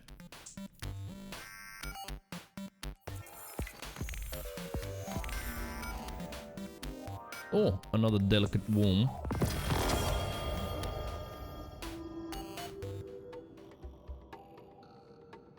It is Terraria. If you even want to know the track, very mild welcome. Exclamation mark song is now a command. Even gives you a link. Hi Topa again, now from a different chat, and Snip and Commander are there as well.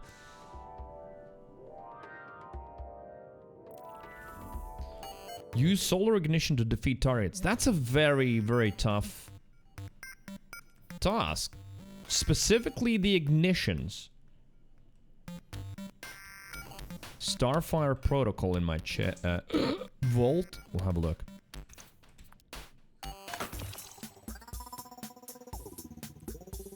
Maybe I should try the Tikka's Divination.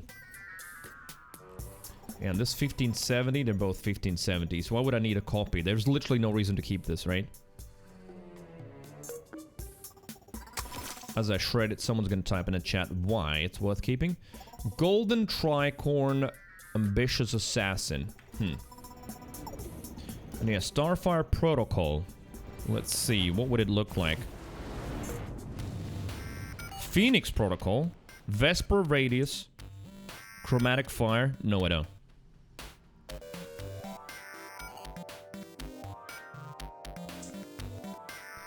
But yeah, I bet that there's a better way to set up these fragments. Radiant and Restoration. Solar Weapon Final...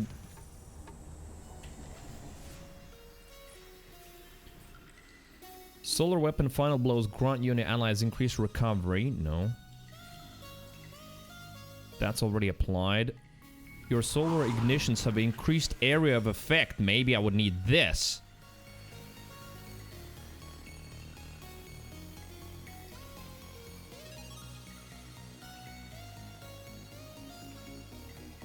Ignition spread Scorch. You apply more Scorch stacks. Yeah, I don't know. I'm sure there's a better combo of all of those. Oh shit, we're playing. That's the only downside of not having voice enabled.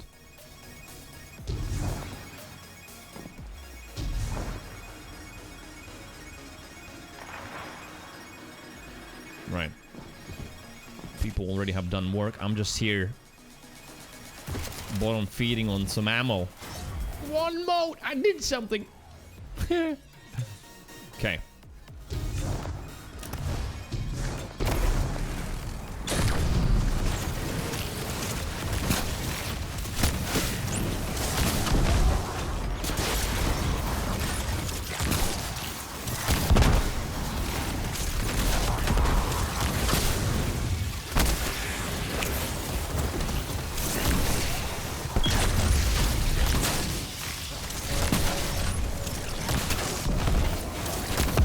Yeah, specifically doing that with explosions, that's a really annoying target.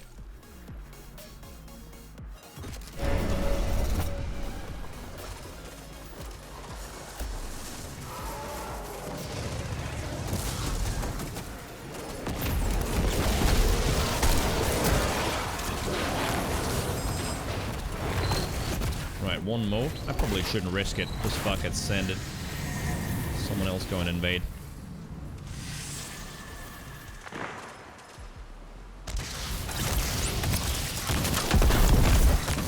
Man, that dude got frozen and lit up.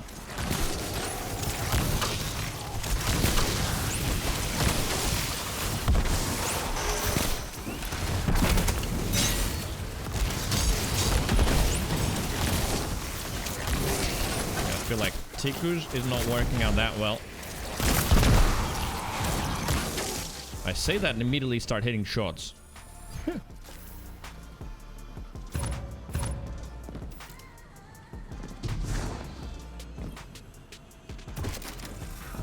Oh wow, that's not going well for the enemies.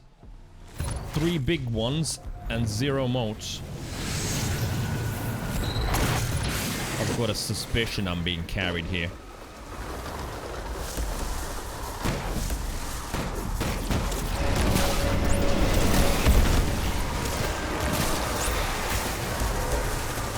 That said, it's never over in Gambit, is it? All kinds of weird shit that happens.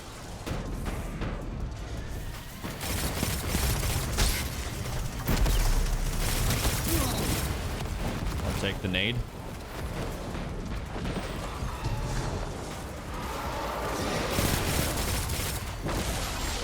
Yeah, look at how quickly they caught up. How? What is the catch-up mechanic there? They caught up massively.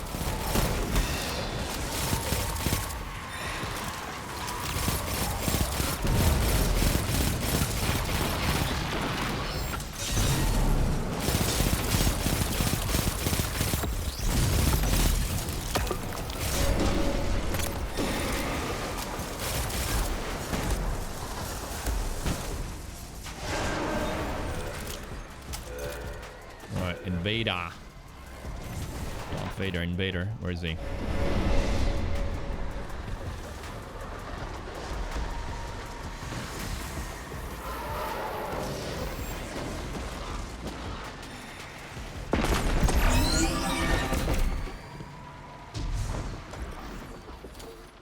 Somewhere there, right? Yeah, I see him.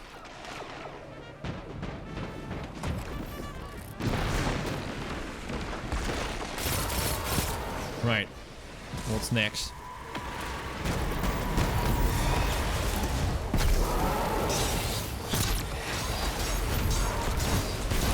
Imagine landing headshots when your target's moving like that. And he's already immune.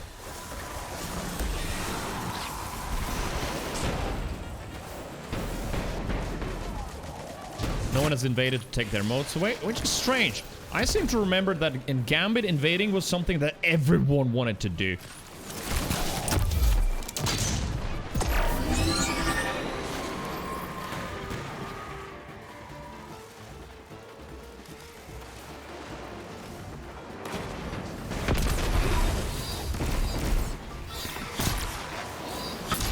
Shit, I missed my shot, but he was low.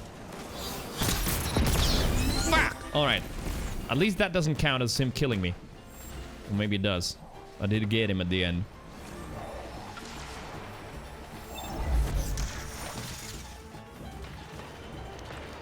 Perfect music for this mess. Man, this is... Gambit is one hell of an experience, yeah. That thing's now immune again.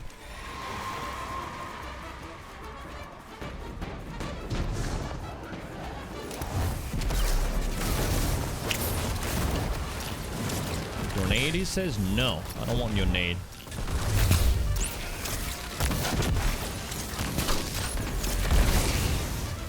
Right, time to dump? No, not yet. Although, maybe this might help.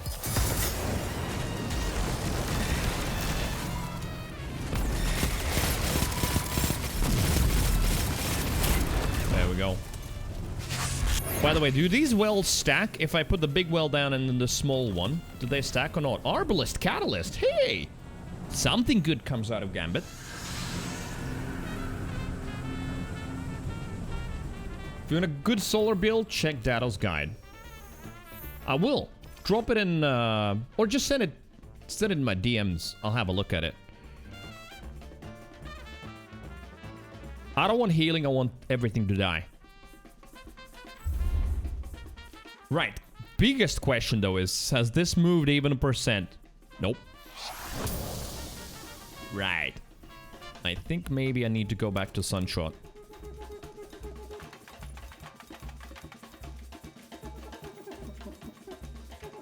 Defeating scorched targets grants melee energy. That's what I have right now. Maybe instead of that, put on...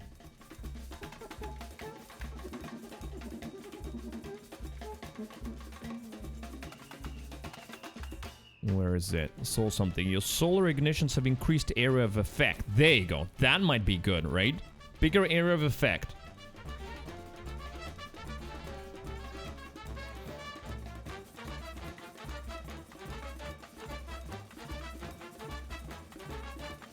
Yeah, the Icarus dash is whatever. I honestly don't care about it. You can fire weapons, melee, and throw nades while gliding. Final blows will be on increase the duration if heat rises. Man, these two just suck ass, in my personal experience and opinion. Of course, some people want to fly, but man, flying being two of the aspects is just like, why?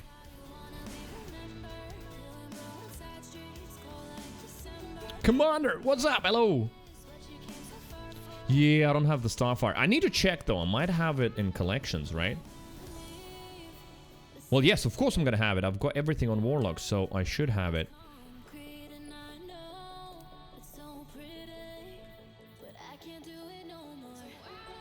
That. Extra fusion nade, grenade kills, charge, rift. Uh-huh. Collection stat roll. I mean, it's better than nothing at all.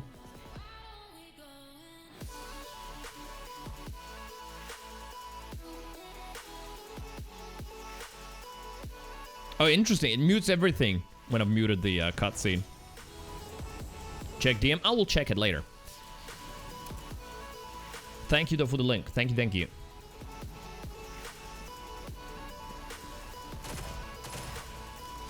Because with Void, at least I've got something put in there, so I just put it on, put on Nezarix, and I could do Void stuff. With Solar, I feel like I'm a bumbling idiot.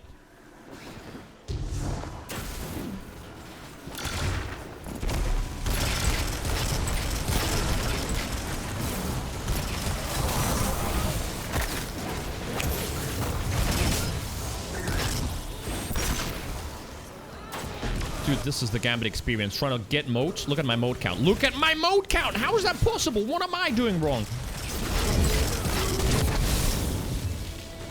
1!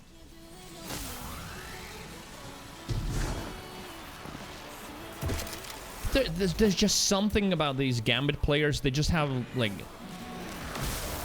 a better way of picking them up. I honestly don't understand.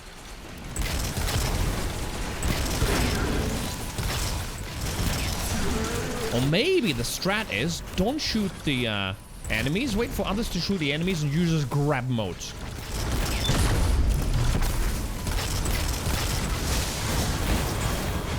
Mine now. Right, there you go, I got some.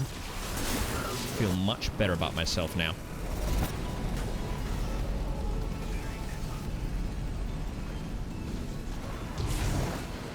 You don't think they're counting from Sunshot? But that was the only time I made any kind of progress. I switched to Tikus and made fuck all. Right, that was a stupid melee, so it didn't do anything, I guess. I don't know how to use that one either.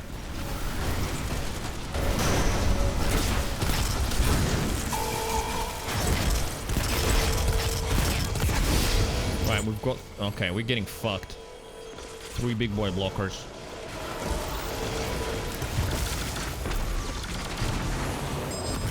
Mine. People here have damage.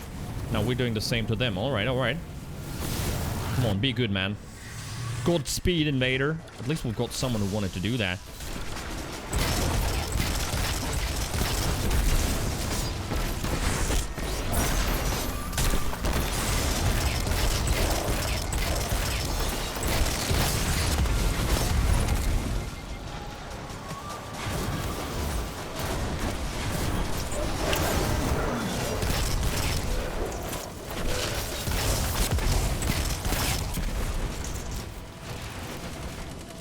Uh-oh.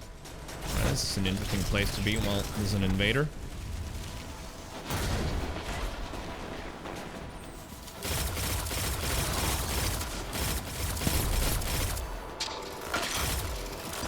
Fuck! The reload just... My mistake, though. My mistake. I should have been behind cover reloading. I was just standing there with my wiener out, pants down.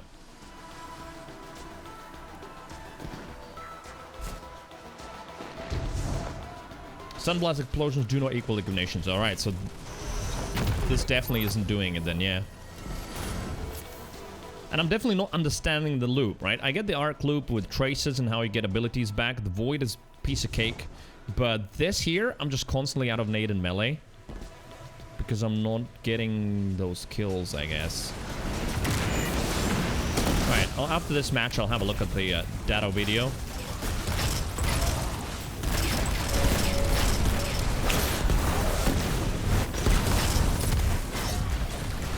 Might just be also, you know, understanding, but that...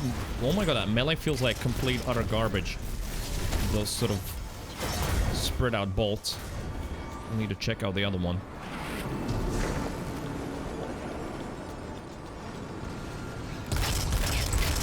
Best to take breaks. Why would you need to take a break?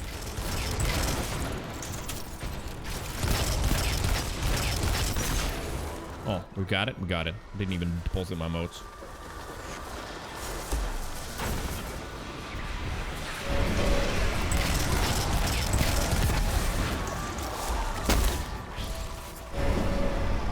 Alright, well, the envoys, I think they're already dead.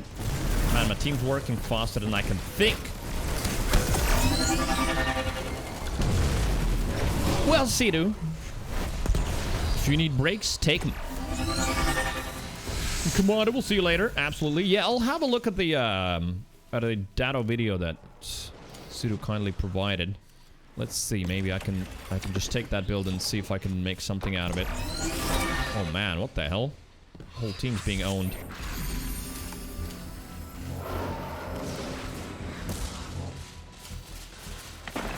Are you gone? He gone. Primeval Slayer, only ×2. Yeah, that melee doesn't go as far.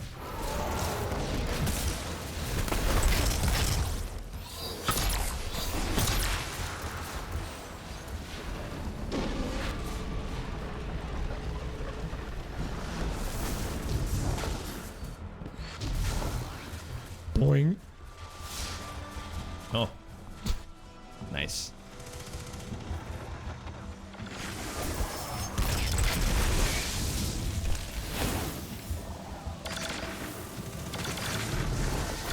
I guess I keep the nade for the big guy instead of this.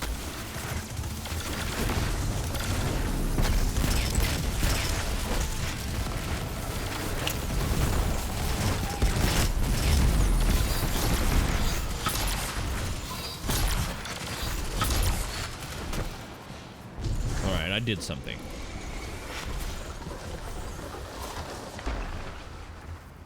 Enemies though are closer. Do we have anyone invading?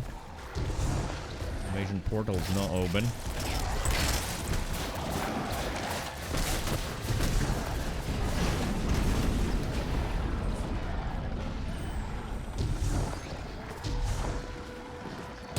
One of our teammates leave? Feels like we're playing... No, there's 4 of us.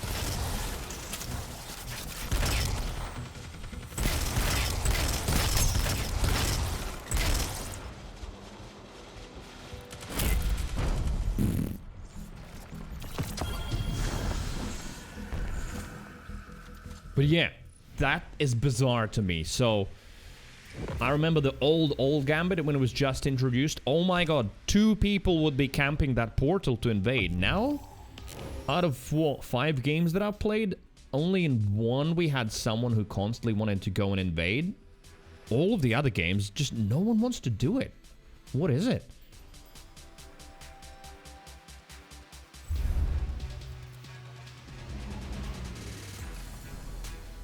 Okay, let's see. That's probably still at 10%. Yep, still at 10.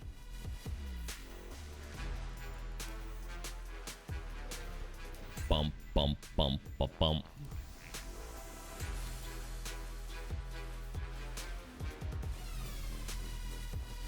What else is there? So, Slideways Dragonfly. Dragonfly is not bad. Slideways is okay. Could get something better, right? It's a... And how's Dragonfly, by the way? Are the explosions really weak?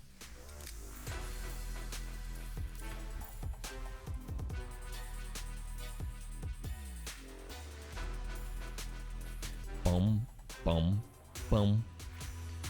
Could infuse the Sunshot, at least, with this. Let's do it that way. Then what was that?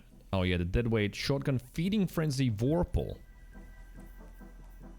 Each rapid kill progressively increases the reload speed. Increase damage against bosses, vehicles, and guardians when they're super active. Bonus sprint speed, okay.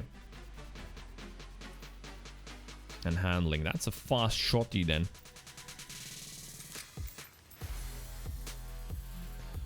What else is there? Oh yes, the Starfire that we just pulled, but I don't have anything to level it up with. So we'll need to wait for something there. Right, how can I check the memento out? Can I just look at it on my weapon? No. Or maybe I can. Oh, yeah, there it is. Yo. It's definitely not holding back in telling us what it is. Gold! Shiny! But, of course I want it. Right. I mean, this is my only crafted weapon that I actually switch to and regularly use. So, maybe worth looking at. Oh, wait. How do I have more mementos? Wait. How are there 3? Does that one memento contain 3 skins? Yeah, this is for lizard boys. This orange is not too bad. The gold is very potent, but orange. I like orange. No, it just previews all of them. Oh, so the memento gives me access to one of them, right? I can just unlock one. Yep. No, you got the green one? Wait. How? How do you know that I got the green one? Because all 3 are showing us locked.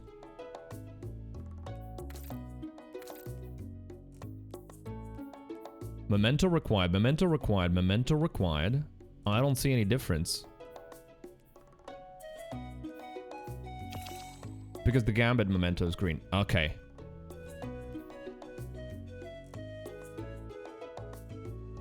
Yeah, you can just reshape, apply it. Alright, well, I'll put the green one on. At the end of the day, it might give it a gold border, and that's already nice.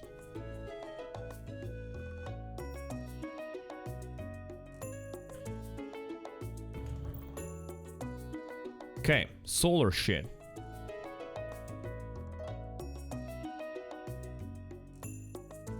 Warlock solar builds. Warlocks, you might want to take your Starfire protocol to the dry cleaners and get that thing nice and clean. Alright. So, Starfire protocol it is, yeah? Let's see. Alright, let's pause this for a little bit. I need to understand solar. I get that basically... Well, Arc, I get it. Yeah, Stasis is another one where I don't have a build at all. I don't know what to do with it, so at some point I'll need to do that too, but I just need something where I can set it up with solar, and then whenever I need to do some solar activities, I literally just switch to solar. It's already ready there, and I just yeet on Starfire, which it seems like it's gonna be, and then I do the solar activity, right? That's what I need. Let's see. Because it's time. This main build we'll be discussing today is pretty specific in that replacing one part means the build can fall apart. So we're not going to have as much... Oh, wow. That's specific. No freedom. One part replaced, it falls apart. Does that describe solar in general? Because I put on some good, what I thought good fragments and nothing happened. Maybe. Anyway, why I paused is another reason. Chat. Doesn't happen often these days anymore, but I do need to eat something. I have had very little food today. It's already 7 p.m. and 30 minutes. We've still got plenty of stream time left, so if you haven't followed, drop a follow. I'll watch this, but, you know, it's a 30-minute video, so while watching, trying to understand. That's when I could just quickly have some food. And one food is making a return. You haven't seen me drink that that smoothie shake anymore, so I'm gonna do that. But I need to make it, so give me literally a minute. I'll make that. Warlocks have kind of tight conditions for high-level content builds. On all subclasses, or you're talking Solar specifically? But I feel like, yeah, what I've understood is that Solar was disappointing for Warlocks in general. And with Arc, we don't know yet, because Resilience bugs, so no one can test anything properly, right? Anyway, back in like 1 or 2 minutes. And then we watch this, and I try it out in Gambit. Maybe.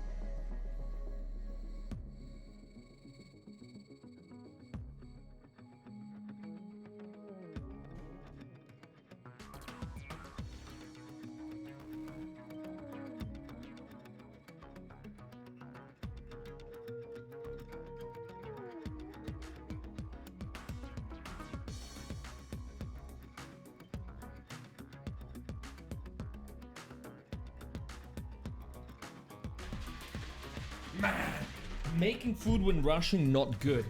How I wish I could be a freaking robot and just charge myself with a cable. I just spilled a half-prepared shake everywhere. Not on myself somehow, but like all across the sink. God damn it. Really annoying. Anyway, welcome back. Earl, hello. Chair tell us if he's okay. You could hear the fuck. Man, I was so frustrated because you know how it is. I mean, not for every streamer, I guess. Some maybe don't care, but for me, it's like, I don't want to leave you staring at a chair. I feel like it's my duty to be back on screen and active again as soon as possible. So I'm like trying to do things as quickly as possible and then just spill some shit and it's like, ah! Now it's gonna take actually longer than initially I thought it would. So, there we go. But I've got my shake. Hashtag not sponsored. Nice thing is they've got new shakers, so I can drink from it. Don't have to at least wash another glass. Cheers, like I'll check later. Yeah. Hashtag sponsored? Maybe in the future. I don't think they do sponsorships, but who knows? Okay, so this thing. Experimenting, as we did with Titan. This is in addition to the 2 other builds that I'm briefly going to mention at the end of the video. Their performance is driven by the exotic that you're using, and not necessarily your aspect and fragment choices. Today's build focuses on Starfire Protocol, getting us multiple fusion grenades, which, when thrown consecutively at the same target, will get us an Ignite proc for extra damage on top. We will... So, I understand already. You literally need 2 fusion grenades in a chain in a row to get the Ignite proc.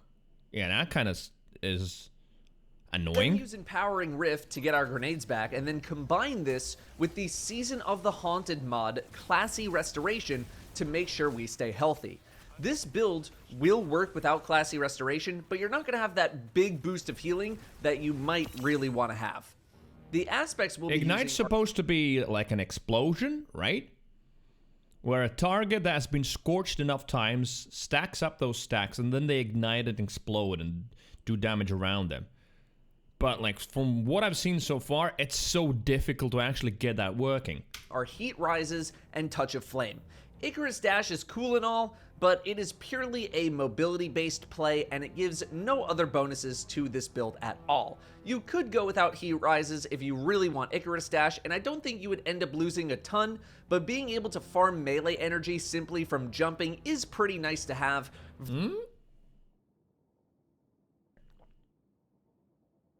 Oh, Final Blows while airborne increases the duration of Heat Rises and grants melee energy. That's what it is.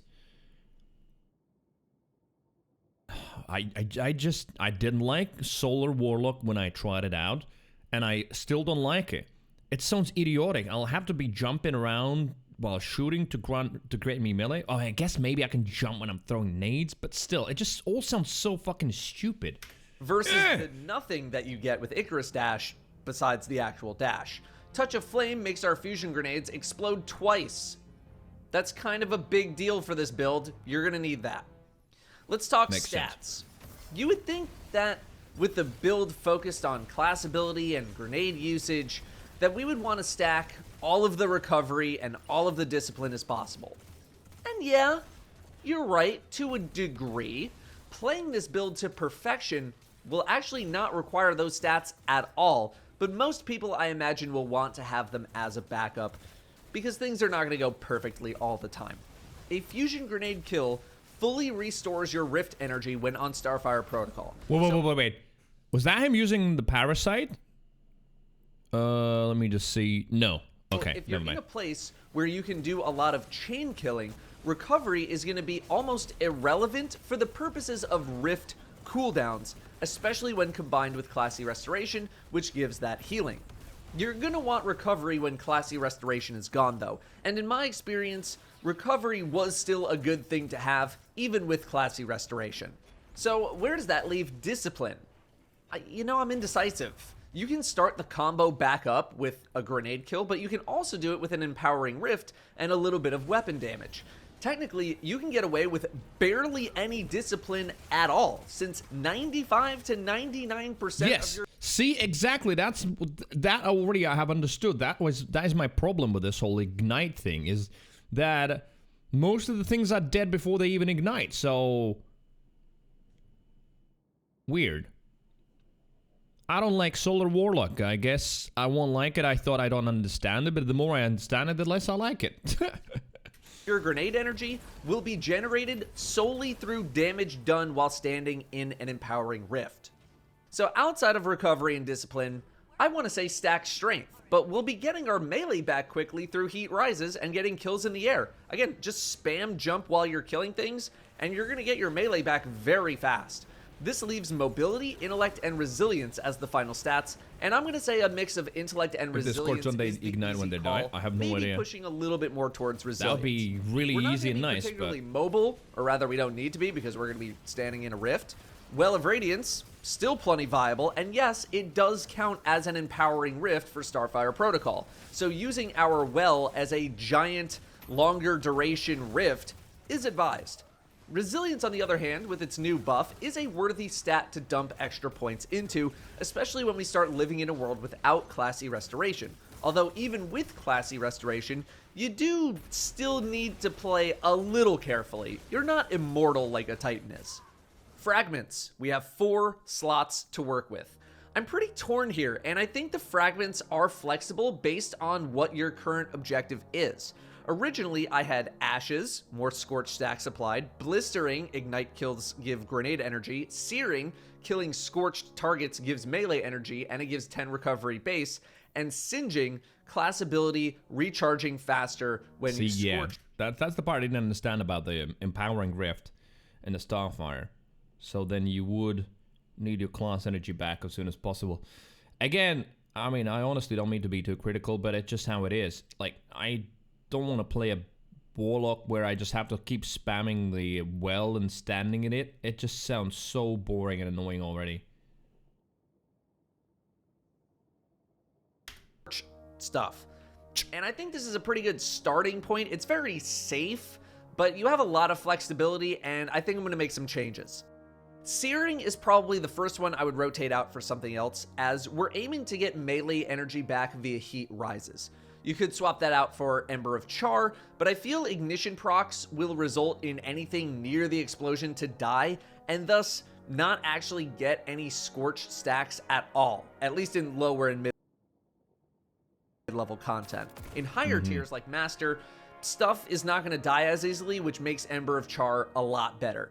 Basically what Commander said, yeah. So, in low-level stuff, apart from some bosses, nothing's actually going to ignite that hard. Solace is an easy one to pick up for Classy Restoration, but once that's gone, we're going to need something else. Eruption is also a pretty easy pick, bigger ignitions, and we are going to be igniting boss targets quite frequently. Again, in higher level content, this is going to pay out really well, especially if you start a chance. I like how Commander's saying basically what Dato's saying right now, yeah. In higher level content, yes, yeah, there you have your spots where you stand and then you put your rift down and there's enemies that can take so much damage and they then get ignited. I understand now the positives of this, yeah. So it's for higher levels. Champion, just chuck a couple grenades at it, which procs ignite, and then it just murders and or scorches everything around it. You can just kill stuff while you're killing a boss or a champion. You don't even need to acknowledge trash mobs. They just kind of... I mean, okay, there it is. Now that does sound cool. Finally something cool about this. Die in the background. Singeing is for those times where you happen to run out of rift energy and you just go around snapping your fingers until you get your rift back. The higher tier content you're in, the more I would lean towards boosting ignite potential. Being able to just... The annoying bit is that bounty that I wanted to do for Drifter, that was for ignitions. I'm just going to ignore it, honestly. I'm just going to do something else now. Yeah. AoE groups of enemies that are, for example, next to champions is really strong. Whereas in lower tier stuff, a lot of things are going to die to one grenade, and you're not going to get ignites to happen that often. Which is why I'm stuck on 10%. We got charged with light ideas. We got elemental well ideas. What can we do? Explosive well maker seems like a not half bad idea. Rapid So this also might be nice in like some Legend Nightfalls, right? There also stuff wouldn't die that quickly, so I would actually be able to get some ignites off. Also, I'm sort of hugging the bottle here. It's warm. It's very nice. I made it with boiled water. It is pretty good in Nightfalls. All right, I would still love to try it out as much as I was super critical of it, but hey, gotta give it a chance. Changing my mind. Good thing. Okay. So that means next pineapple then, right? What is the next pineapple? Solar Nightfalls might be even awesome. Right, okay. So I'm saving this. And see, chat, this is how my desktop fills up. Another shortcut there. I'm gonna, yeah, try and replicate that, and I definitely want to do some Solar Nightfalls on stream. 100%, yeah.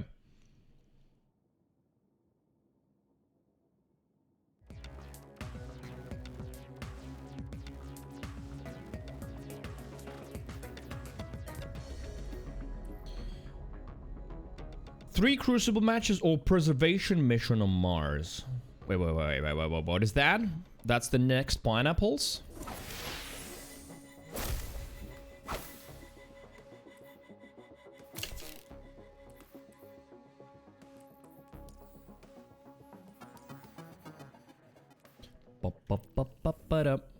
Right, this abandon.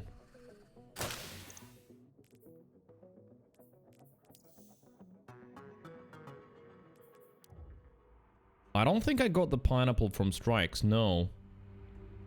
That was previous week. The reset was yesterday, so complete Vanguard playlist using the same subclass element as the currently active element, which is what? Where do I see it? Probably right-click on it? No, wait, not Gambit. Not right-click. Click on it? Yeah. Solar. And Stasis. Well, but okay, I can switch to Solar at the end. Yeah, Topa, join in. The thing is, yeah, I can just run the whole strike as arc and then just at the end, before the boss kill, just switch to Solar and Pinnacle's my baby. Okay, let's do that. Commander, you wanna?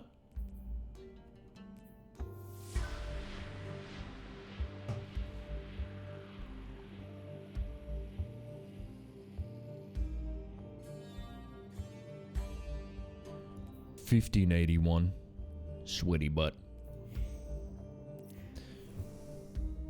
So the first pineapple was, yeah, already for something that I had at 71. Oh well.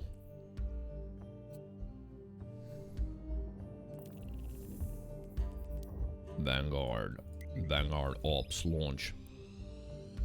Topa's on Titan. There he is.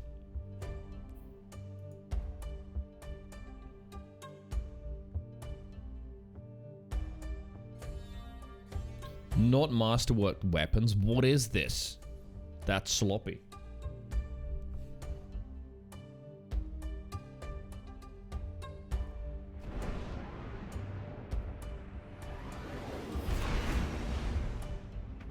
Right, interesting. Warlocks then Solar for higher level content. Well, isn't there like some sort of a build with Sunbracers as well? With grenade spam for perhaps lower level content? We could just constantly loop the nade and get even more nade.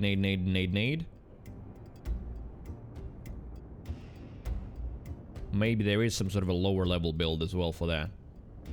Oh, and wait, I need to check that out. I saw a couple of videos, well, I didn't watch them, but just saw the thumbnails about Necrotic Grip and Solar 3.0. Apparently that is good.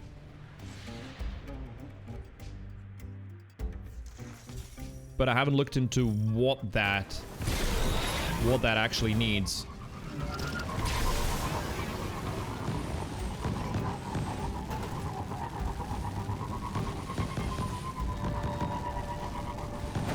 What is that boom boom boom sound? What the hell happened?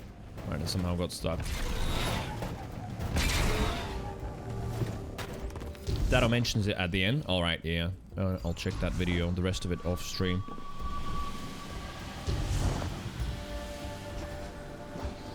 Hello? Where's the enemies? What's happening? What was that? Were we waiting for the third person to join in? No, I mean, strikes can start even when you're solo, right?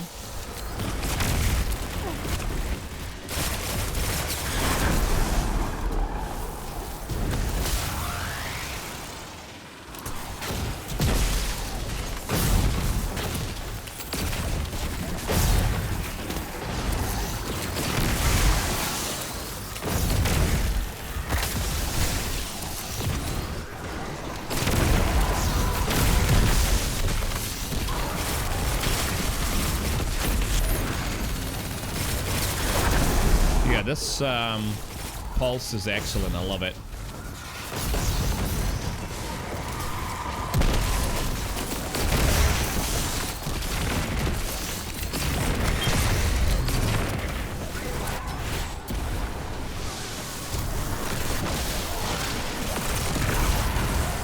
Oh, interesting. I wanted to try if that melee does anything to this ball, but no, it doesn't.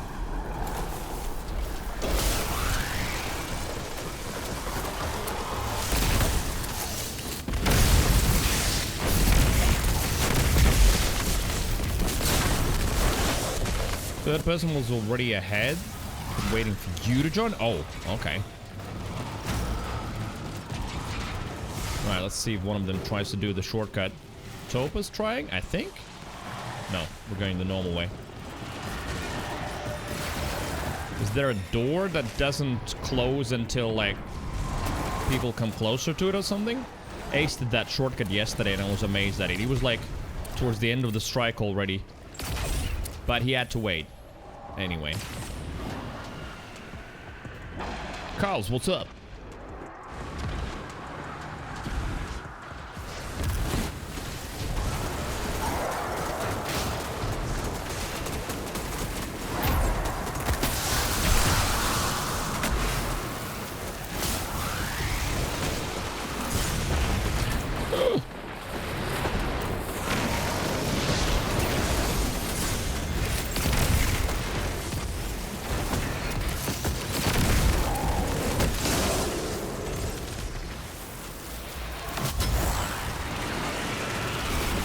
Yeah, but apparently that's a known glitch that you can do, but you can't have 3 people do it. Someone needs to run behind and spawn the enemies, otherwise the strike just gets locked.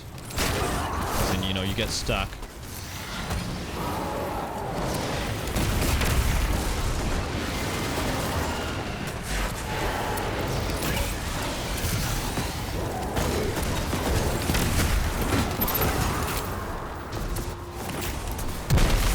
Sometimes this bow feels fast, sometimes it feels slow.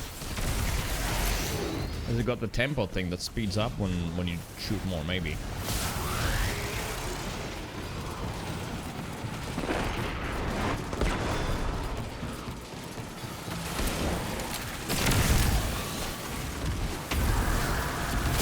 I also have to use my super somewhere before.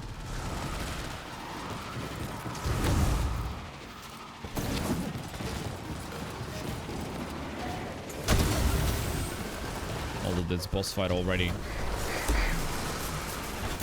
I better switch because these guys are probably gonna kill it instantly.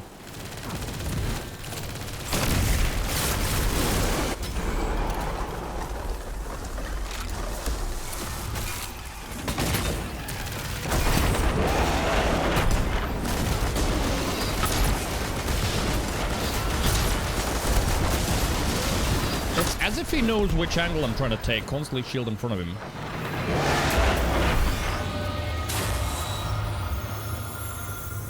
Siru, it's fine. I'm not completely stupid, thank you.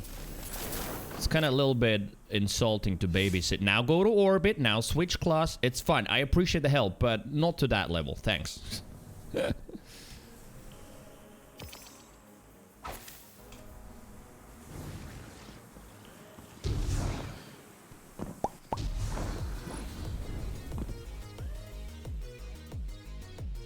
Right, 2 more, and Pinnacle's ours. Is it gonna be a 71 again?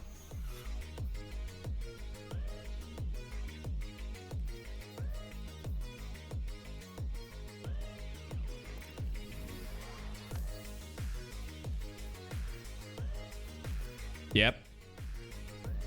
Yep, there you go. It counts. Nice.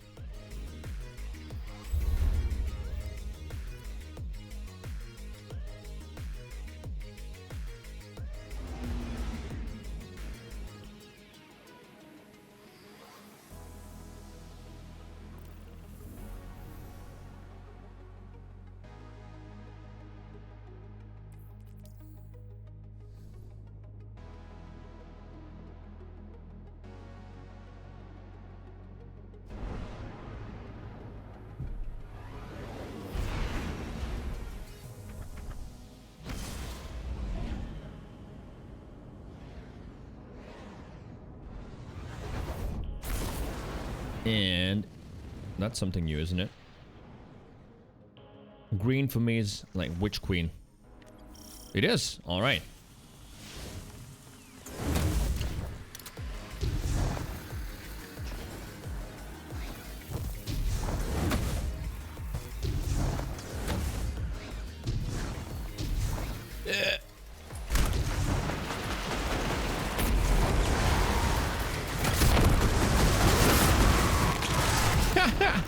I love how stupid the AI is. It's just literally shooting that column.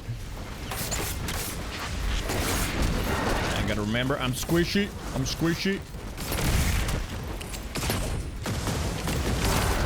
Right, what is the condition for this guy to despawn? Like, at some point he just like, yeah, I'm off to the end of the strike. Time or certain amount of ad kills? Come out of the next one. All right, I'll go to the orbit.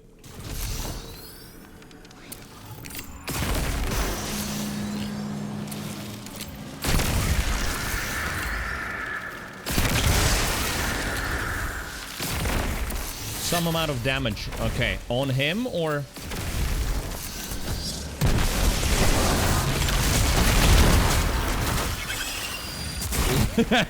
It looked like they shook hands when they were squeezing that that ghost from both sides. It looked like that. You know that meme of the two arms locking together? I'm sure some of you know which one I'm referring to.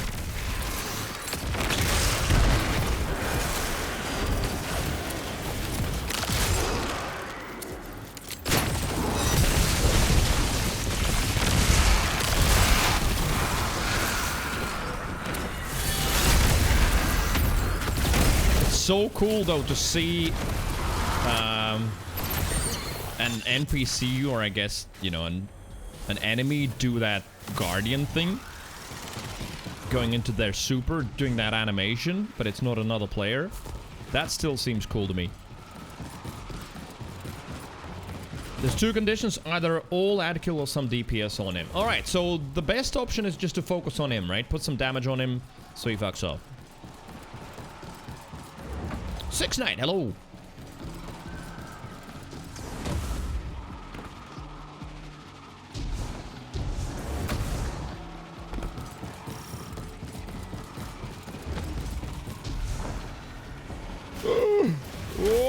Climb. Nope. That's the weird Destiny physics thing where sometimes your Guardian does the opposite of what you want. You want to go forward? Nope, I'm bouncing backwards. I guess we could use the stairs.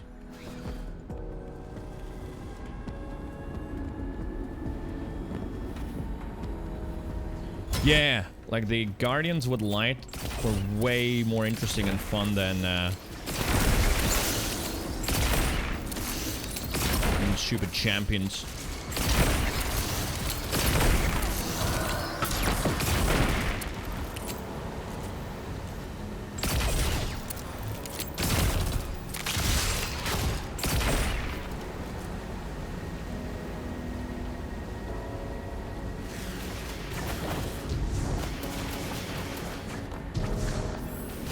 I'm being too optimistic about how high I can jump.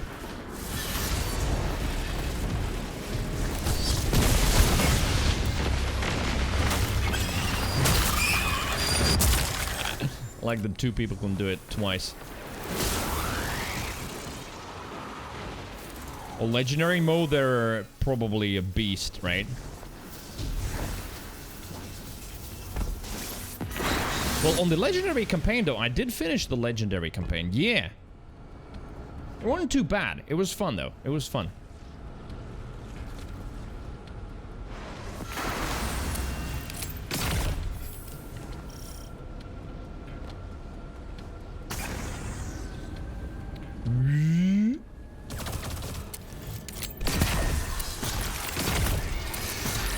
Yeah, if you don't want to take the tram, you could just run, right? It's another option.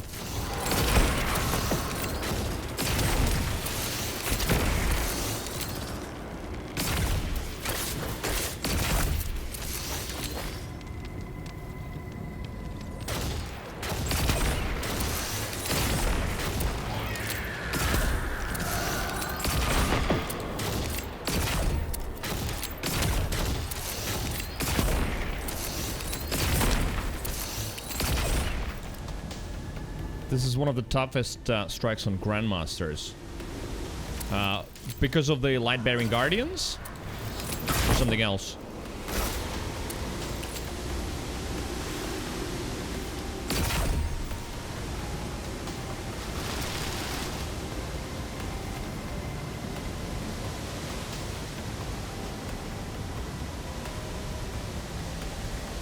A lot of waiting time, though, in this one.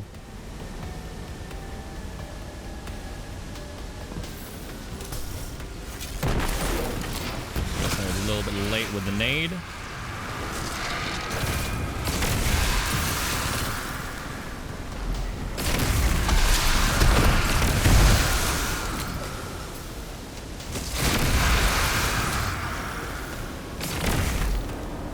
Yes, creeps, champions, and moths. Oh, I didn't even think of the moths, but I guess in GM they just one-shot you.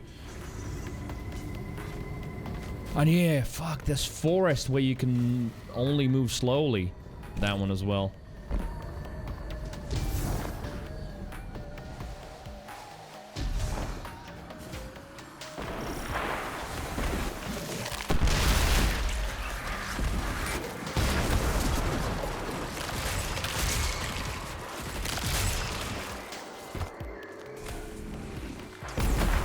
Do these? Yeah, that takes off the weight. I don't know about this Weight of the Darkness thing, though. Is this anywhere else in the game? Why do you need such an annoying thing here?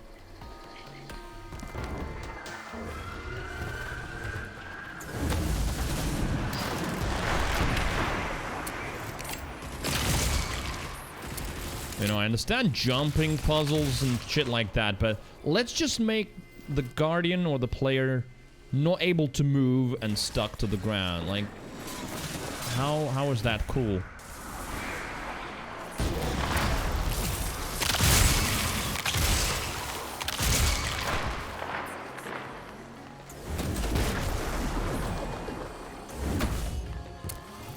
Nice, thanks for the boost.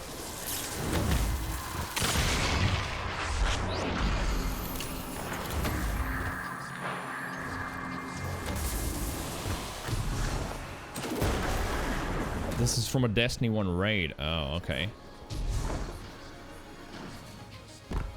Still. Sucks. Sucks wiener. You know, puzzles are cool, jumping or otherwise. Big enemies and whatnot, but... Hey, you can't move. You've got lead in your boots.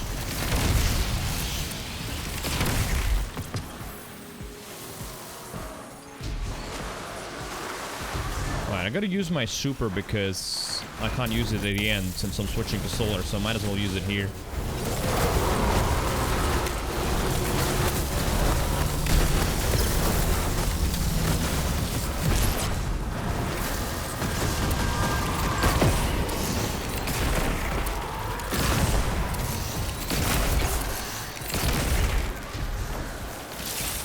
Heavy ammo. Protoss End Strike. Oh, that's that short one. Yeah. I've heard so much about it without ever seeing it or playing it, just because of the recent memes about that being the one that's coming back.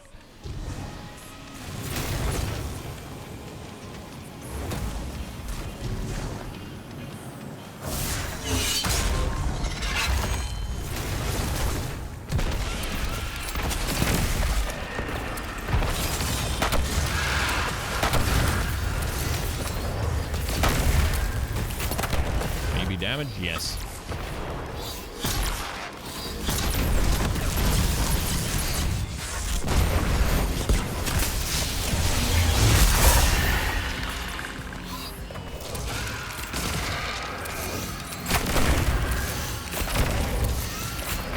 But it's a nice strike. I like it. Just that heavy walking phase is kind of boring.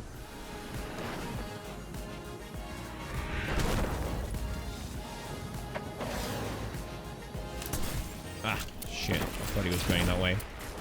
Might as well use the heavy ammo on him.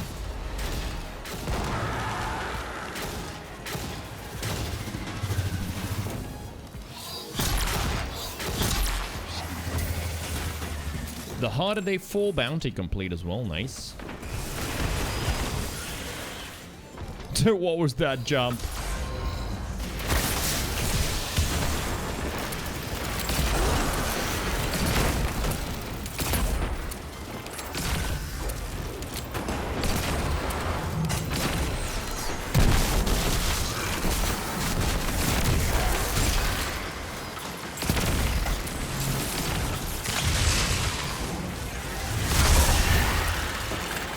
Moths! Oh my god, the moths.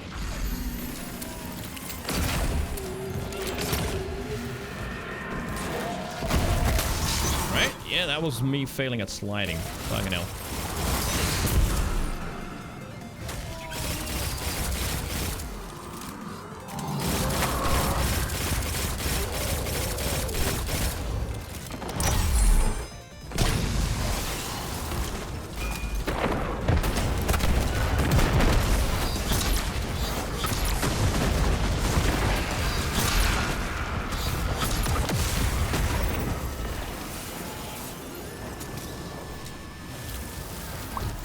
Does he spawn, because he is a, he's a light bearer, does he spawn the orbs as well? Because I guess that makes sense, right?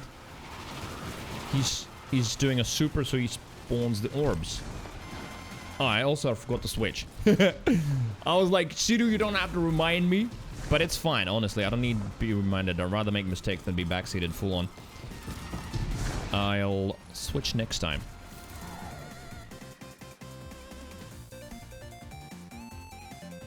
Oi, oi! Ace, hello.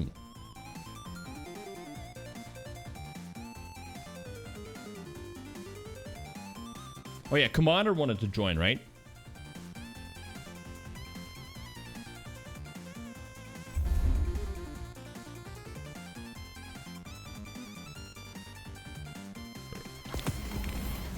Small XP boost, that's probably seasonal level up. Yep, 36. What is that? Rusted coin. Apparently it's very light blue. Oh, yeah, there it is. That's the color. Vanguard. Vanguard Ops. Yep, need 2 more. Running strikes? 2 more? Yeah, if I don't forget to switch, then maybe 3 more. For the pineapple. 1571.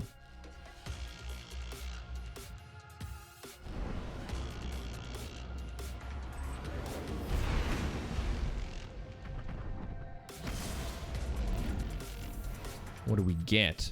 Nothing. I don't think so. Oh, there's something there. Also nothing. Oh, wait a minute. It was 8 p.m., so you think the element changed. Oh, true. That might be a thing. Oh, the strike. Let's see. Solar. Solar stayed. Brawler and Iron came up. So stasis was removed. Oh, the main burn is weekly? Okay.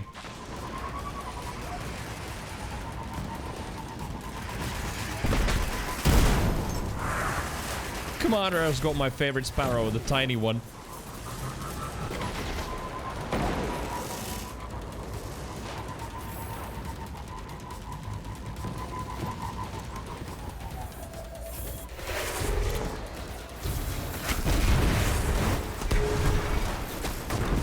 I thought I could jump somewhere with that. Can't I?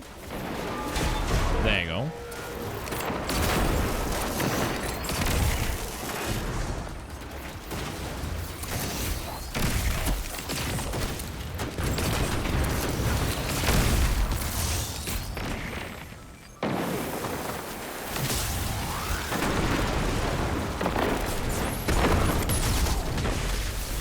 Bungie please sunset the strike? They did say, the interview I read today though, it was about them not sunsetting strikes but reworking some older ones, right? Although, what do you rework in this one? How do you take the driving section out?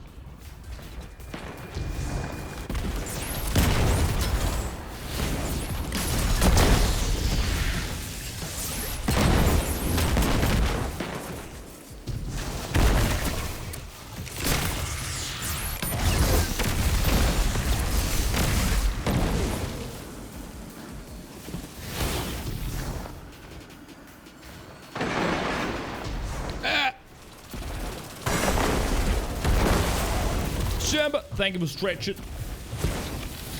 Oh boy. Nice. We scanning? No, we didn't.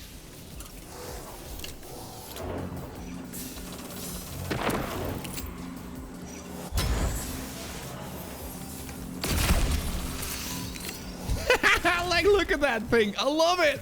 I love the small ones. They're so stupid. It seems like even the Guardian sits on it weirdly. Maybe it sits the same. It just looks like he's sitting on like a children's toy.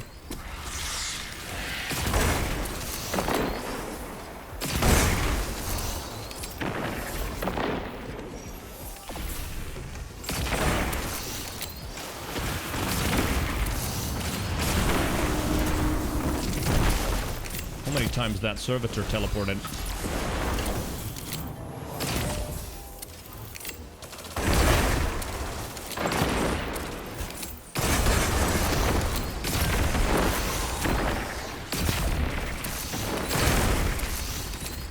Did I see someone there on the left? Oh, yeah, I did.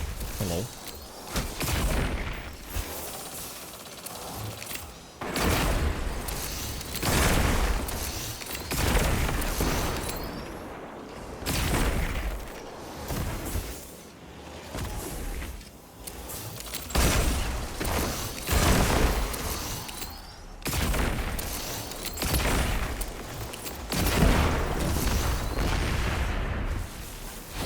Good to go.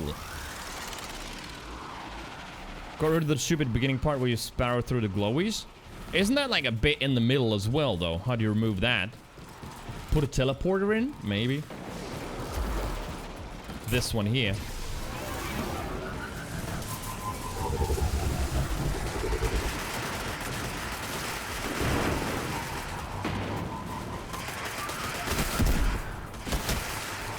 Oh, wait, we didn't do all the pulses. Oh, there you go. Commando got the last one. Thank you.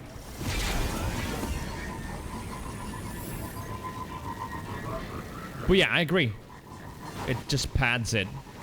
I mean, it's not the craziest unfun shit, but it's also not particularly interesting, right?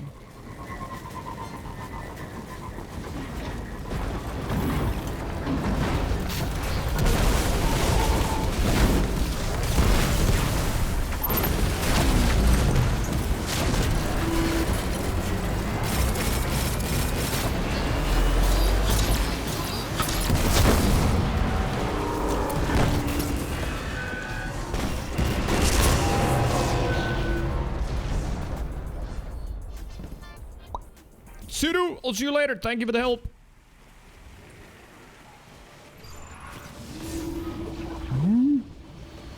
Oh, the darkness thing.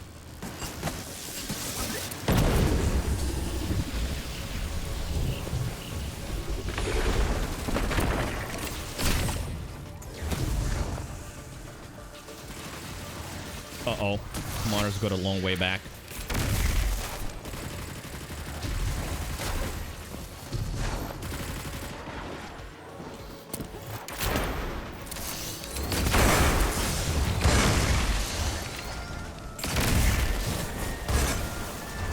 And then, I guess the other complaint for most people is that the final boss, like 80% of the time, is just invis mode.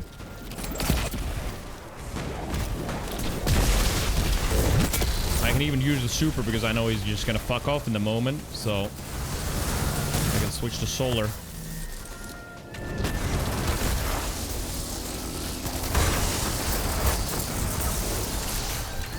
Right, solar time.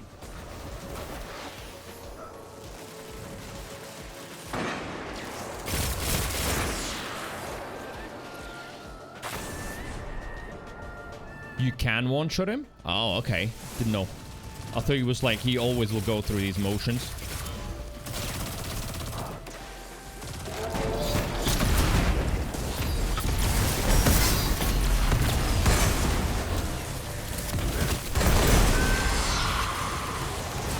Still in the well, he got.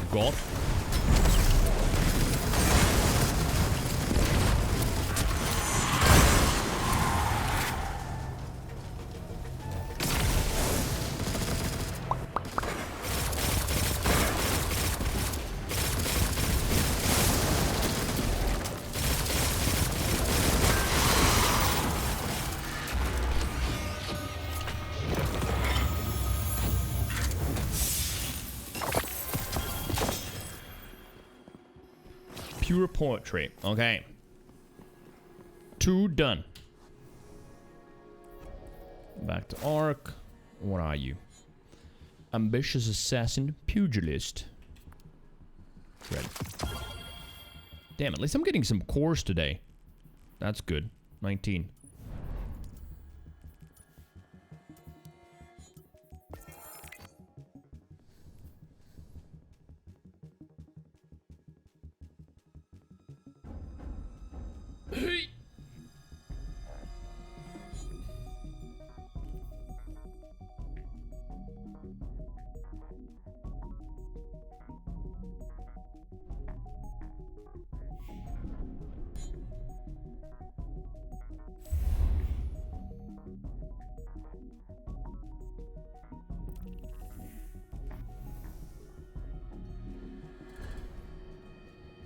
Commander, thank you for joining. Back to work.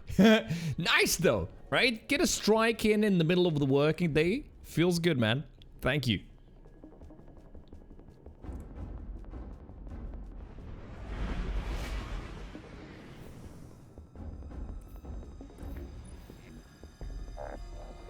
Yeah, just gotta get a better roll of this piece of mine, but I like it already a lot. And then, yeah, maybe apply the memento today.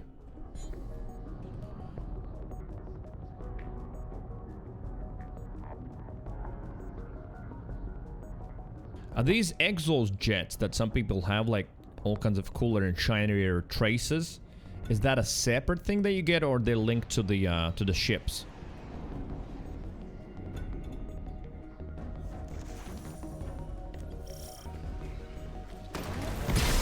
Link to the ship,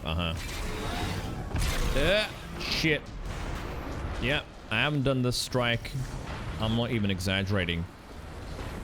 Probably in like at least a year, maybe more. Wait, have I ever even done this? Is this something different or new? But no, it's Nessus. It's not gonna be.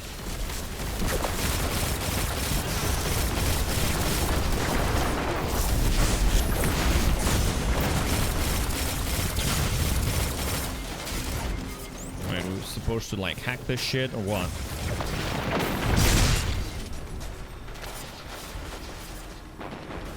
Glory-seeking legendary. He got his glory. Oh no, so this is new. This was the seasonal activity for the season of Chosen, but they have repurposed as a strike. Okay. Do you normally kill that? That seems to though take a lot of damage.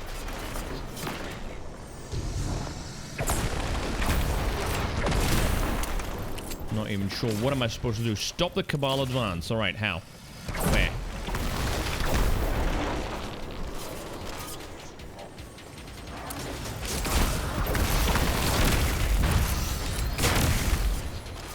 Over a year old. So yeah, can't be considered new. Alright. I guess new for me. I haven't done it once. Oh wow. Almost got Cabal. Very close. Dope, I got Cabal. I guess it's super easy here because there's so many of those balls.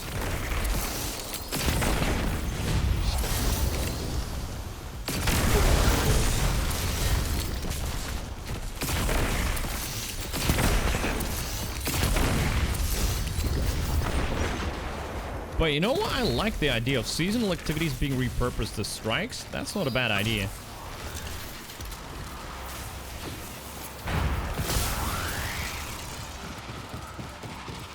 Oh, you just follow those symbols, that's it.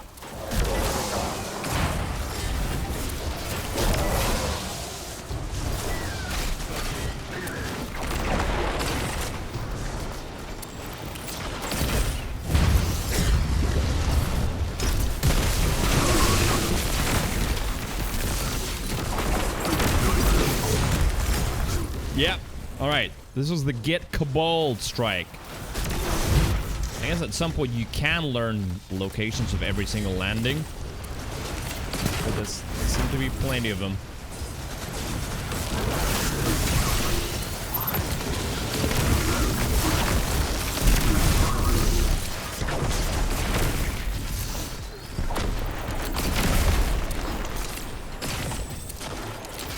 Do these threshers have a crit or not?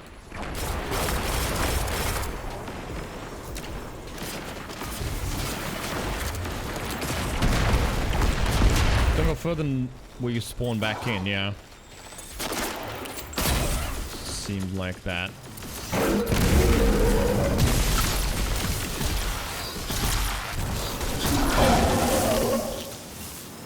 Dark reflections.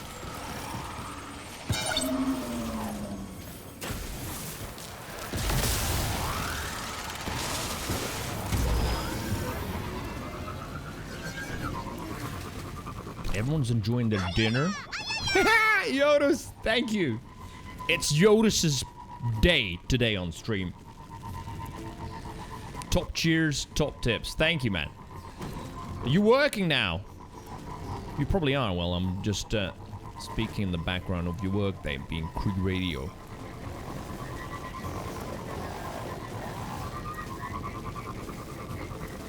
Did it just make a little noise as well, Topa?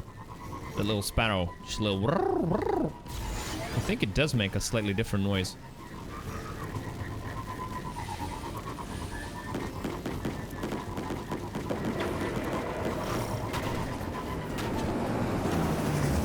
Wait a minute. Could that be? Have I always joined this strike at this moment and never done the first part? Could that be possible? Maybe, because I do know this part.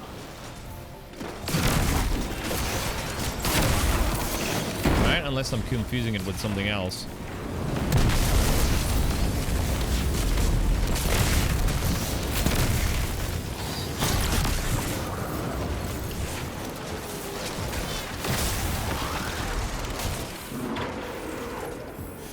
Yeah, and there's gonna be a dude in like a big red bubble there. Unless I'm thinking of something else. So that weirdly would mean that the few times that I've run this, I've always joined late.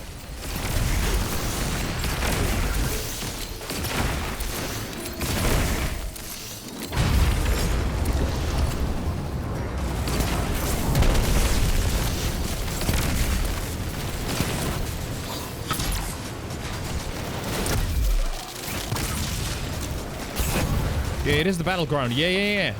But I don't think I ever did the battlegrounds. I don't think that's a season when I played.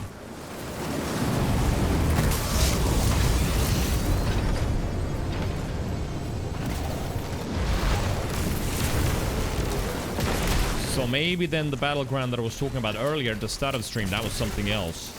That was not actually the battlegrounds thing. Unless there were multiple battlegrounds. Just like there's multiple expeditions now in this season.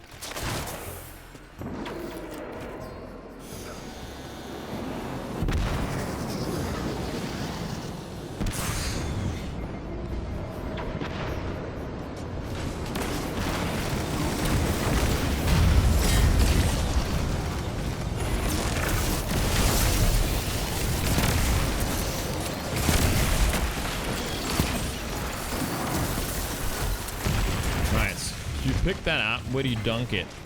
Ah, there. Do I throw at it? Yeah. Okay.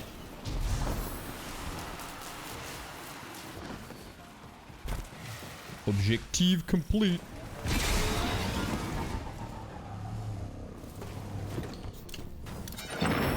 No, this must be slightly different. That actually kind of looks cool. Ooh, and that was mighty close.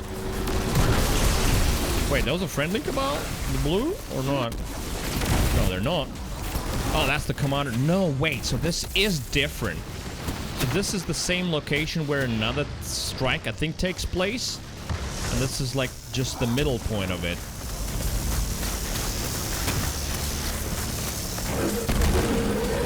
I'm stumped. There were 4 battlegrounds, thank you.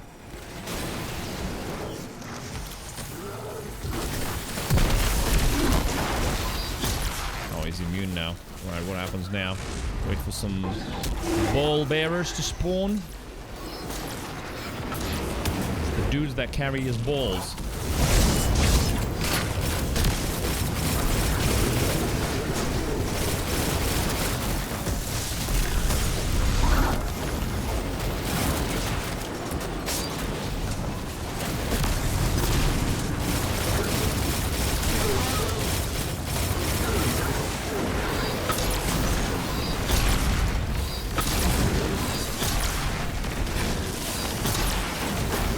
Another immune stage.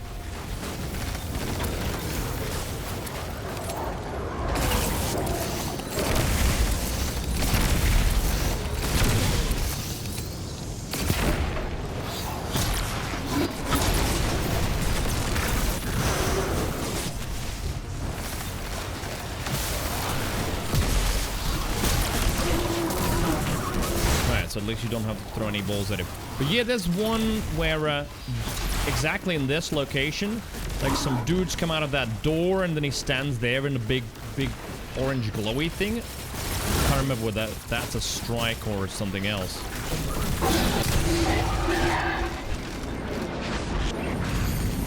Because I assume this would be the end of this one.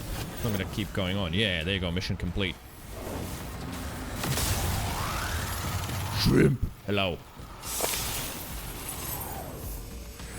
And Mr. Maniac, welcome back. How are you? That is Proving Grounds. Uh-huh.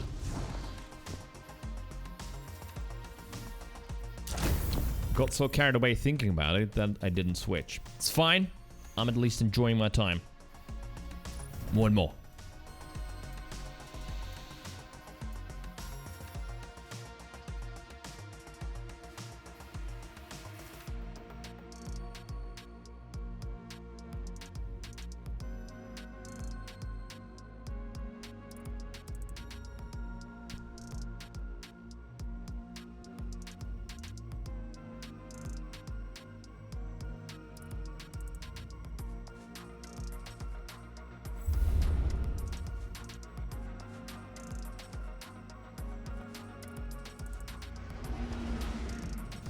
Okay, last one.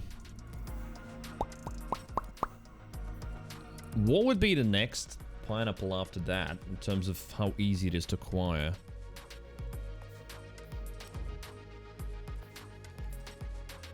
Complete Dares of Eternity with a score 250,000 or higher. No idea how difficult or easy that is. We'll need to check the postmaster. Oh! Catch Crash on Master, that would be interesting. But, oh wait, you need to get like a 6-player team organized.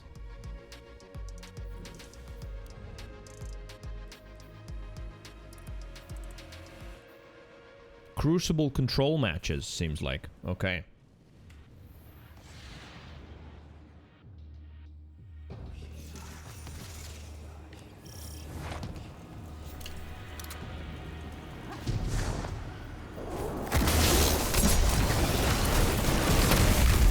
This is the one that you just run through half of the strike without killing anything.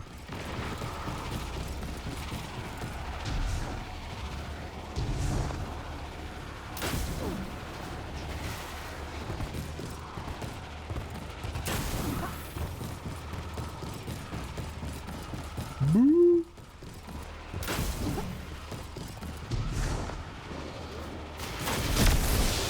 Which is kind of weird.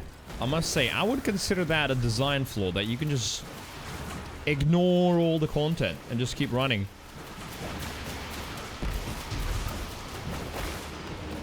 Like, who needs to do the actual content? Just run.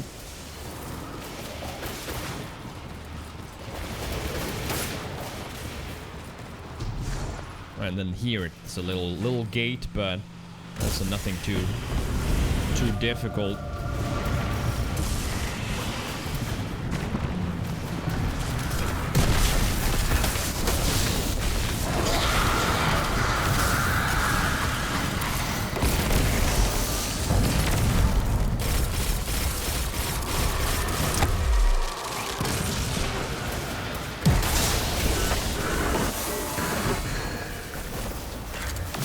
Billy boy, welcome back.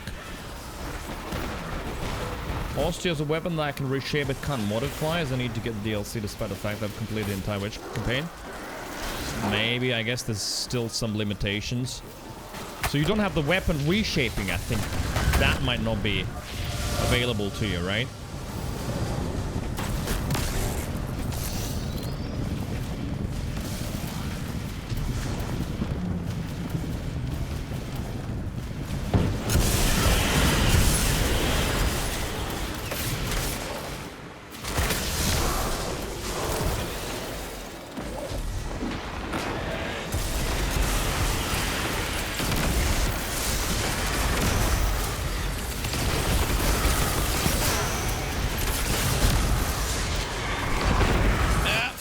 Fart gas. Who called it fart gas? I've started calling it fart gas too. I think it was Yoda's.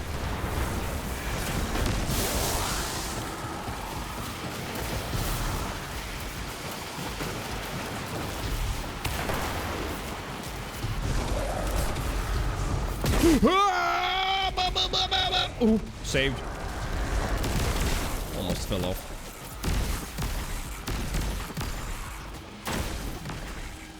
Requires Destiny to Witch Queen? Yeah, then that means that you probably need the expansion now if you would want to do further things. I mean, you can't really be mad at them. They already gave you a lot for free, right?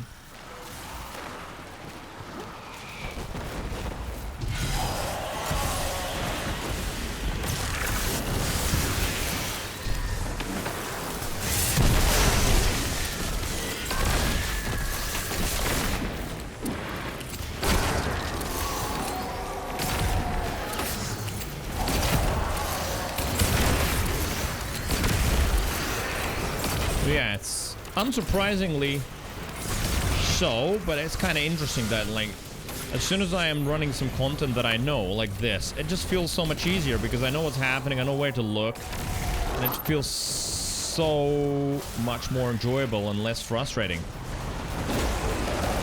There's 3 of us. Yeah, there's the 3rd guy. So we're doing 2 of the plates.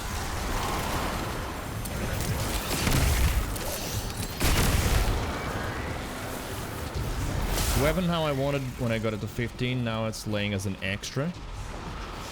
Oh well. I guess gotta get the Witch Queen.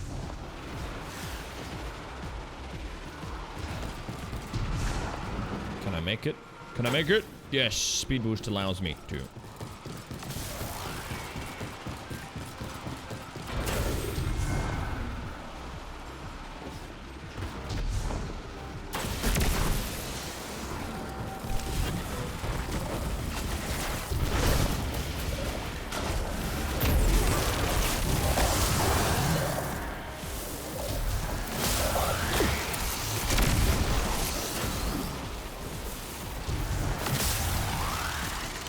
Like, I know already that there's, yeah, enemies spawning.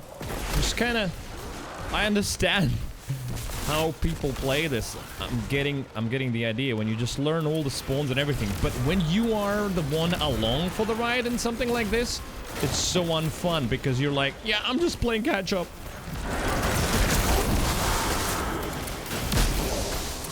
Oh, this is the really long elevator ride. Shit, yeah.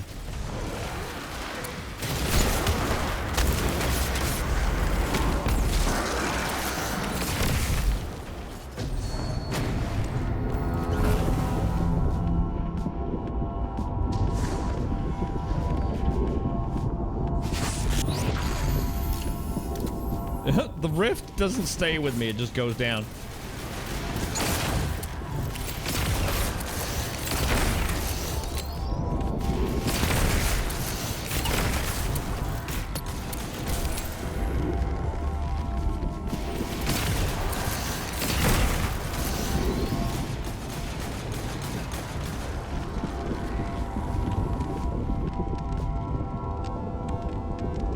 Remember Solar? Yeah, thanks.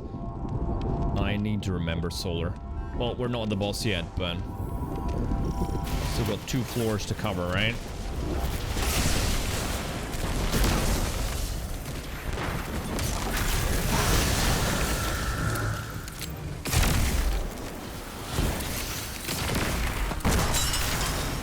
Alright, let's see. Does the rift stay on this? Nope. So you can't place rifts here. They just stay and the elevator moves.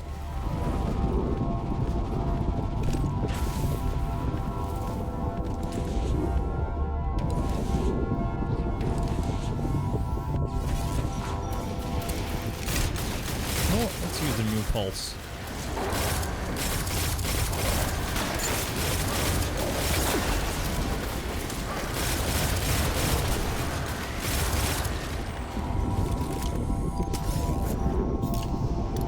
Yeah, oh, even the shield goes through the floor. I mean, that is kind of weird. Then again, vehicles and moving stuff in games is kind of tricky.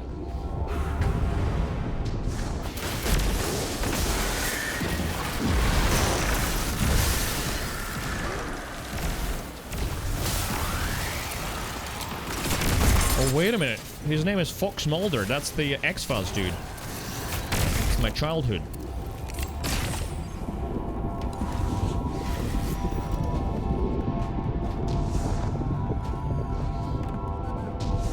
Put the rift down. Heh.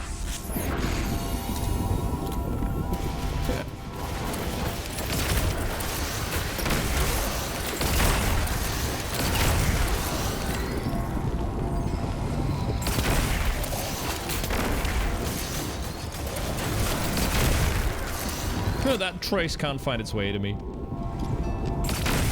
Right, I use the super and then switch.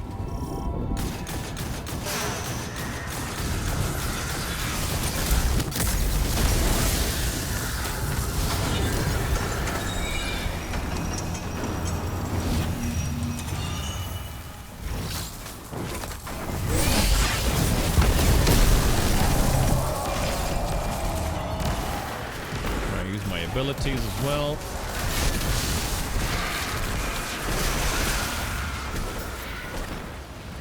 Load, thanks.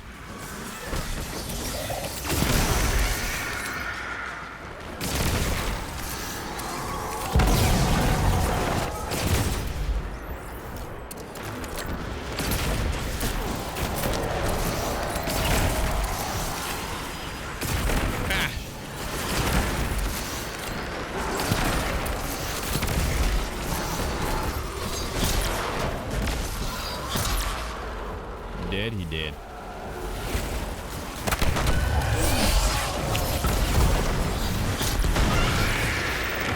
Nice! And my pinnacle is a rocket launcher. Alright, let's see. Did I need a 71 there? Maybe I did. Yeah, I did. Alright, that's nice. So I guess the Taipan is gonna be 71 now. Cool.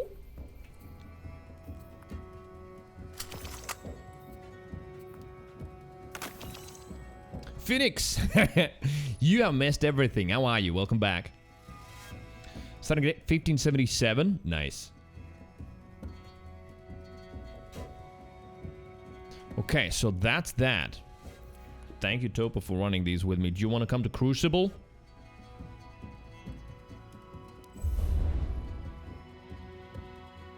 Jimbo, what's up? Hello.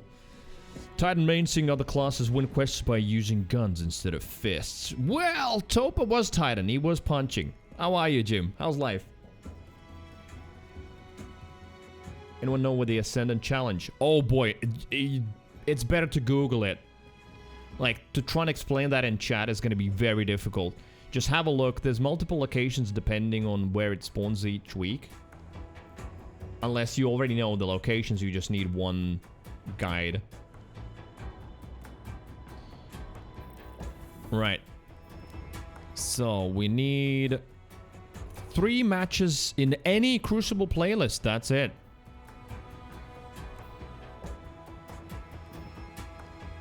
Oh, wait. There you go. Rumble? Wait. Why are these two the same? No, complete matches in any Crucible playlists, but these two show Pinnacle, and this one shows Powerful. Glory Survival, I guess because it's a slightly different mode, maybe. Control, Rumble, and Elimination are the same, whereas Survival is different? Okay, how is it different? Yeah, this is Glory, so that means competitive. Ah, okay, cool.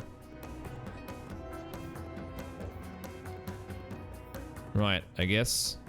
What do we do? Elimination? Is Dope staying for that? No, he's gone.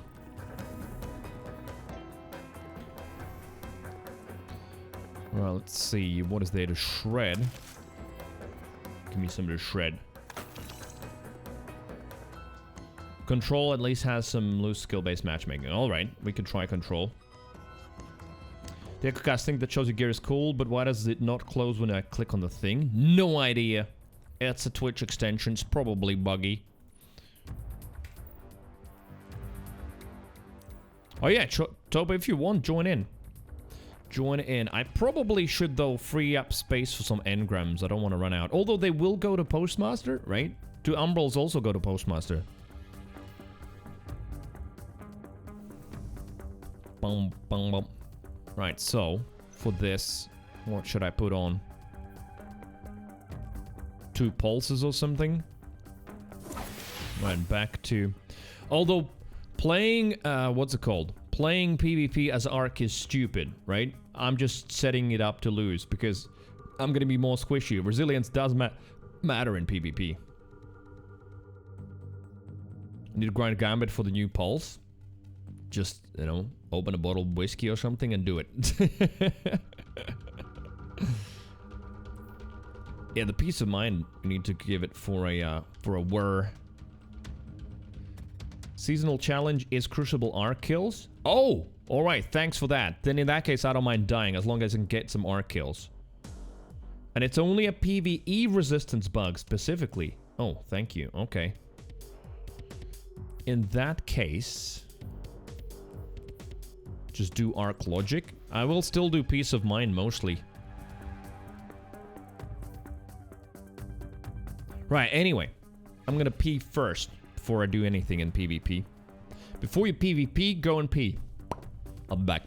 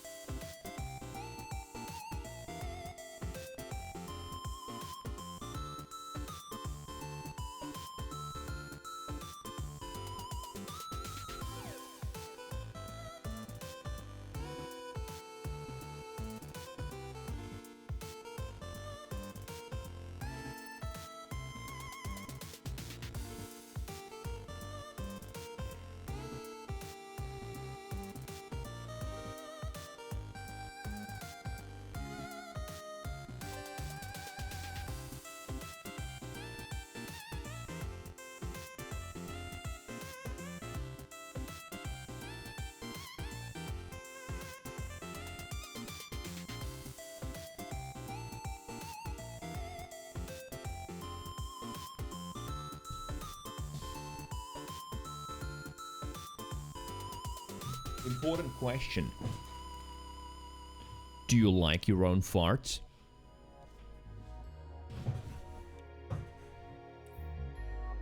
Do I keep the Fallen Sunstar?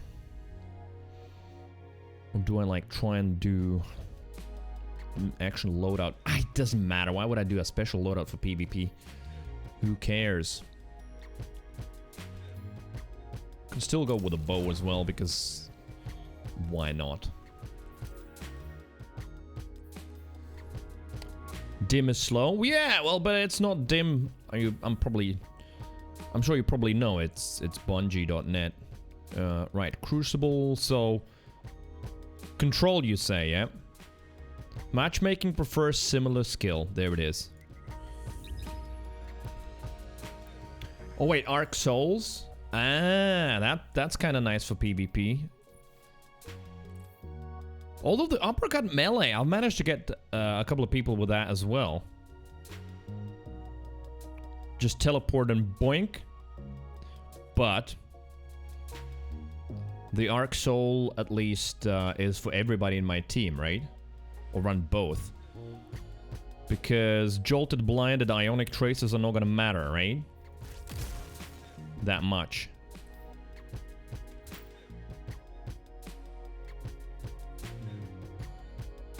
In that case, might as well do this. Got both long range though. Is that a shotgun? That is a shotgun. Alright, I'll have a shotgun now.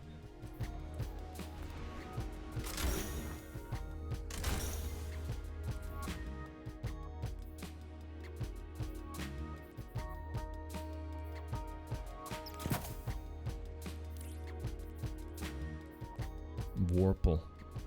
What was that? Airborne effectiveness, reload speed, stability, and range. Okay. If you run a getaway artist. Oh yes, yeah. I think I have them somewhere in my dim, in my vault. So you consume the nade, create your own Arc Soul at any moment. Do they stack with? So what happens if I also deploy a rift? Do I get 2 Arc Souls? No. Does it empower the Arc Soul that I made, maybe? Boost it somehow?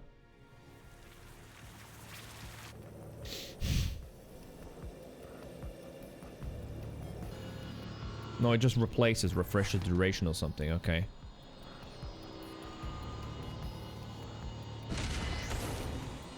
Control. Why does it show Topa? Is he like the biggest chungus in our team or something?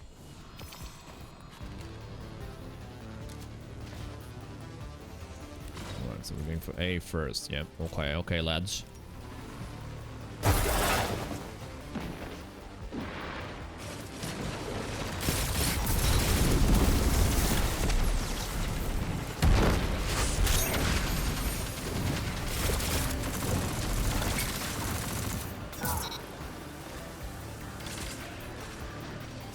Alright, gotta get them zones.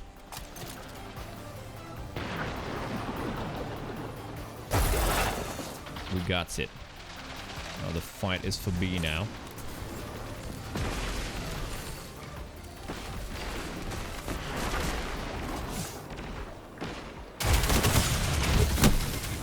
See, that kind of shit, but I was a little bit too far away to do it. That one works kind of fine. Even now, when the season has been going for a while, it catches people off guard, like me teleporting.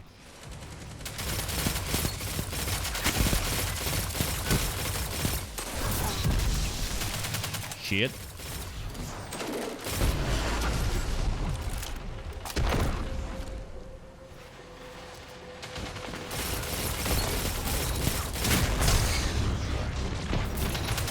Ah! Shit. But that was good. 2v1 trade. I'll take it.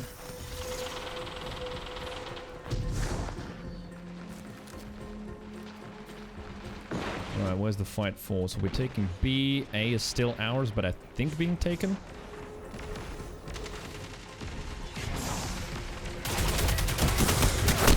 God damn it. Alright. How did I miss a shotgun shot? I don't know, but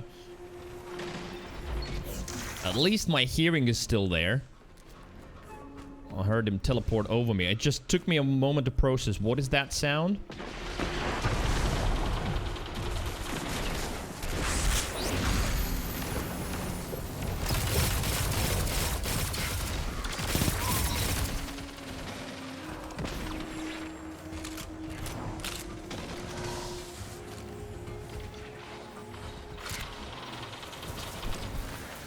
Wait! Oh my god, Destiny garbage fucking UI. There was 100% there was a my teammate symbol above him. It was probably because my teammate was somewhere further behind. And it looked like it was my teammate for a moment. What the actual fuck?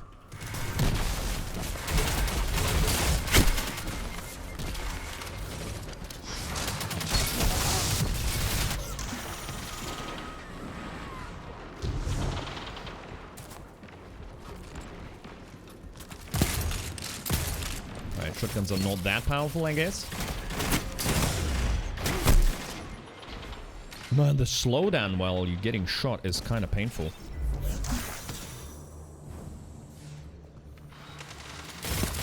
There's a lot to remember for me with and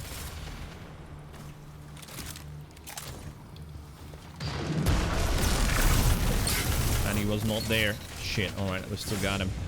What the hell? What was that burning thing on him? That shows how little I know about Destiny. I'm sure it's some sort of an ability, but like where we died, there was like a burning thing.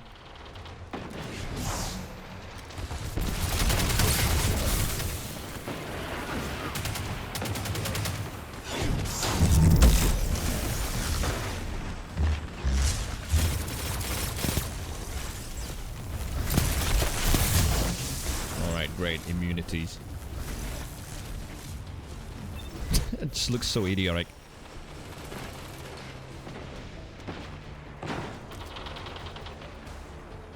Yeah, that's like... interestingly, I'm feeling that especially in Crucible, like, me not knowing what other classes have, I'm like half the time surprised by some sort of abilities that I haven't paid attention to.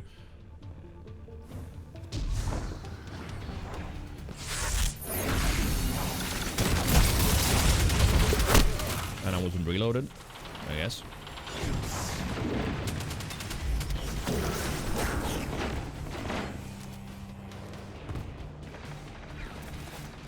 Well, we've got someone taking B. One guy's trying to fight it. Yeah, that's always gonna work, just jumping in.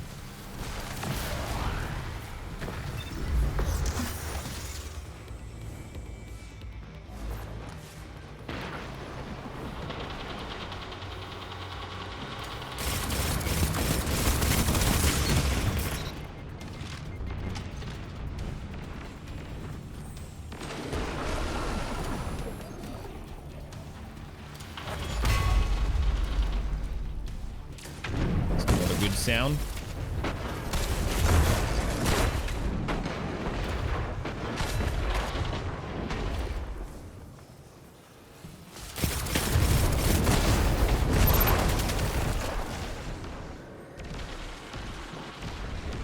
Is he chasing me? He is.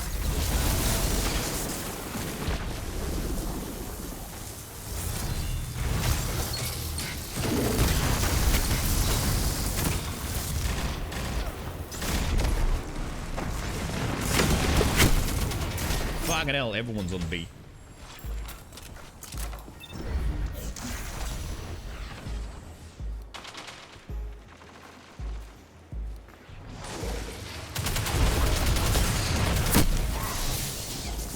There, I mean, it worked.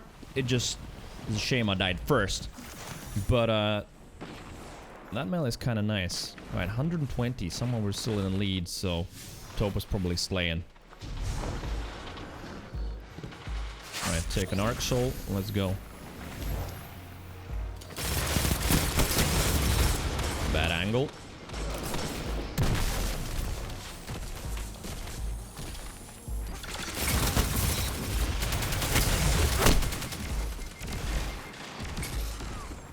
Clever people running Risk Runner.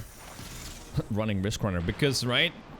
Needing to get arc kills, they know there's gonna be arc damage, and as soon as they get damage, they get resistance to it. And an empowered SMG.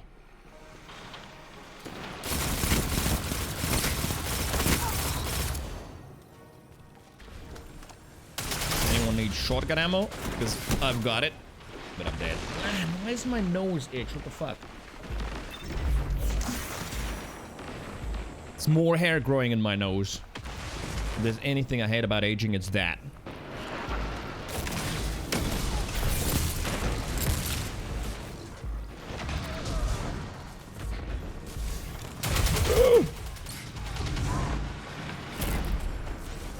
Oh, anyway, victory. Alright, I didn't do too badly for my return to Destiny PvP after years of not playing. Yeah, Topa, very nice, 38.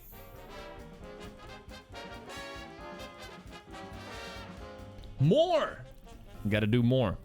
Also, I could have probably taken some bounties from what's his name? Let's go and do it. Risk Runner isn't that good. Well, I guess the fact that you get resistance and it instantly gets empowered when you're receiving damage. And if you've got a masterwork for it, its range is actually pretty good. Right, let me get my bounties from... What is this fucking name? Live fire exercises, vendor challenge. Complete bounties for this vendor. Like, how do you not put a name in here? What is this? His name is just this vendor. That's it. That's his name.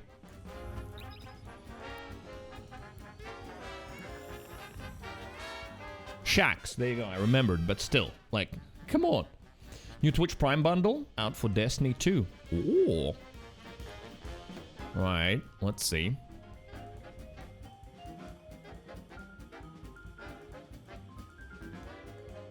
Don't see anything. Do I have to go like to my normal front page? Maybe. Creeception. Maybe. Whoop, whoop, whoop. Yep, there it is. Claim. Thank you. Claim now. Successfully claimed.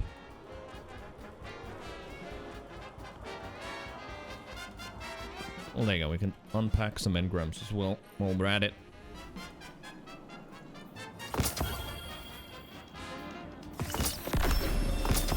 In your D. Alright, Shaxer. Let's get something from you too.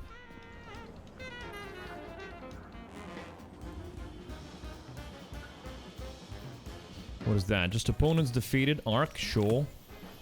Heavy ammo. Oh, collect. Okay, that's easy. And complete matches. Right. We can do all of it. In like one match, probably even. And Postmaster.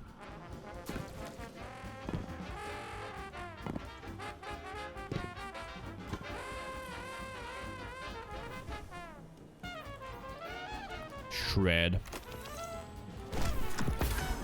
And there's my answer. Umbrals do go to Postmaster, of course. And yeah, all of that is going to be below 70, right? Yep. Now, what's here? So we've got this. Scout. Tunnel Vision Explosive Payload. With a backup mag already installed? No way, really? That dropped like that. Seems like it, yeah. And then we got the NUD. That we're gonna research and get some progress. And a core. Fair. But yeah, Tears of Contrition. I think I'm using that. So... Shred the 70? Wait, no. Infuse this. Infuse Peace of Mind.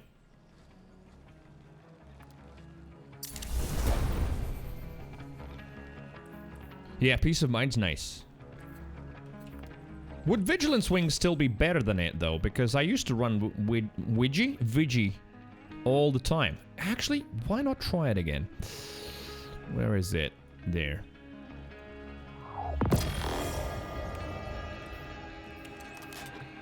We just need to infuse it. Do I have anything to infuse it with?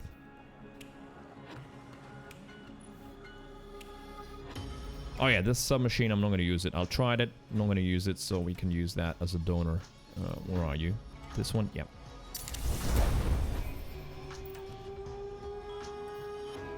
Gotta try my good old reliable vigilance. I've always enjoyed it. I don't know why. I just glued well with that gun.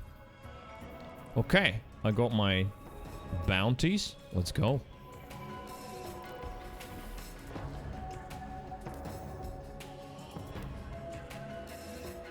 One match done.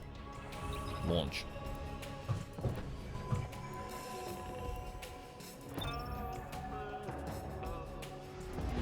So what are you Topa on for PvP? Peace of Mind with Icarus Grip, Perpetual Motion, and Elemental Capacitor. Based on the class. Reload speed, handling stability. Okay. Are these the best perks it can have? Those are really strange perks, but maybe that's like the best it has. 7 Seraph, which I missed out on, which is a bugger. I would love to get that. And Tractor Cannon, okay.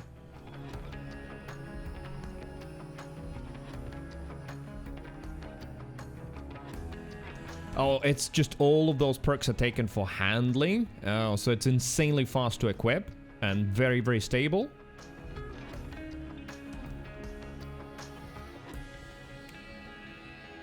Just super lasery feeling. Okay, so you don't even look at what the perks give, you're just looking for the stat. Okay. Is that like your PvP role, or you use it everywhere in like PvE as well?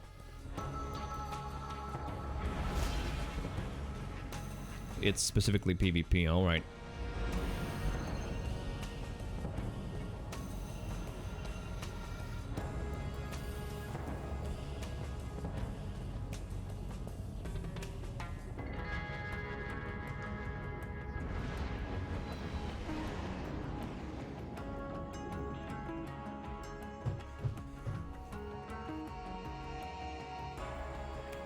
Trials Memento on it.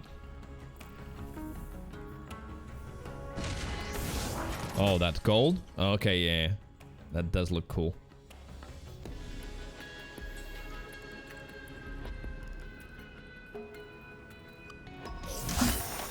Take those zones, yes, and hold them to your last breath. Oh, this was a nice map.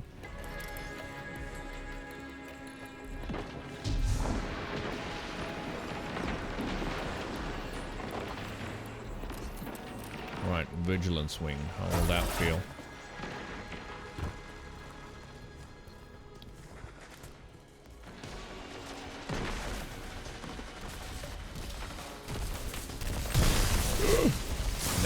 Nades a pain.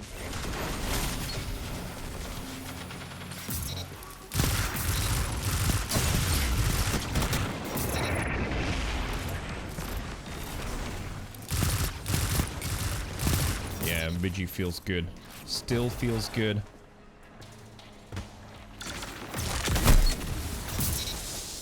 Interesting. So I did get him with the melee. It just took a while for the dot to get him.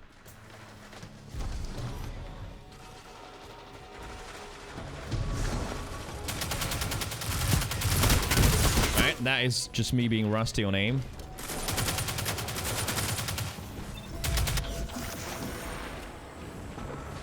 Shot his tits off, not a single bullet in the head.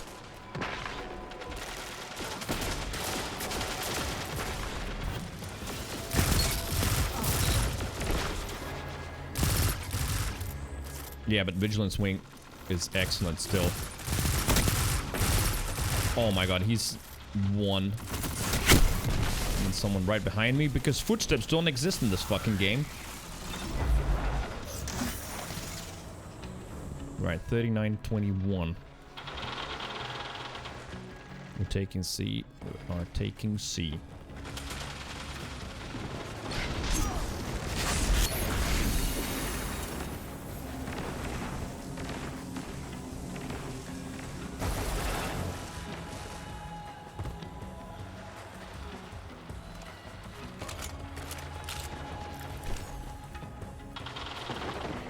Also, one thing I only now realized, I have to stare at the radar. That was the whole game, and in PvP here, wasn't it?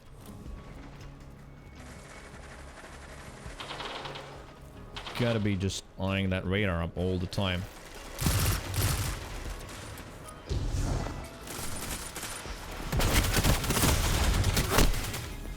Man, how are there no footsteps in this game at all? I just don't understand. There are, when they're right, like, in your face.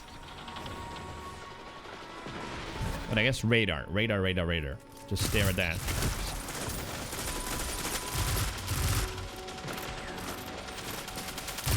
I just realized that ball lightning melee actually might be a better option than what I have right now.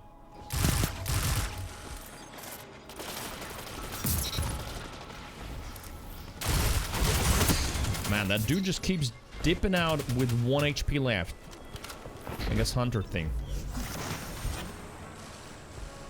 Oh no, am I getting addicted to melee? Sorry, melee? Not melee. PvP again, because I'm enjoying the adrenaline instantly. Alright, someone's going for heavy or not?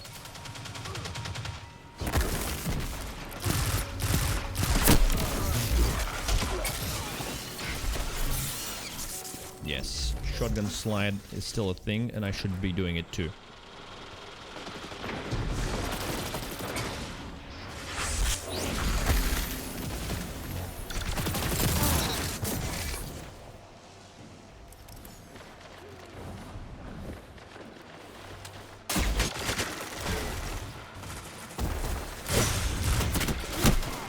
I was behind a fucking corner already. I guess it's the P2P.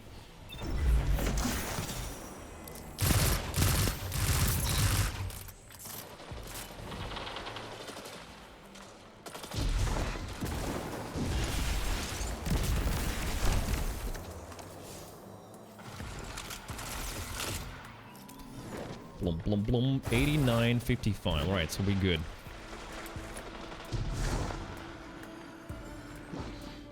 See you there. I'm guessing you're gonna be there.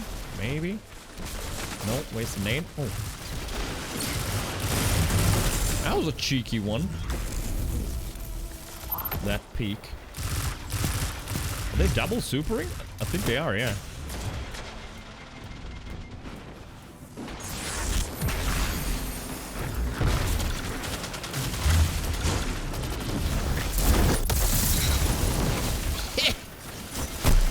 And then I get thorned, apparently.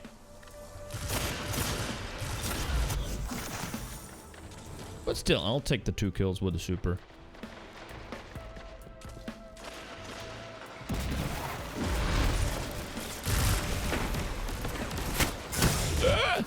That was bad positioning.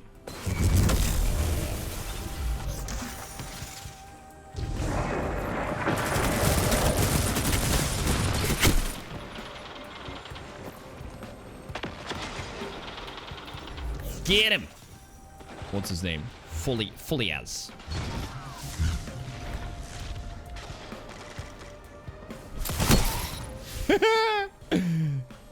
We traded shotgun slides, yeah.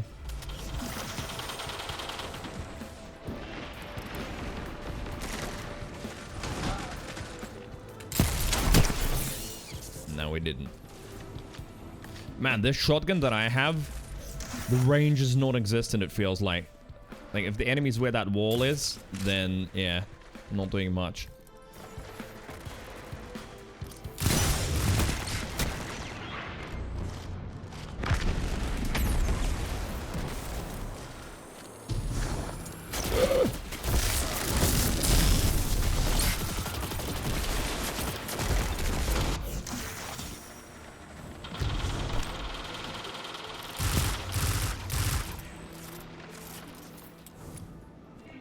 Right, so what are we doing? We're taking A.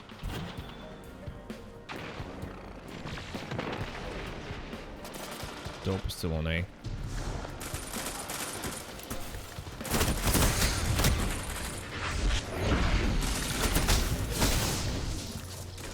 Right, my question is, how does he take almost 0 damage from my melee and then 1 hits me? I don't understand.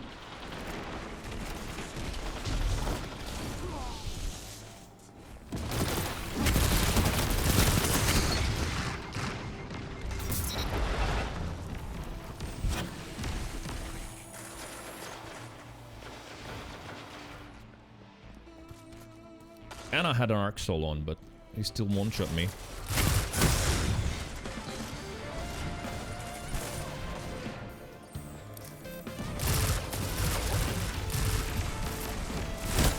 Man, that feeling of fighting hunters when you get them low and then they just fucking disappear all the time. Nice victory though, still.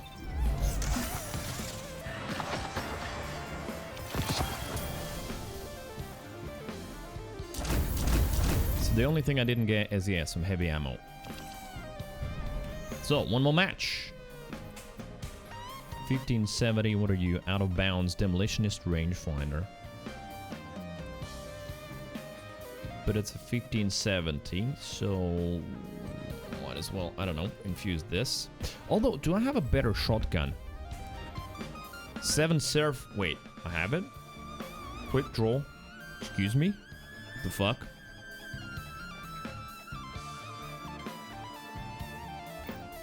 In that case, let's infuse that.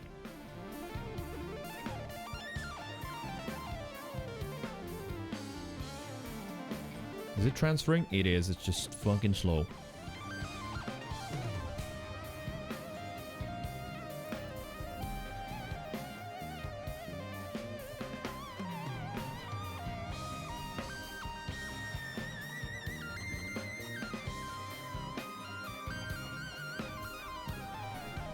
Still not here, still not here. There it is. So, shred that. And then infuse this to 1570.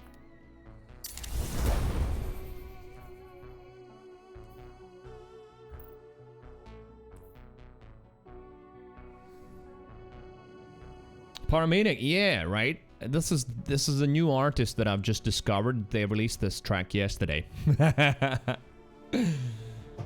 You might have heard of them. Unpronounceable surname.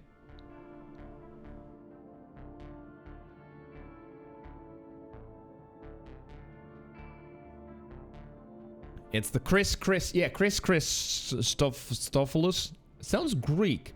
But yeah, I added Risk of Rain music as well, because there are some bangers, including this one.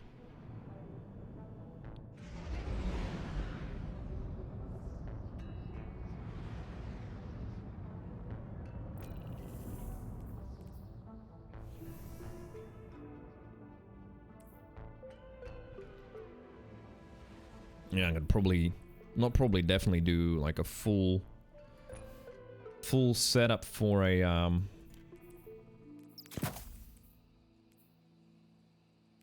PvP build as well. Right, 2 should be enough. Grenade throw distance, maybe, I don't know.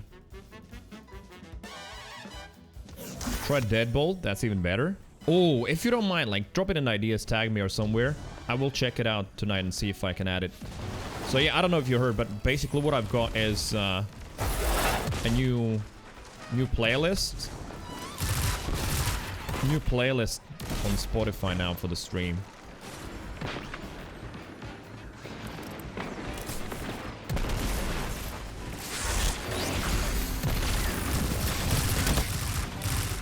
Oh shit, that's friendly.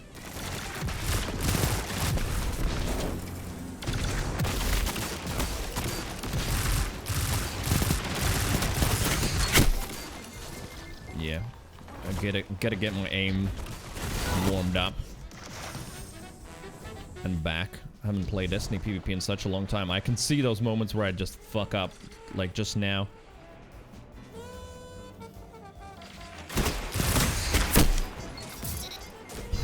Absolutely own me. Oh yeah, Spotify link in that case is perfect. Yeah, because I'm building a Spotify playlist now, yeah.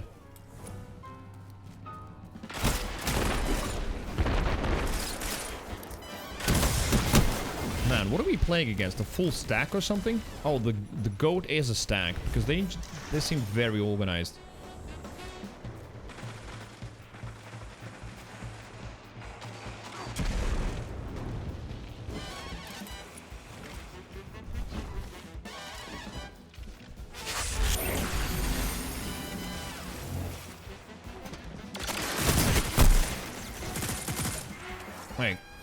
that's just good organization on their team. When I want to see someone, I can't see anyone. I peek. There's no one there.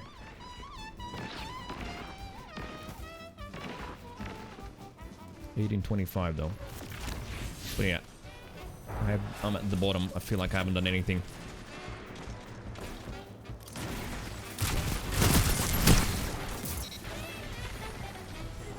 How's that dude like deleting me in one click? With what? Was that a scout? Maybe a scout.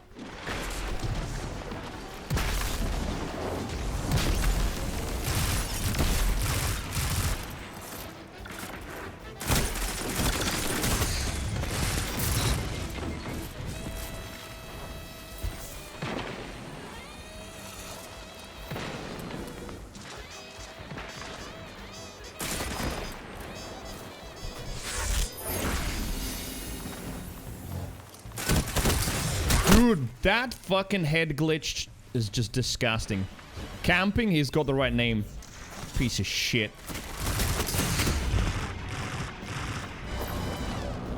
Like, he just literally knew exactly where to sit. It was like, alright, he's gonna push me, so I'm gonna sit in that particular spot.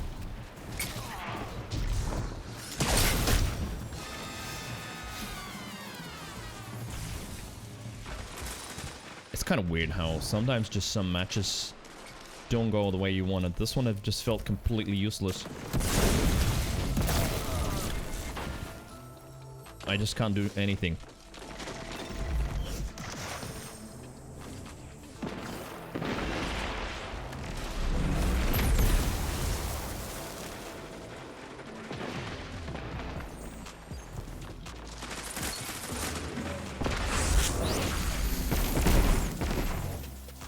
I guess partially it's my map knowledge. Yeah, I sort of know the map, but I actually don't know which spots to peek, etc.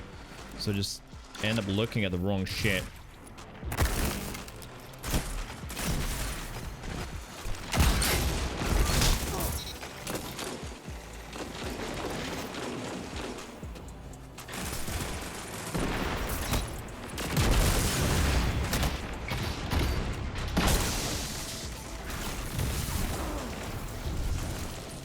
If this is White Dying Survivors like you made of glass, and hello everyone. Welcome to Destiny PvP, that's how it is.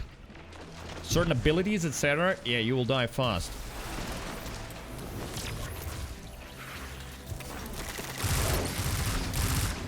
Sometimes also, well, what I've noticed with these guys that we're playing against, at least a couple of them are in one clan, so they're very coordinated.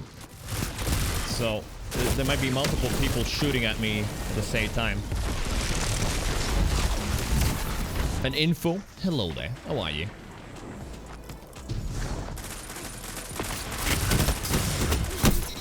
Alright, we traded, yeah.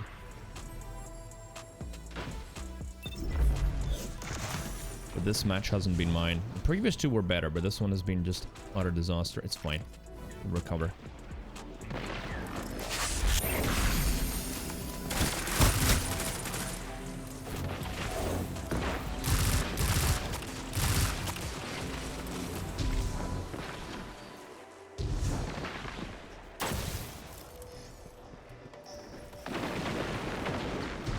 And it looks like one shot. Yeah, it might have been just been low, stuff like that. Seasonal rank up. Got A and B.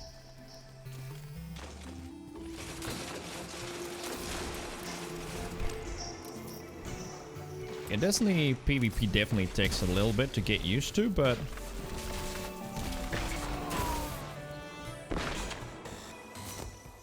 once you do, it can be decent fun.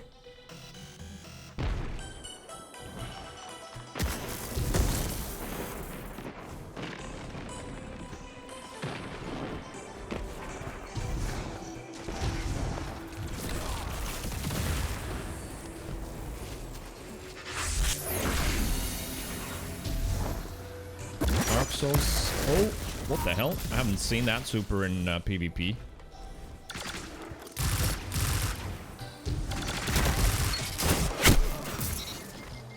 With a shotgun? Bitch. Time to kill Destiny is longer than COD, but some patches will shrink that if a weapon gets a big bump. Which they fix later. Yeah, but also, like, if you get killed by a heavy, you're instantly dead. Or sometimes, like, for example, Info doesn't play Destiny, so he doesn't see the health bar. Sometimes I might have already been, like, damaged by 80% by a grenade. This game doesn't have, like, a bloody screen or anything like that much to indicate that I've been damaged. So I'm actually, like, a squishy at that point, right?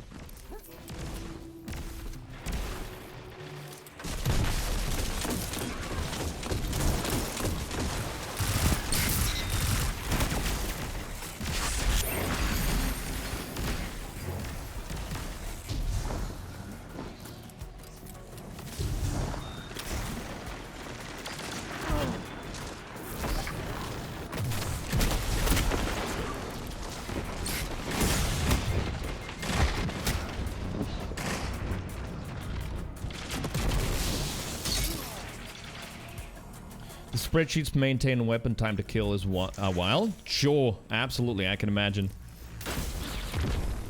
What was that shiny thing?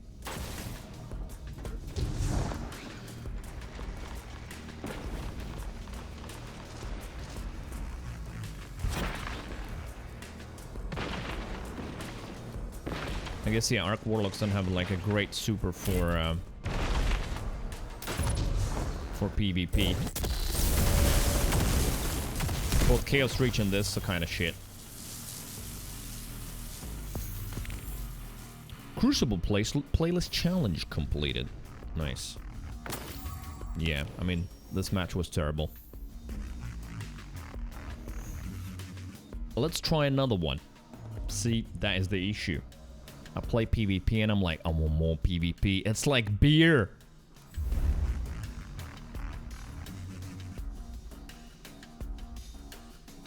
Butlink says Borderlands music and Destiny freaking you out. I know, right? It's a bit of a combination. Right, what did we get? Apart from some Tess Ever shit, which is a ship that I'm gonna shred.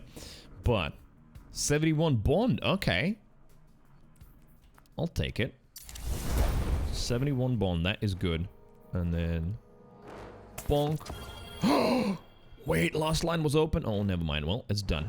I could reset the artifact to get this or that, but I'll get it anyway. What a fun game. Yeah, that was a bit tough. 1568. Frozen Orbit Sniper, high impact reserves. Well, it can be manufactured, so shred. Get perhaps progress? No, apparently not. And what was in here? 1569. Hey! Another one from Tiny Tina's DLC. But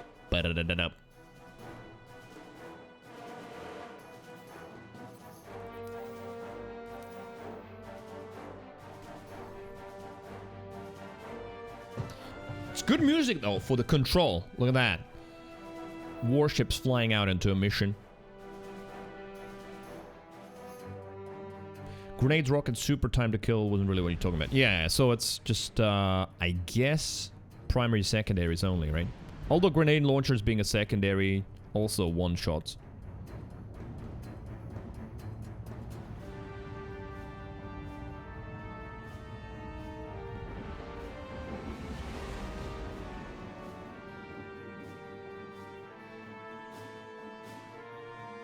Another thing I'm realizing is, and can get like that. Oh man, I hate this map, but okay. Can get like that if I'm paying too much attention to chat. Not that I'm blaming chat, but I ended up running alone very often. Whereas you should stick with a team and then at least you've got a bigger chance in fights. Because I was also deleted a couple of times very quickly because yeah, I was just 1 against 2 or 1 against 3.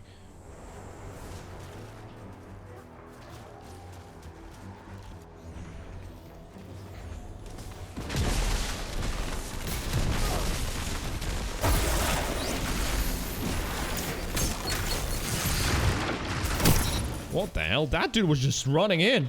He didn't care for anything in the world. Just, I'm coming. There's 4 of you. I'm getting you all.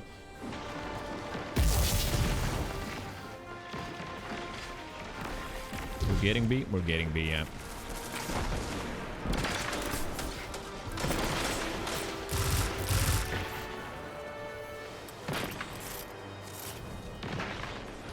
Boom, boom, boom, boom, boom. Who that? OC, evening. How are you doing?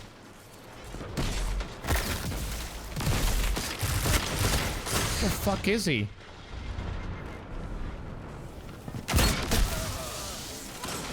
So, question. How do I not kill him? Point blank shotgun. How does that not kill him?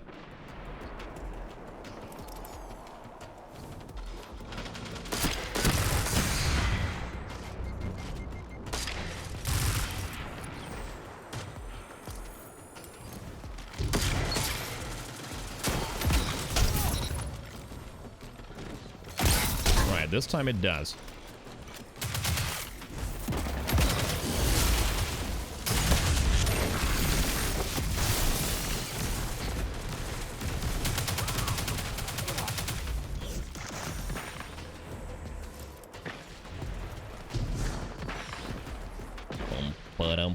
Although then again, shotguns always have been weird in many PvP games, right? The way they act.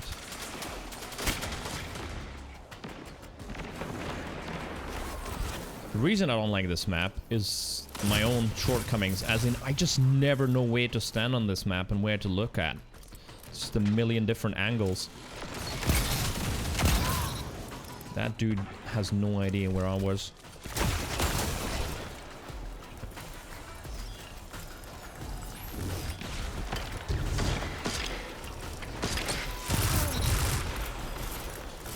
Someone above me? Where are they? Below? Below.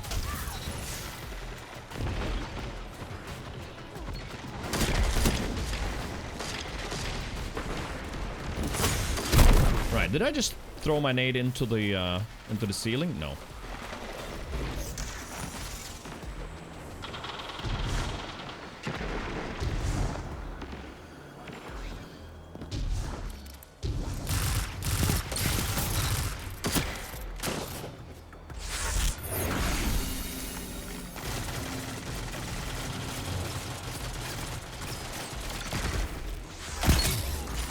Wait, how does that not kill him?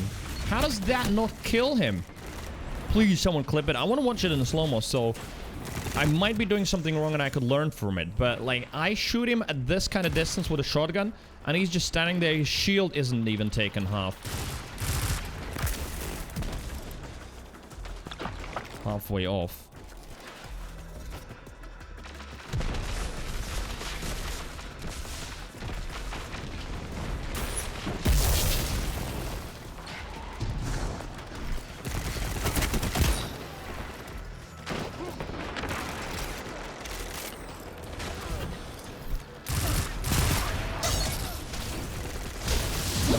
That dot dude is just so insecure, just teabagging everything.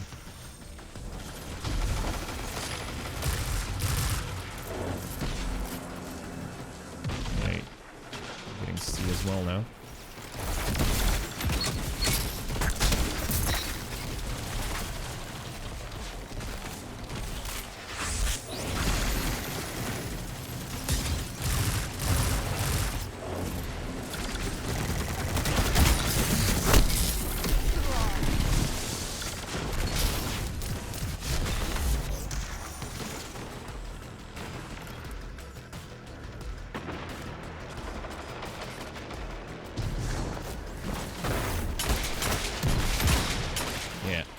What I'm gonna do with a shotgun at that range.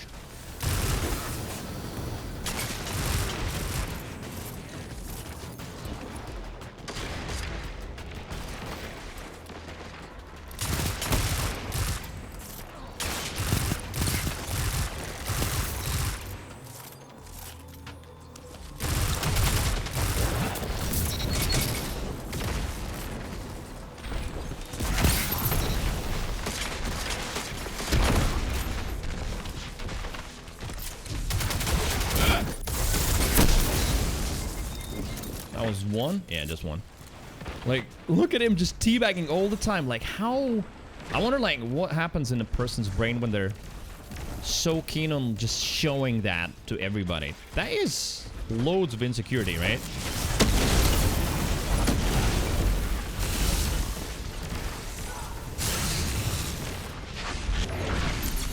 Dude, how long does that shit stay on the floor?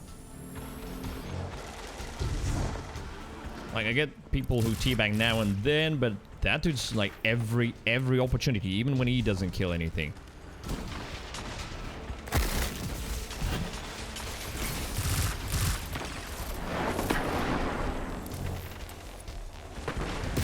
Dead Island 2 on no future games list? Possibly, yes. It's a maybe.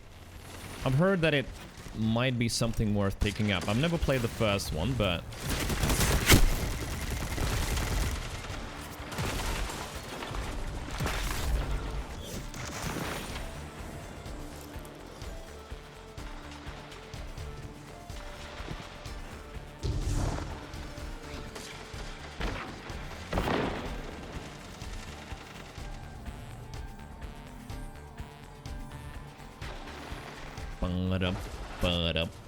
Alright, so we're offensive on A. And everyone's dead? What the hell's going on there?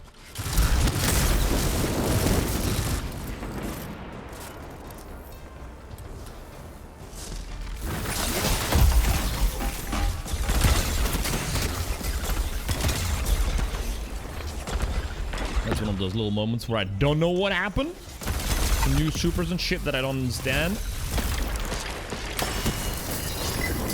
Right, I'm trying to break free, but it's not happening. Oh, they're going for the push to catch up.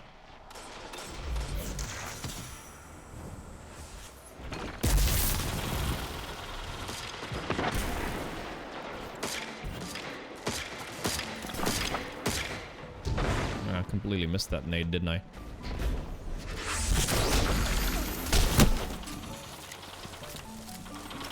See? I don't know, maybe that's his strat. He thinks that people get tilted, play worse, but he's still on the losing team. So weird.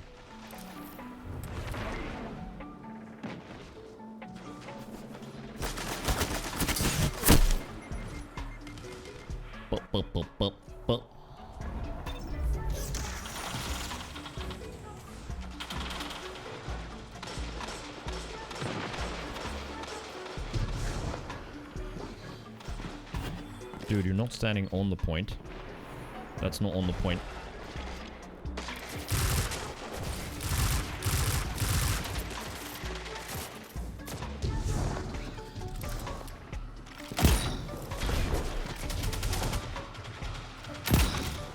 Immune? Does that mean I'm like too far away or something? Maybe.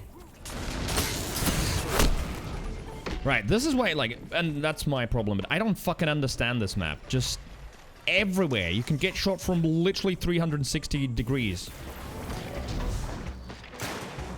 I'm sure there are certain places to stand where that one happened, but... Right, victory anyway. So, teabag away, my dude. Teabag away.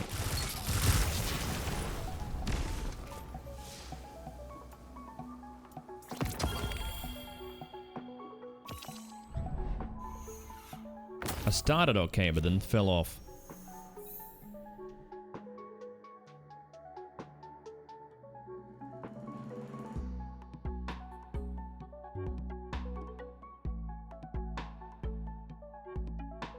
He's just mad? Mad 'cause bad? I mean, he's got the raid emblem and everything, but I don't think he's mad. Well, perhaps, yeah. Because, like, what is interesting to me is, like, what goes through those kind of people's heads? Like, what is he achieving with that? I mean, obviously some sort of a psychological release. Because I feel like super rarely, I do know some players in Overwatch that use that as a strategy. Literally trying to tilt the opposing team's player. That I can sort of understand. It's a little bit of a dirty, psychologically, I guess, strat, but it works. You know, you can try and bait, like, opposing team also with some insults in main chat, stuff like that. Try and get them arguing between themselves. Some people even play that game while also playing the PvP, but I doubt that this would work in Destiny, right?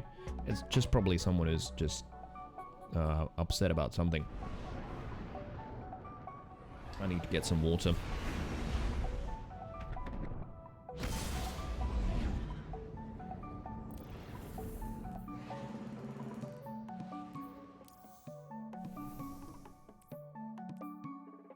Boom, boom, boom, boom, boom. I still haven't gotten the heavy ammo. I need to pick it up. But if I don't pick it up, as I'm getting more hair out of my fucking nose, come out. I need to buy like some sort of a shaver or something for my nose. I hate it. So what is the idea? Like, why one person gets shown in the middle here, and I'm seeing Topo? It just shows my friends to me. Don't pick your nose? Why wouldn't I pick my nose? It's my nose. I can pick it.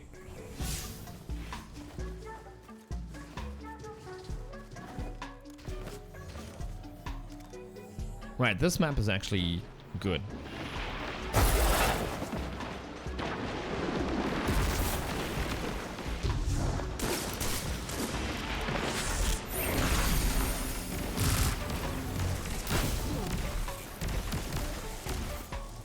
Like, clear shot lines, clear paths, alternatives, no like 3 different levels with holes everywhere.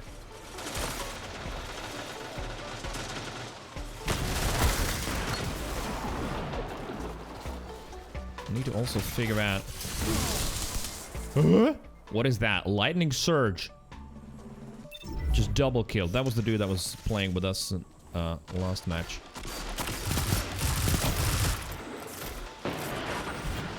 Is there like some... That's probably some sort of a Titan melee ability, no doubt. Poor guy got frozen.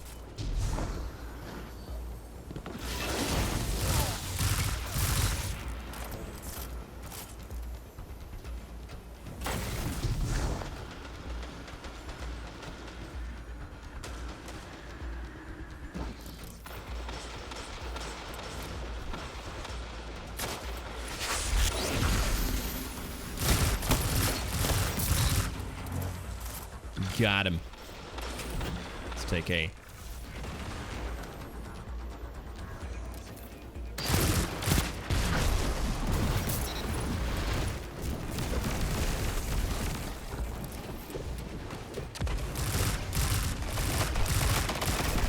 No, you're not coming in. How did he come in? Dude! How, like, what is that resistance? I'm obviously not understanding something. He ran through my nade and bullets just tanked it. Right, focus.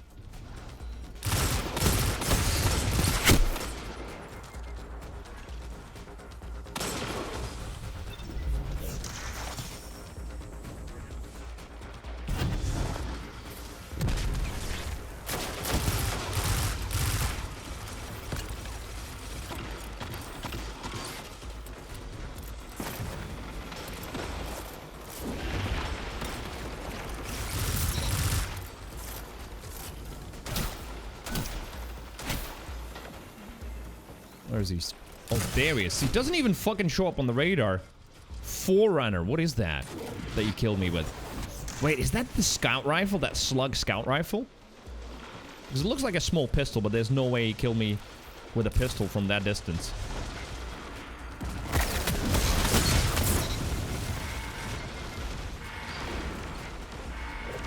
Zero! Hello. Sidearm? Oh, maybe.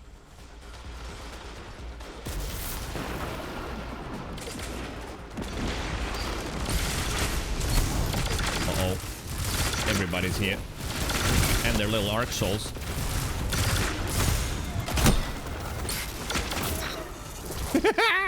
That corpse.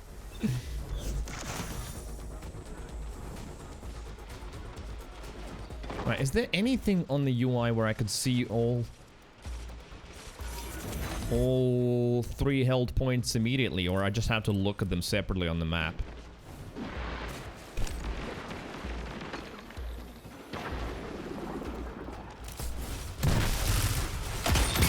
Alright, he's running at us with a shotgun. There's one answer to that. Shotgun.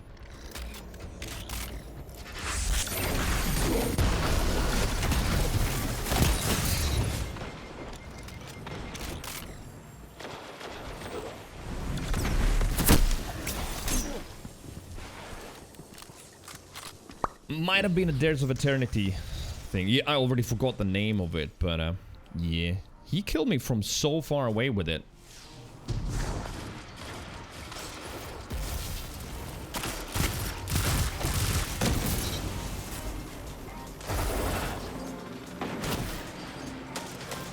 Yeah, he's there doing the same thing again, so I wonder what it is.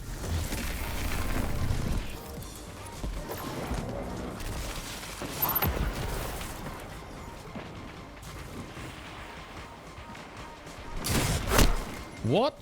Oh my god, he was just literally sitting behind a corner. Maca? More like motherfucker. Right, B's being taken. Dude, just not getting those zones.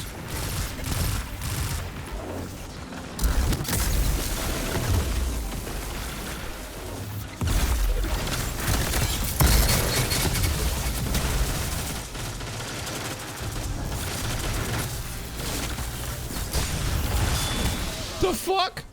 What is he made of? I'm not understanding something. Like, my super didn't damage him at all. 0 damage. What happened?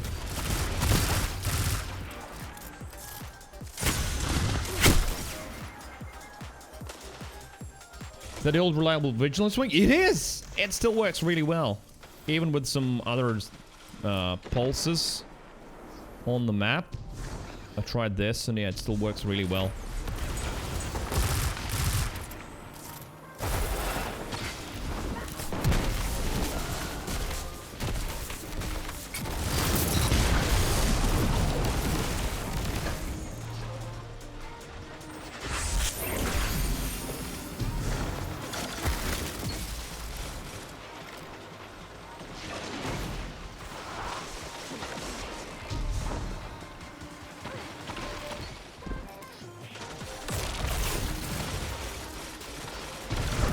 Dude, like, I couldn't find him. Where the fuck was he? That Maca dude is so sneaky. Yeah, it has got a very smooth and silky sound, Vigi. Yeah. More. I can just feel like not playing a long time, there's just so many sounds and things that I don't recognize anymore. New abilities that I don't understand how to counter and what to do with them.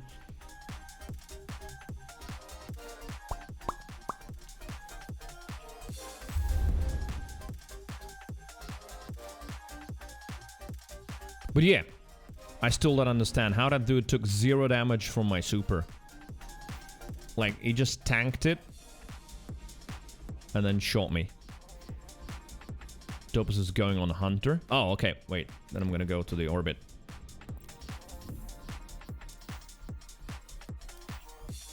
Maybe there's some sort of a combo or something that I don't understand. But he was all glowing red. Maybe they have some sort of overshield ability or something like that.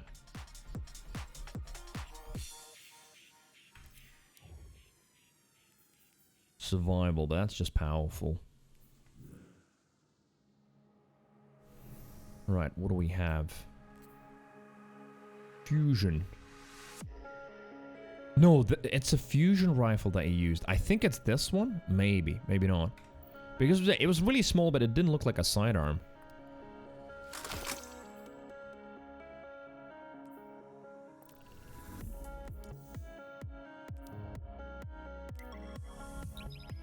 Still haven't done the pick up heavy ammo bounty, so we can keep playing.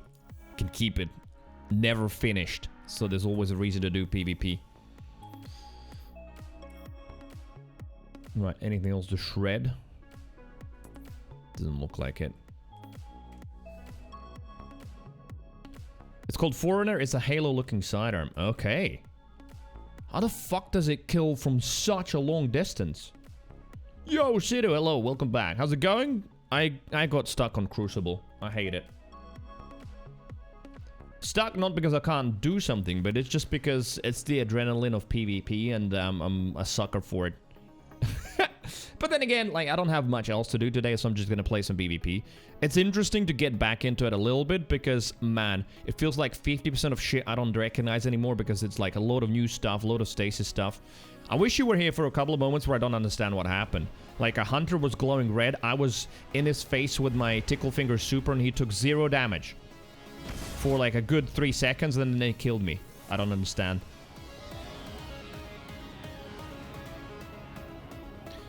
Seriously, that's me on Apex. That was absolute bullshit. Goddamn. One more match. Yeah. But, I mean, that's everybody. As in, I lost this match. I need a win to feel satisfied tonight. And then you get a win and it's like, yeah, win. Let's keep going. So, you win or you lose. You want to get some more. Was he in his Arc Super? Maybe, but he wasn't doing anything. Maybe it was like a power play. He just sort of stood there being like, yeah, do what you want, sucker. But he wasn't holding any shields up or anything. But yeah, he was glowing red-ish. I was doing damage to him, and he was just like, yeah, whatever. What's up, bro? High five. Sir Prawn. Sir Prawn, I already like him. He's my favorite. Sir Prawn in a pink costume. Oh, shit. Good positioning from that dude with the unrecognizable. And that's not even a name. That is a European pretending to be weeb.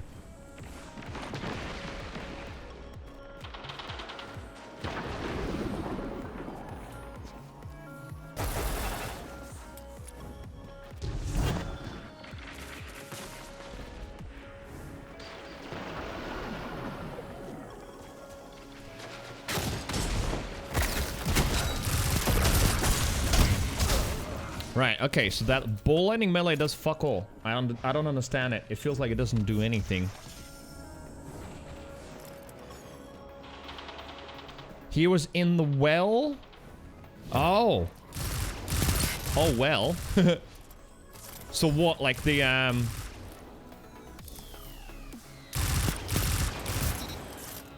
the well that is the super of another warlock? That's why he was red? That explains me not doing any damage to him. Alright, this is not a good start to this match.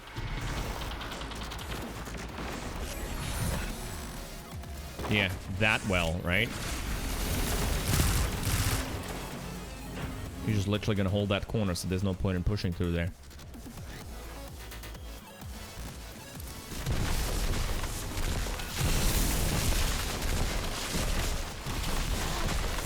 What the fuck is this grenade spam? Is this Halo?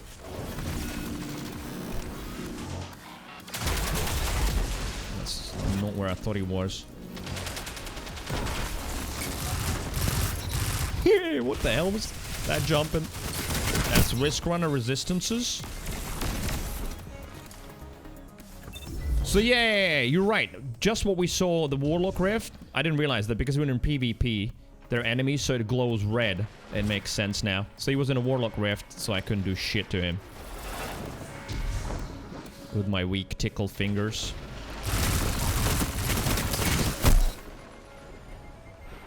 Wait, Ace? Is Ace playing against us? No, it's a different Ace. It's from Yum. 2658. Yeah, okay. This match is not going well.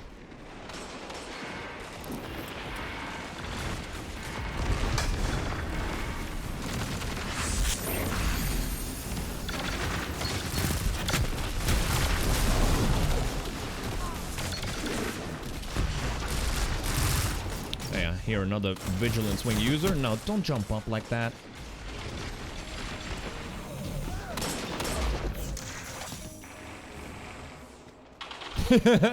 In PvP, sometimes you lose, but sometimes the others win.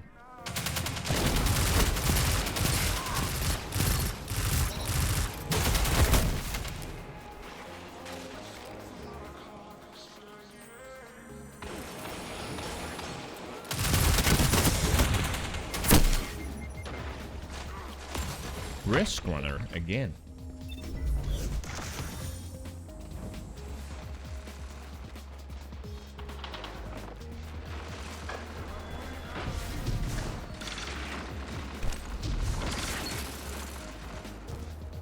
Are we feeding now in by 1-1? No, we're kind of trying something here.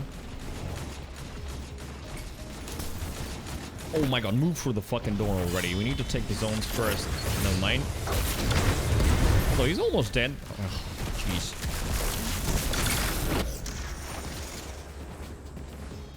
Void with the Child of the God. Yeah, apparently, like, seasonal something something is to do arc damage in Void.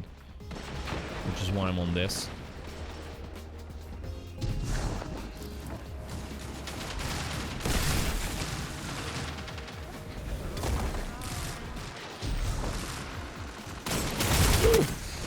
It's so coordinated.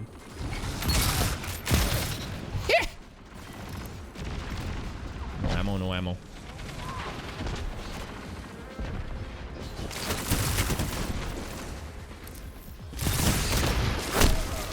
Dude, they're so coordinated. There's 2 yummers and thick. 45, 104. Like they're pushing in teams.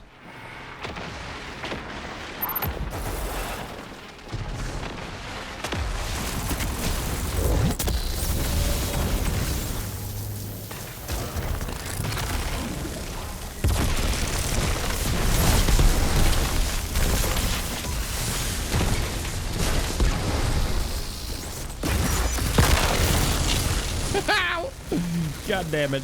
You did find me at the end. Weekly challenge for arc damage. Ah, okay.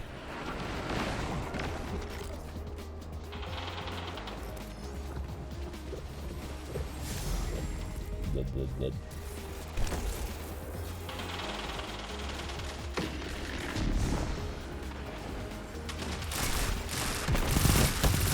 My vigilance wing, brother.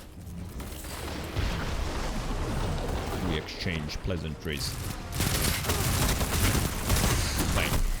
At least I got 1. 62. Yeah, but they're just not getting zones. I don't know, is it me and Topa getting the zones only? I said that out loud, and now at the end card it's gonna be like, I am the one that didn't capture zones. Here's my chance.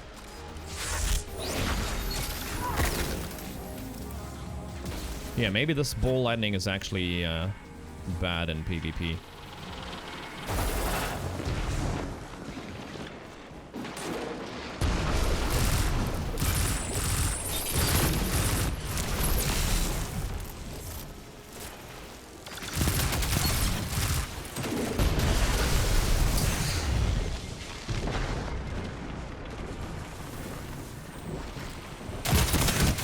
God damn it, he waited it out.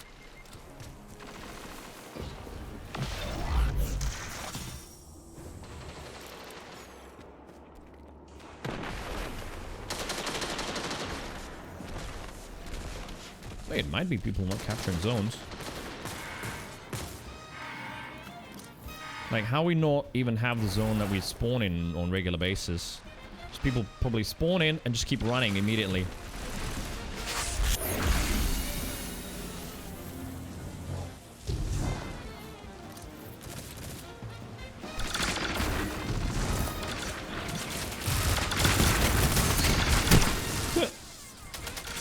The 2 of them. Yeah, they're very organized. And someone left in our team. That probably explains that.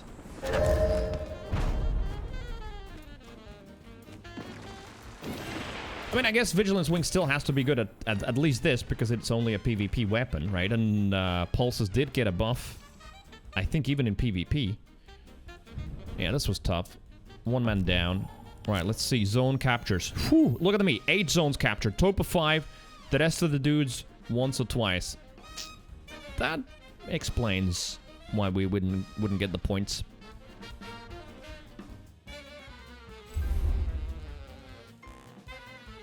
One more match. Hashtag. Right, I got something. What is that? Casino sound. We're breaking up those teams to find a better match. Next match, all same people. Welcome to the Destiny 2 experience.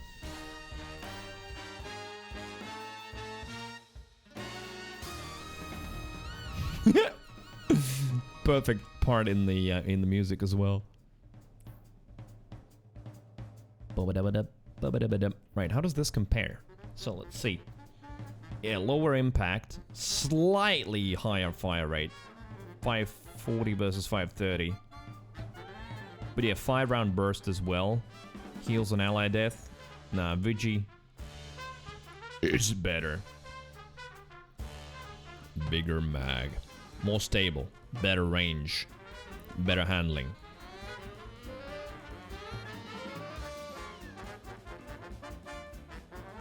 It was the reward from Shax that made the sound? Oh. Heavy ammo. Still haven't seen any. But honestly, I'm not even like trying to avoid picking it up. Just haven't seen any.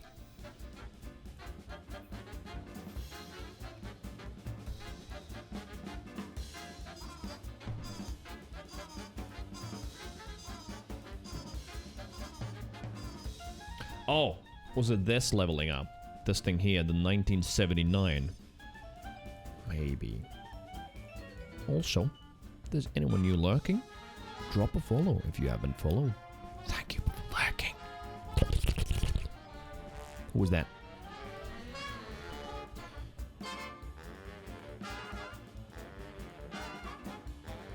Heroic 2, which I have understood only now, thanks to your explanation yesterday, Sido, that that's actually just Shax's level.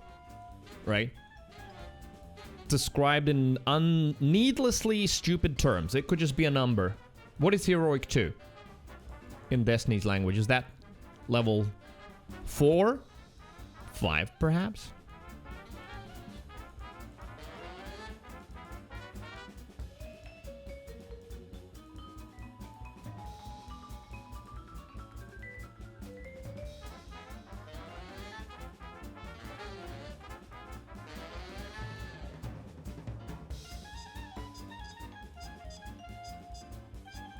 Same rank system. Vanguard, Gambit, Gunsmith, and Seasonal Stuff.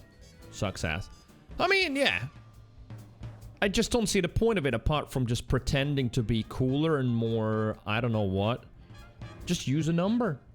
Why do you have to learn another alphabet to understand what level you are? I get that, like, if you play 1,000 hours or something, you'll just know it by heart. But for me, Heroic 2, I've got no clue what that is. And yeah, on vendors it uses a number. That's the best part. So what is Heroic 2? Is that 4? That's my best guess. Last answer. Do I win?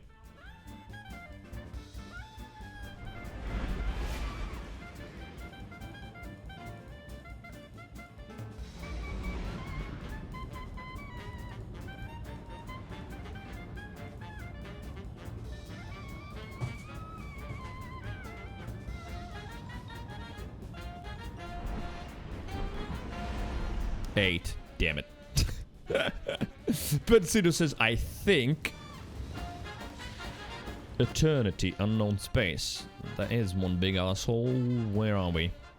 Oh, this. It's like such a clean map that it's just super easy to spot enemies everywhere. It is 8, alright. Cooks, there's a PP on the screen. Is that not enough? Hello, welcome.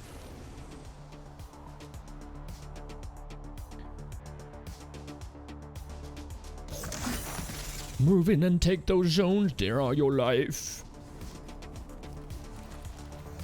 There is no life without the zones. Patrick Not a Star is his username. Amazing.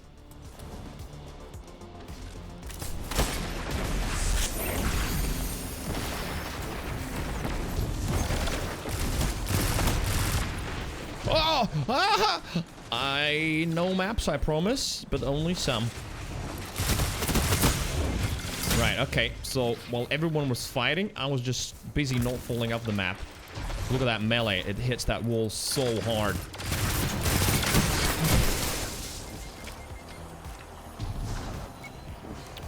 Merco? Hello, what's up? Apart from denying cock.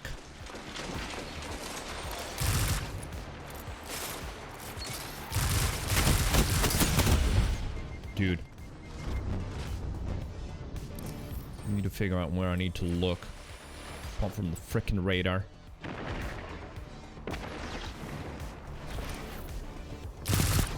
Oh, he's Titan. He's running. And there was his brother.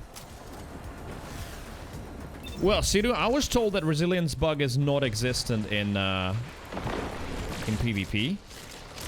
Maybe I was lied to. Maybe people wanted to see me struggle. Right, why are they so organized? What the fuck? They're always like in 2s or 3s peeking a corner. Why are we always getting such organized people against us? What is this? Right. What's his name? Carlos, he's my best friend now. We stick together, we die together. We liberate together. Let's liberate Point Booba. Me and you, brother. Don't go. There we go. Go.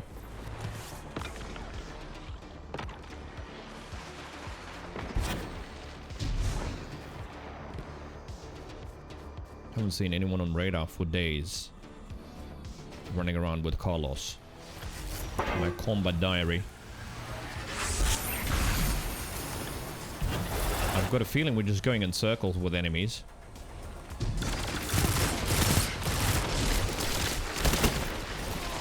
That was a good nade.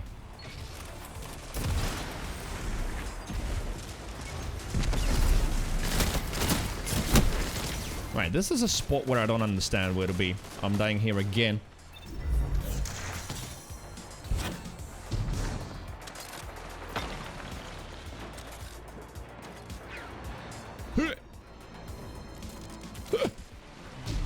It's much further than I thought he would be.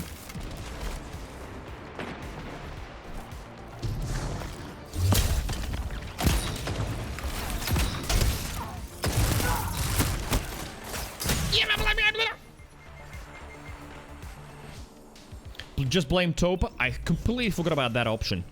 I blame Sir Cooks a lot.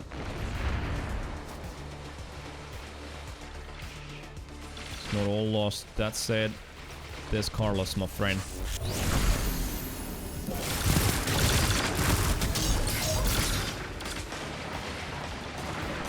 Yo, I'm getting owned this time completely.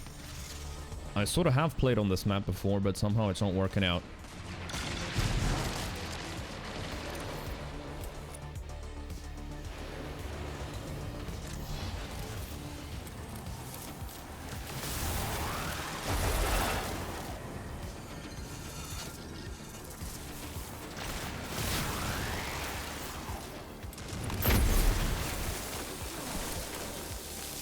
What the? Alright. Both of my teammates are dead. Nice. Can we take A? I think we might be able to. There's someone there. Oh, golden gun. Oh, that's somewhere else. We take A. Whoa! What the hell? Ah, that's where he was.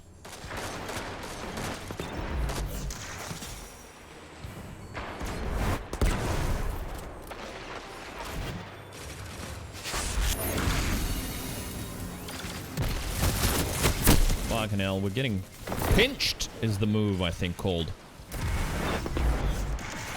Right, the previous maps were going actually better. This one, somehow completely falling apart. So when the matchmaking said we're breaking up these teams, it meant to give us even more pain, right?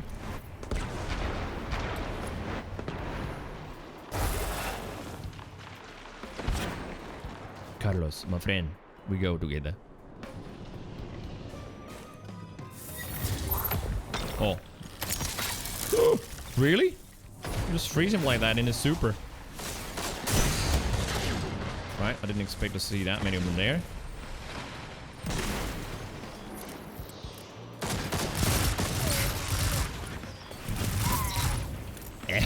That didn't even hear it.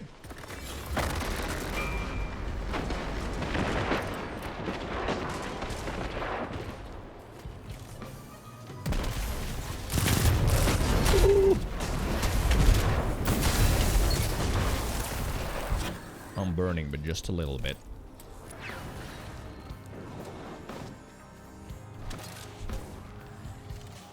Wait, Guardians, where'd you go?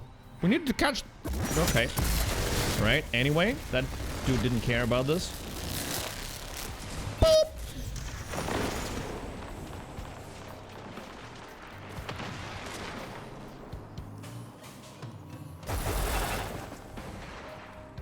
Alright, and we're getting B. Carlos! The chatty is getting B. Is he actually the leader? No, Topa is. How am I so shit at this match? Right, I don't know.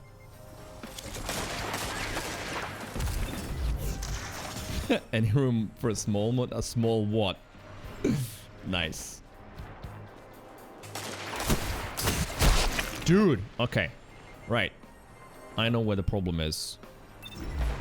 Previous rounds and maps I was okay. This map I'm just completely getting owned, but because I'm partially just not thinking. Gotta concentrate a little bit.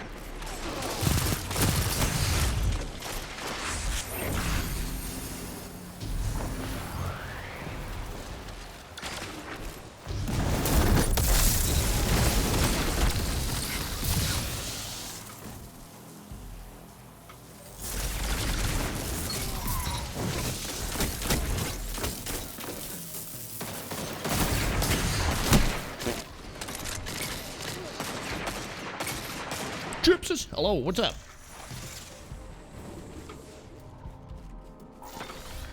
$103, $134. That's not all lost yet.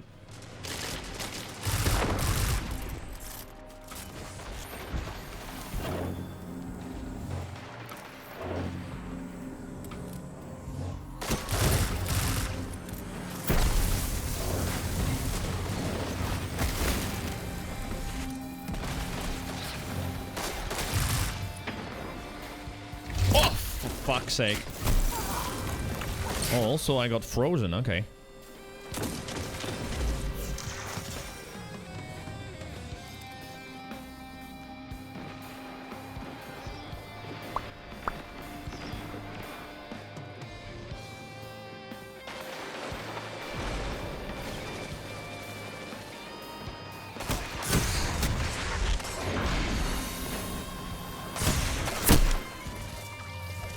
Yeah, I mean, I have played on this map before, but honestly, I don't know it because people are holding just the fucking right angles.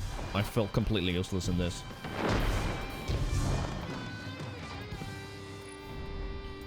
Bow wow wow wow wow. One more. This was unsatisfying. Like, I just felt like I didn't know where to look, where to go, and I got owned from the weirdest angles.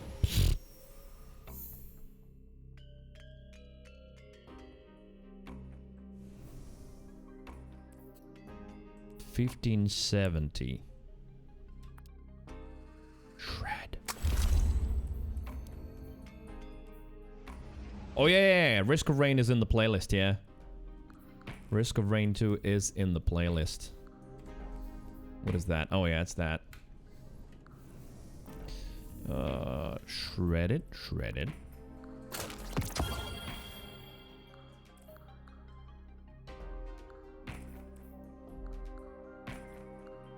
Though I must say, I've got some stupid mods on as well that are not helping me at all in this.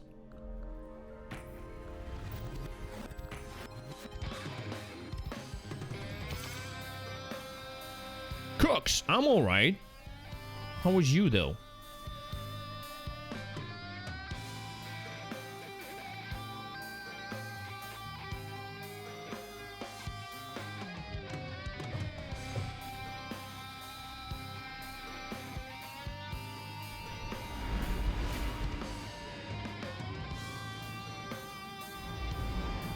Right, hashtag one more has begun. Let me check the time.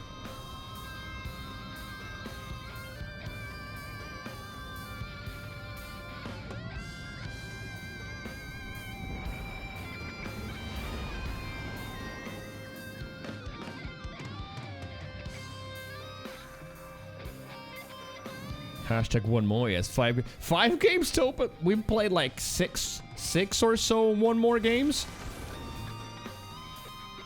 Look at those hips on what's his name? Artie, nice hips.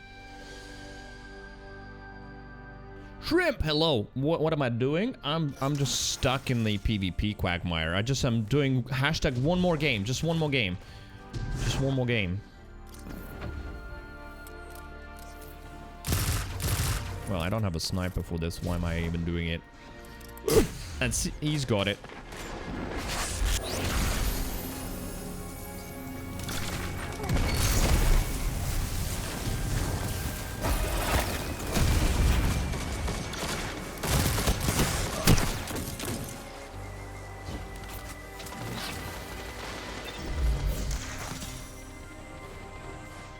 Will this PvP go for Deadeye? You really want me to get that Deadeye yet?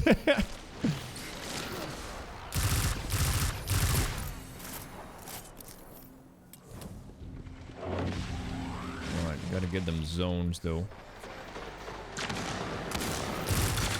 Shit, they're set up on that point hard. And I've got nothing, no abilities.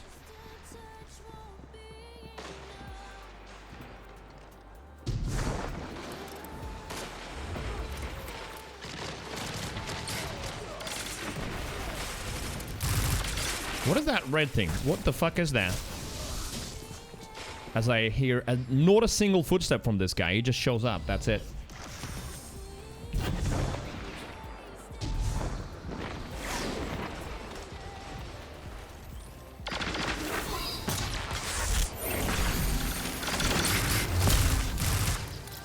Where's my... No, never mind. I wanted to get my, my bounty. Dude, I'll look at the map and they're everywhere.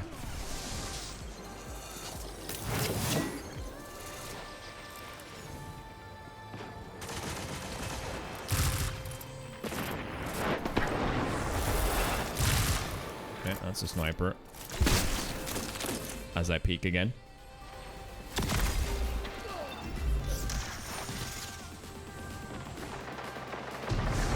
Who that? Yo, shrimp! Thank you very much for the sub. Appreciate that. Just subscribe. Thank you very much. Wait, but still, honest question. Did you change your username? Because it did say new user in the chat some time ago today, right? When I'm sure you were in the chat before. What the hell was that movement? I just saw woo woo and then I was dead. Thank you. Thank you for the sub.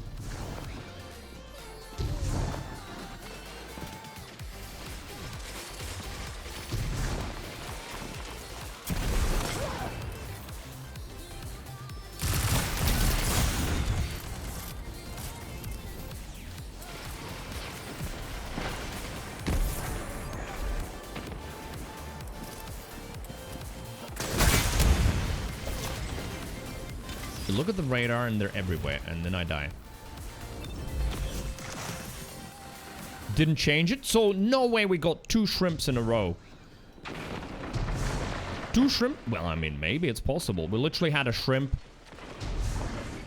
at the first part of the stream, and then you turned up, and we're a shrimp. Shrimp! Thank you for gifting it also to Cooks. Subscribed. Shrimpcast gifted a tier 1 sub to Sir Cooks a bit. Thank you very much. Cooks! You know we love you here. Welcome back.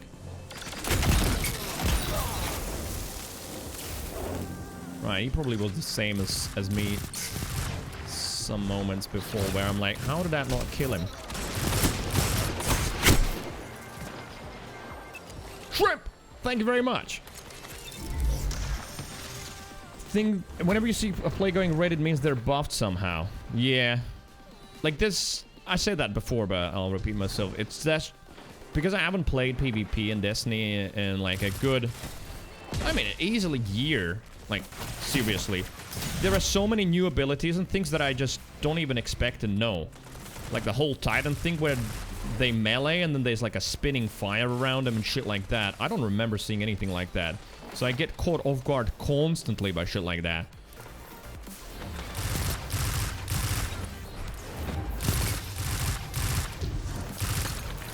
Fucking hell. Run away.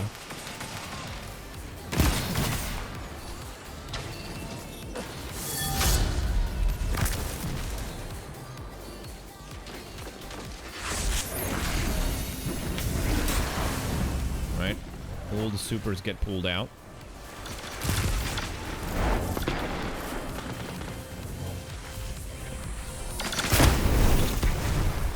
He had the golden gun. It's from Lorley's Splendor build. It's a nightmare to go against in PvP. That melee that also goes full on flame, yeah? Oh, hey, can I damage that dude? No, he's just spinning around and not giving a shit. Well, I'm gonna fly up in the sky and not give a shit.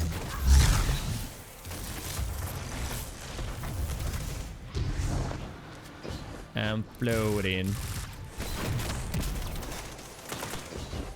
He's still not dead. he dead now? Yeah.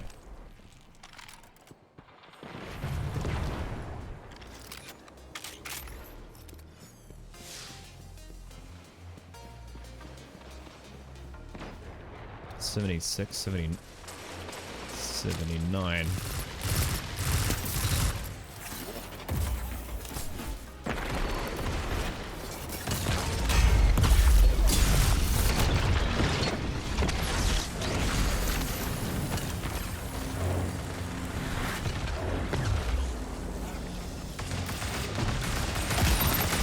Right, okay. I am Pepega. Full on. What was that potato shit?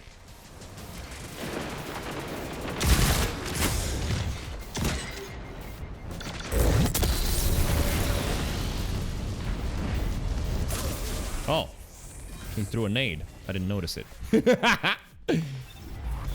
That's my Carlos, my friend. How could you? We're such mates in the previous match.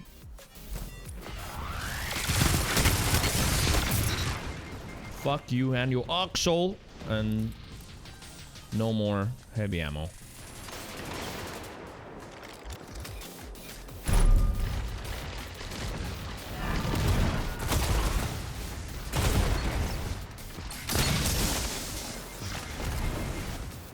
Melee is stronger than a shotgun, apparently.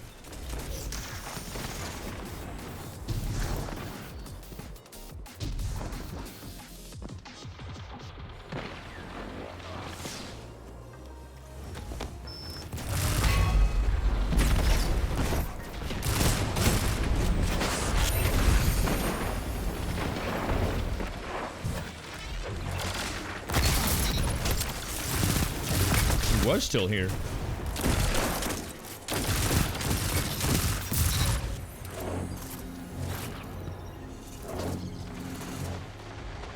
Playing a little bit slower and things are not that bad.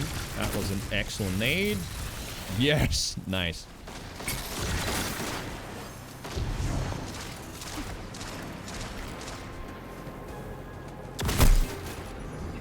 Fucking hell, Carlos is cheeky. I like him. That was you know what, respect that outplay. I didn't expect, I thought he ran away. No, he just crouched there behind a box.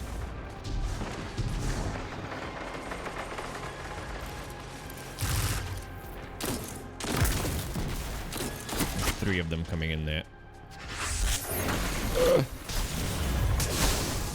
Dude, why are the animations so long for placing the rift? Like in PvP, that animation feels like it's about a week long. I can run errands and stuff, and then it ends. And by that time, I've been killed twice.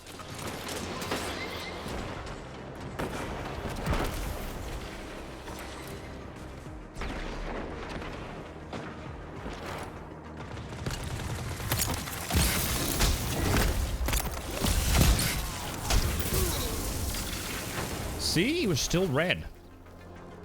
Glowing red. But, like, one adjustment that I did is playing a little bit slower, and there we go, it feels a little bit better already.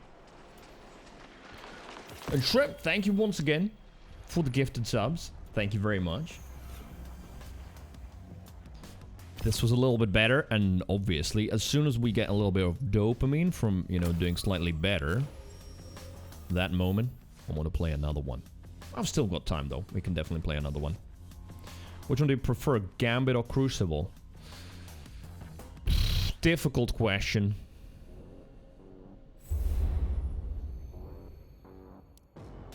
I don't know.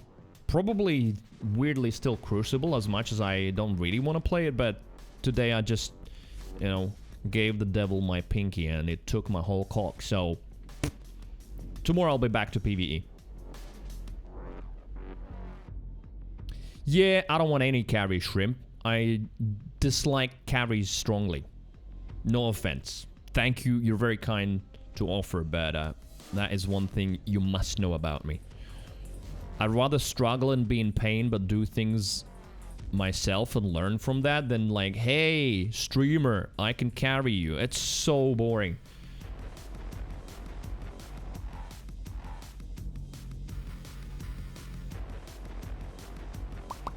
But yeah, raids eventually. maybe, potentially, possibly never. That is, I'm not even joking, that's the realistic scenario on when. I don't know whether that's gonna happen or not, whether I'm gonna get to raids. At first, I want to do some solo Nightfall, start with that. Start getting used to solo Nightfalls, and then try solo dungeons. Teaching in pain. Yeah, just let him struggle. You go in that room and see what happens in there. I'm gonna wait outside and have a ciggy. But yeah, thanks for the offer. I'll keep that in mind eventually if I get to raiding on stream. Potentially, maybe. You know how it is, getting also 6 people together, making sure that everything aligns. Making sure that they're even alright to be on stream and on mic. You never know how people are. Well, I've had all kinds of experiences, some good, some bad, so.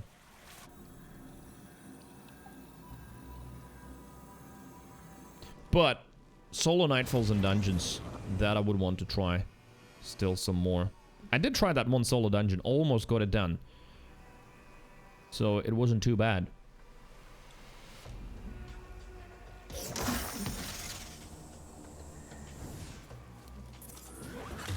Baba Booey. Haven't said that in a long time. It felt very good.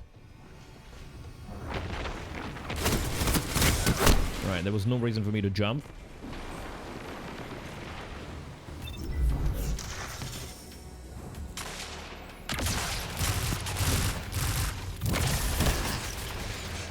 Oh, it's the sucky boy. I've never experienced it from like a player perspective. I've only thrown it at enemies in PvP.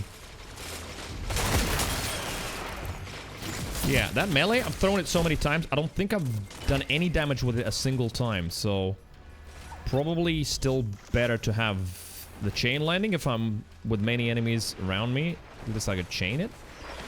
Maybe.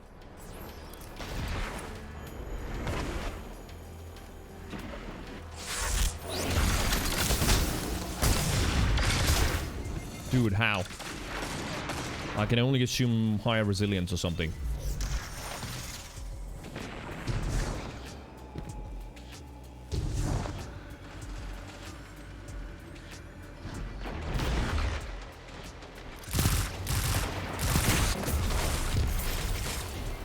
Pocket Singularity, like, okay, I sort of remember that one.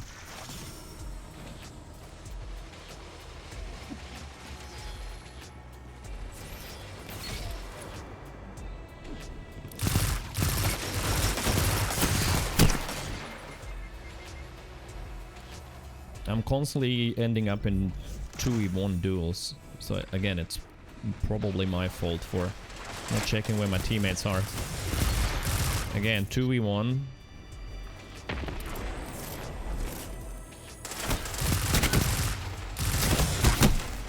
We traded? No. There we go. I got avenged.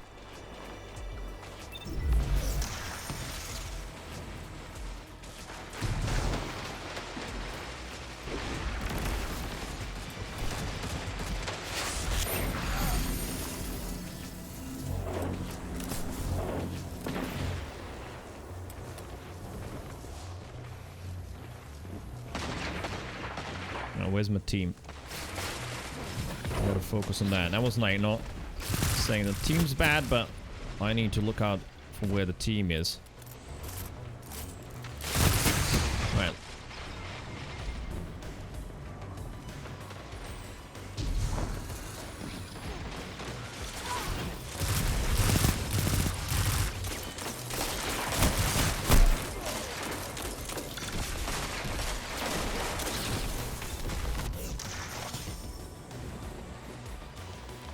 Can you see if you're playing against stacks or not?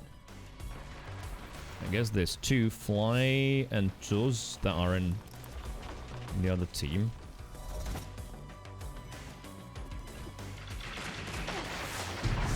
I feel like they're so much better organized, which is amazing.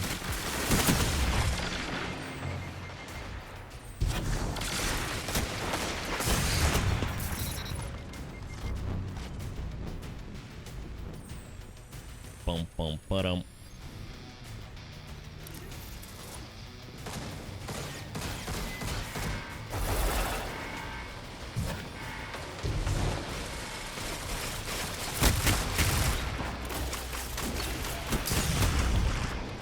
You know, when a team is playing very good positioning, it feels like they're everywhere.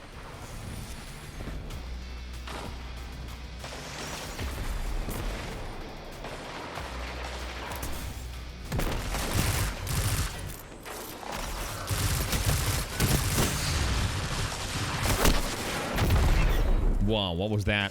I guess that was a ping diff. I was dead and then I saw him peek and hide.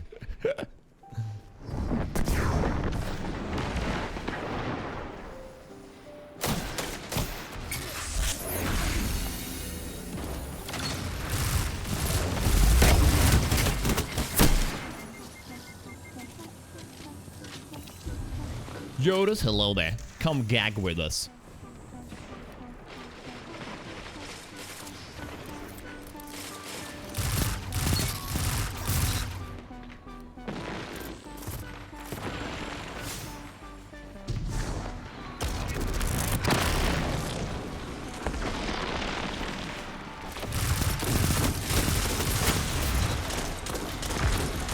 Right, I don't have the lightning melee anymore. Now, see, maybe I would have benefited from it. Bubbles, the bane of his existence. It was the first bubble I saw tonight. Hasn't been too bad.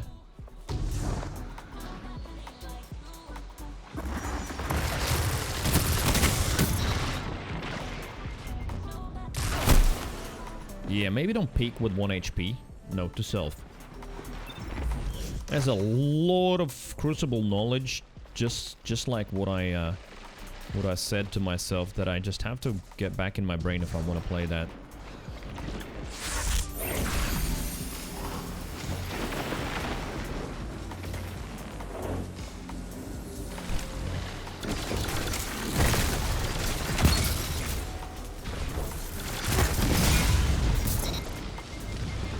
Yep, that was that. Melee, wasn't it? Hits melee and leaves a flame. 89, 85, we're pulling it back.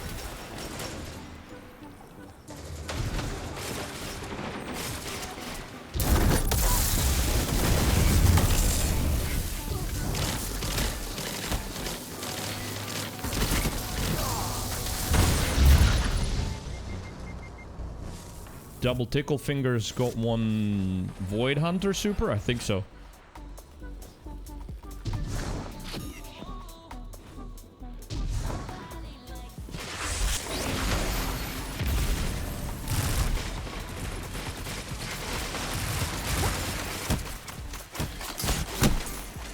Didn't expect them to be there. Shrimp says, have you played Overwatch before? Yeah, I'm a bit of a pleb.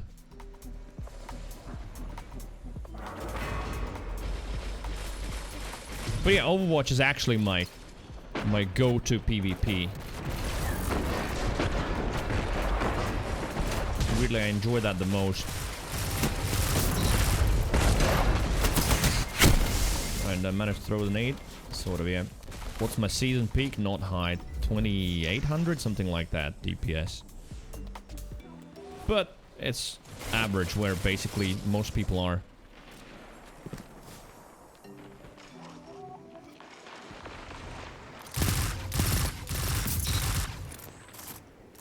Don't touch it. Don't touch it. Like old time? Yeah, that probably would be it. Yeah, about 2800, something like that. I haven't really... I don't know what I was trying to do there. I guess that's partially me not thinking about playing, but trying to answer the question. 3050 on tank? Nice. Yeah, I'm mostly DPS. Although this season, I managed to get my tank and support to plat as well, so that was a good moment. Just trying to do something different. There it is, the last bounty that I needed.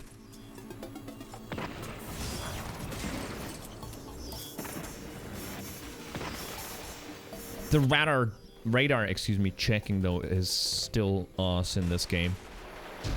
I wish it didn't exist. Just remove the radar full on, make footsteps a thing. Yeah, so CE was red, but why? Is it... Oh, wait. So it's some sort of a flame that empowers the Titan, so he can just stand in the flame, be way more resilient? Is that what happens?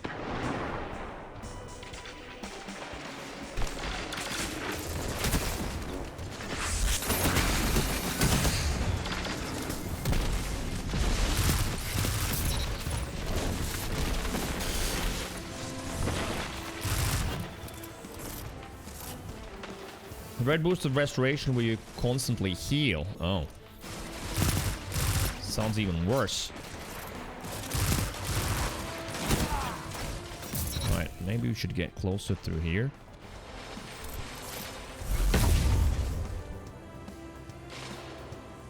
Bubble.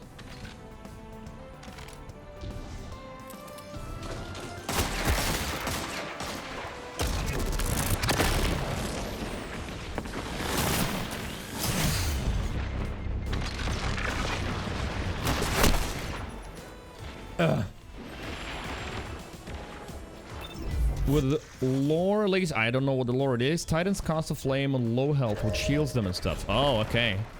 103-point difference.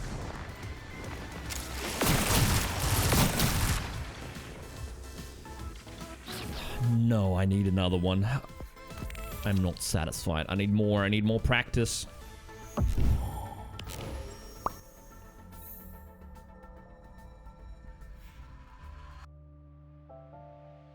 Hashtag one more? Yes.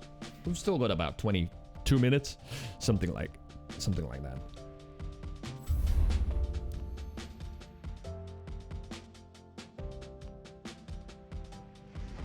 Roaring Flames red boost. So they cast it on low health. Oh, so they've got like 2 lives. If you get them to low health, is that an auto cast? And then boom, they've got a flame, more resilience. Topa, thank you for the matches though. Appreciate it.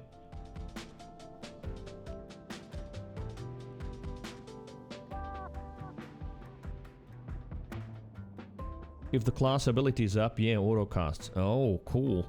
Yeah, that sounds kind of awesome. Consumes their class ability, which isn't a big issue. So, yeah. It obviously has got a price, but it's fine.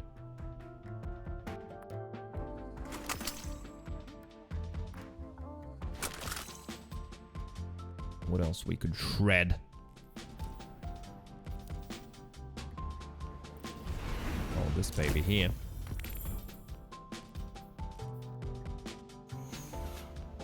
Return some finished data. Oh, chaperone.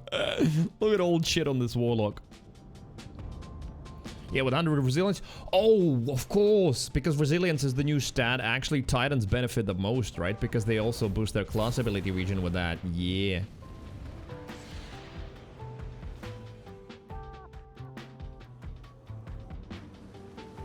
Wait, what? Have I played this map ever before? Disjunction. Oh, I don't think so. This might be new. Cat.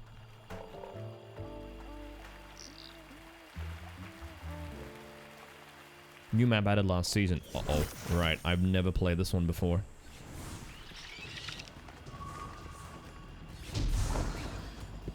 So let's stick with someone.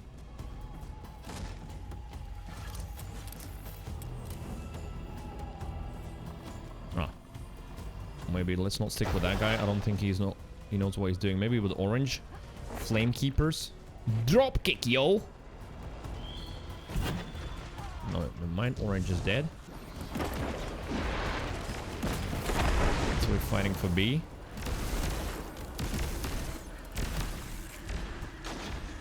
I think we are. Didn't even know where that dude came from.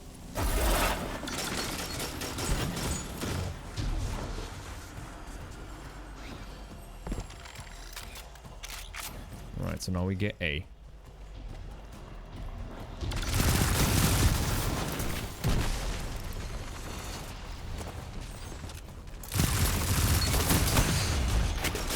Oh my god. Why are we 4v6? What the fuck? Well, Or should I say, from our perspective, 6v4. What is that? It's the Swamp Dorito map. Wait, why? Where's the Dorito? I see the swamp.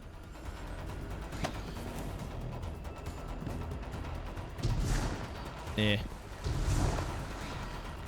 Alright, this is weird. Okay. So more people are being pulled in now.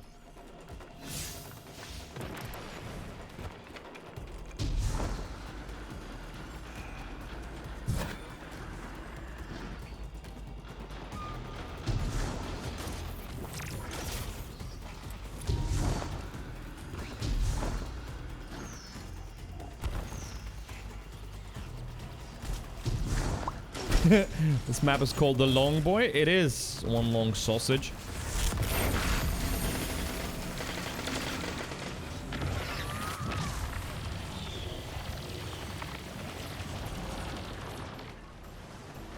Right. Currently I'm just sort of on a cruise, walking around, trying to find an enemy.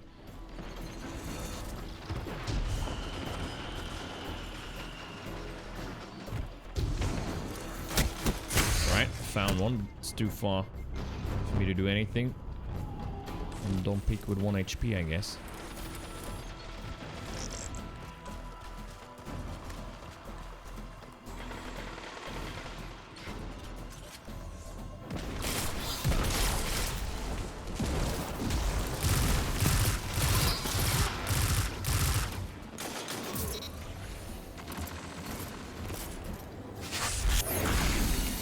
Yeah, weird. 1, 2, 3, 4, 5 versus 6 still. Stomps are not fun on either side, in my opinion.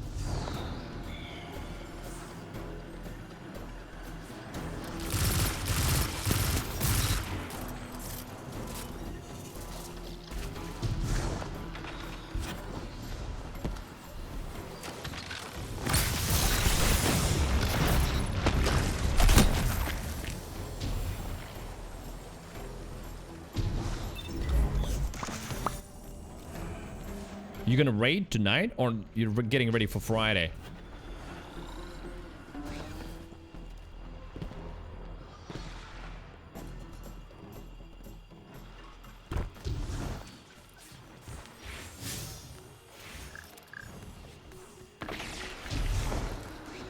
Right, interesting new map experience.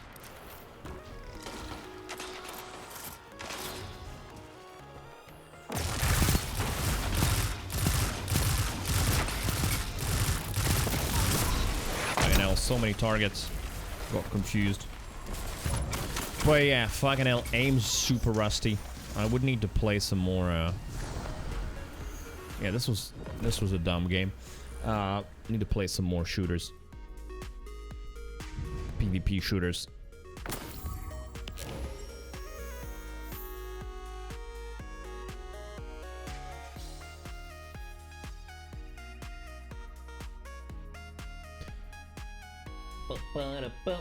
Okay, well.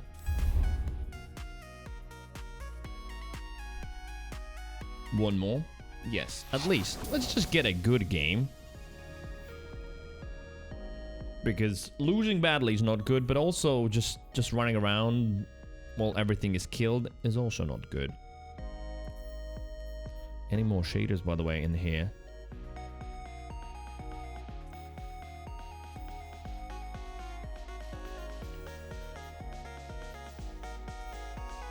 Oh yeah, what is the 100? I haven't checked. Ornament. Ah.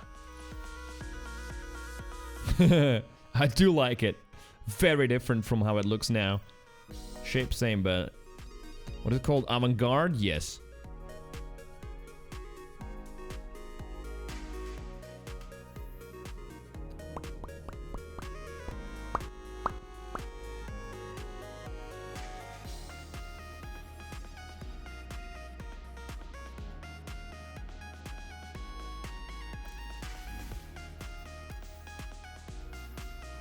Right, one more.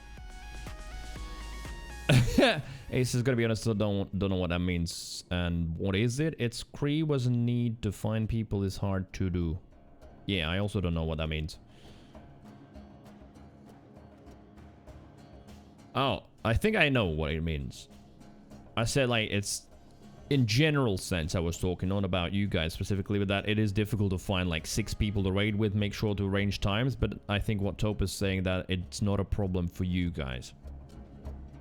I managed to translate it.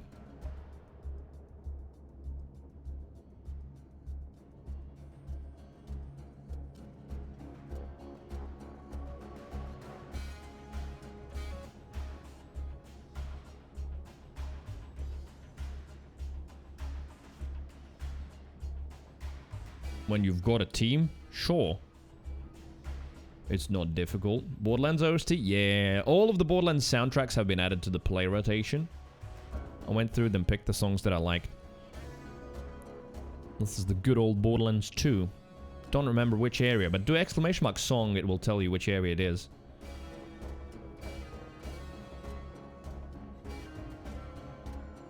Nice. Okay, so yeah, it's like shortly after you arrive.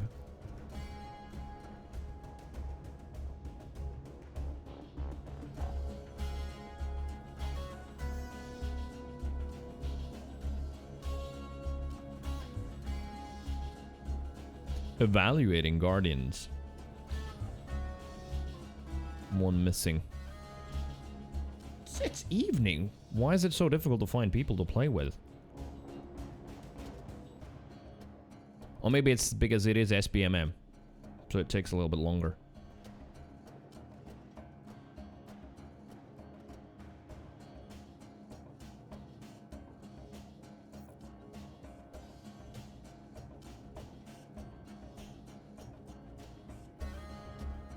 Let's go. Let's hope this is a somewhat interesting match. And we can all learn something. At least me myself. Cooks, do you still have a PC though? Well, how's it looking? It is new, people. A few stacks. Just doubles.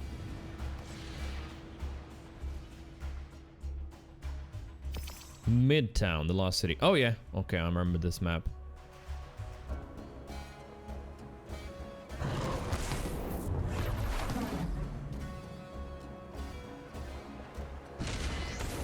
That skeleton helmet is pretty cool.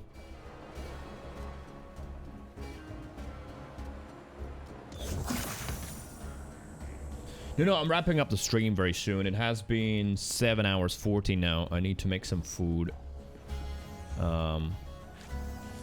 Check on social media and stuff, check emails, all that boring stuff. I probably won't log on to Destiny tonight anymore. Right, okay. Now, I wasn't even thinking about the game. I was just thinking about what I'm gonna do tonight. I can't play like that. Well, I can't play like that. Maybe you can.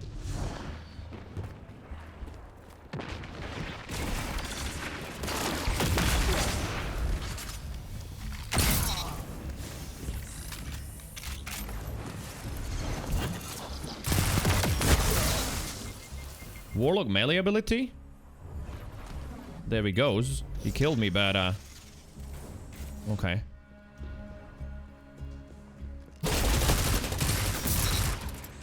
Yeah, for me it is 11 PM almost.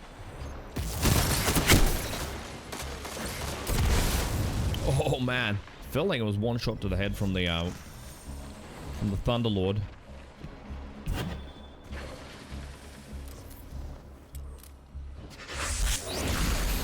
He got a heavy on him. Nice, he went wide. Oh, there's 2 of them.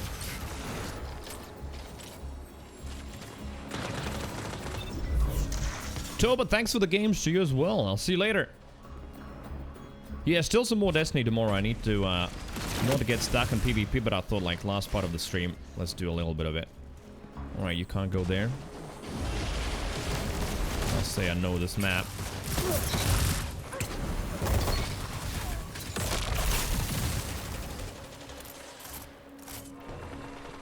Shall we take A?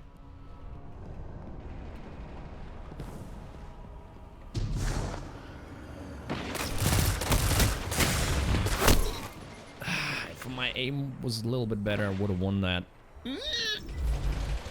But then again, that's how it is with everything.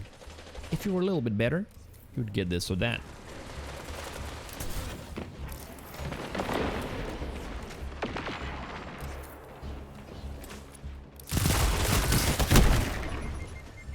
Okay, I also got shot from the left, yeah.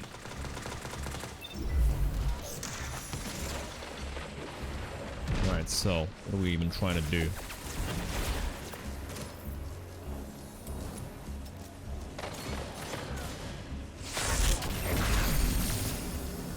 Alright, can we push? Oh my god, you corner camping bastard. Need to get points!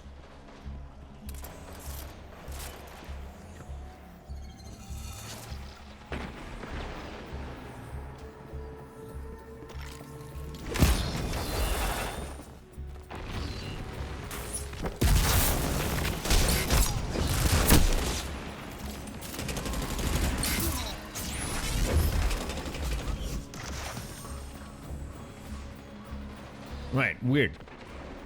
I feel like I've queued with people who just sit on point C and don't move. Alright, there you go. Now they're moving to B. But they were just sitting on C, not doing any point capturing.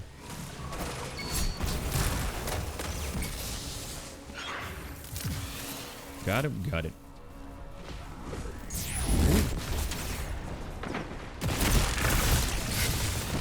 Alright. Yeah, no, I guess that slide and uppercut thing is not great in PvP. I think I've only gotten like 2 kills with it today. I thought it was better. It seems to be relatively easily countered.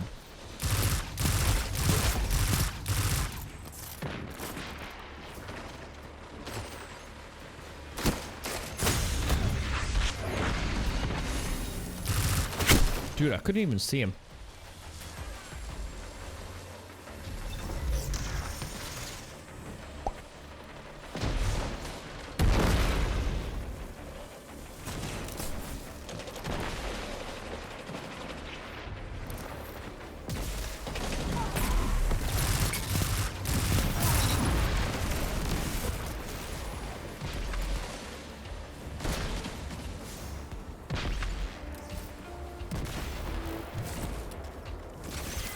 Alright, so we're trying to take B, maybe?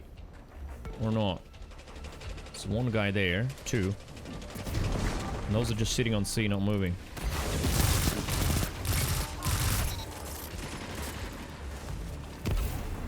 Why did that corpse do a double bounce? And then these guys don't capture, they just run away. What are these people?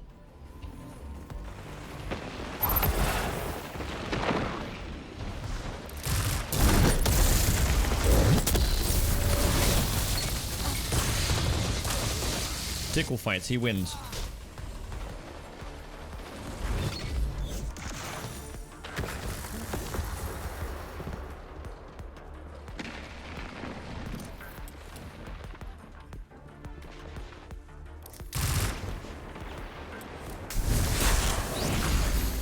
Alright, all golden gun.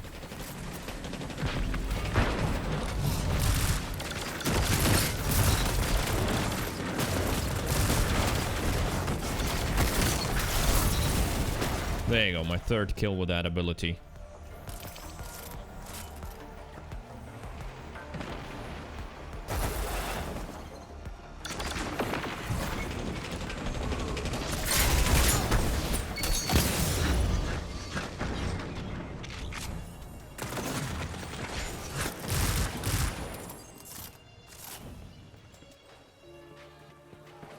I'm getting A, finally. Gotta have that for a little bit as well.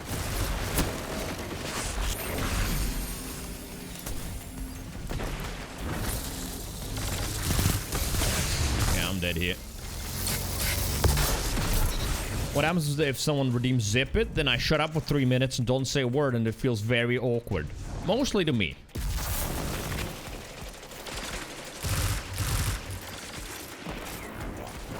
This? Oh no. Alright, well this is what happens. Timer 3 minutes.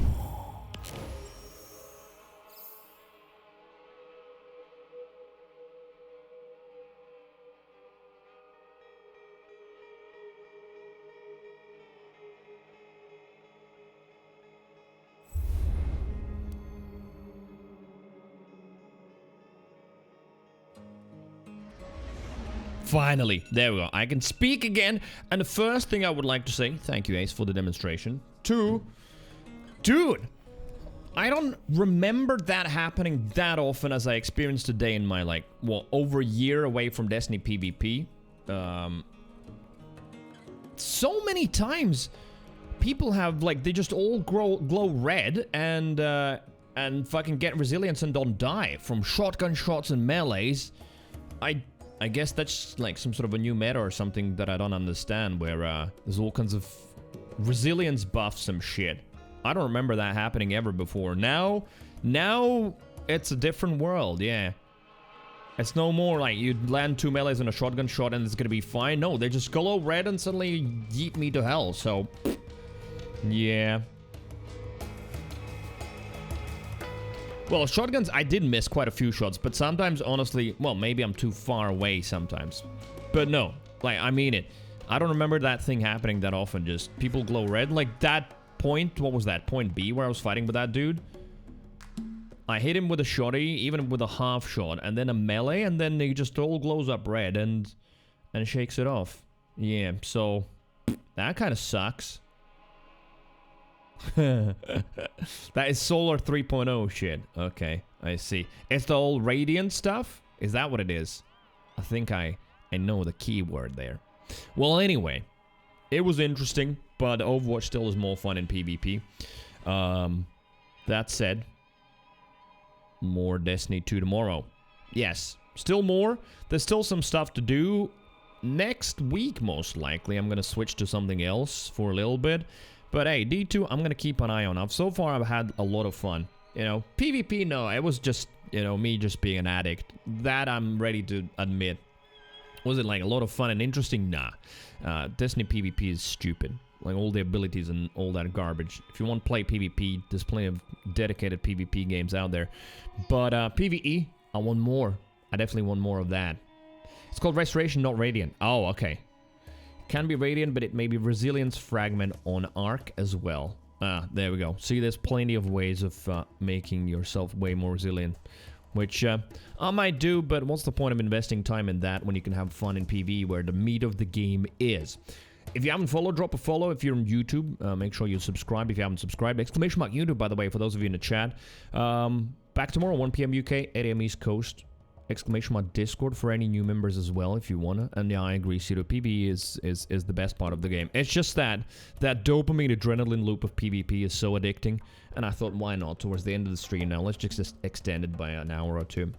Anyway, I ramble as usual because I enjoyed that, and that's why I'm here on your screens and your ears, rambling away, being your Cree Radio, and I'll be back here tomorrow for more. Thank you for watching, and postscriptum. Huge love and Cree loves to Yodus. Top for cheers and tips as well. Thank you, Yodus. Without people like you, this wouldn't be a thing. But because there's you, this is a thing. Thank you.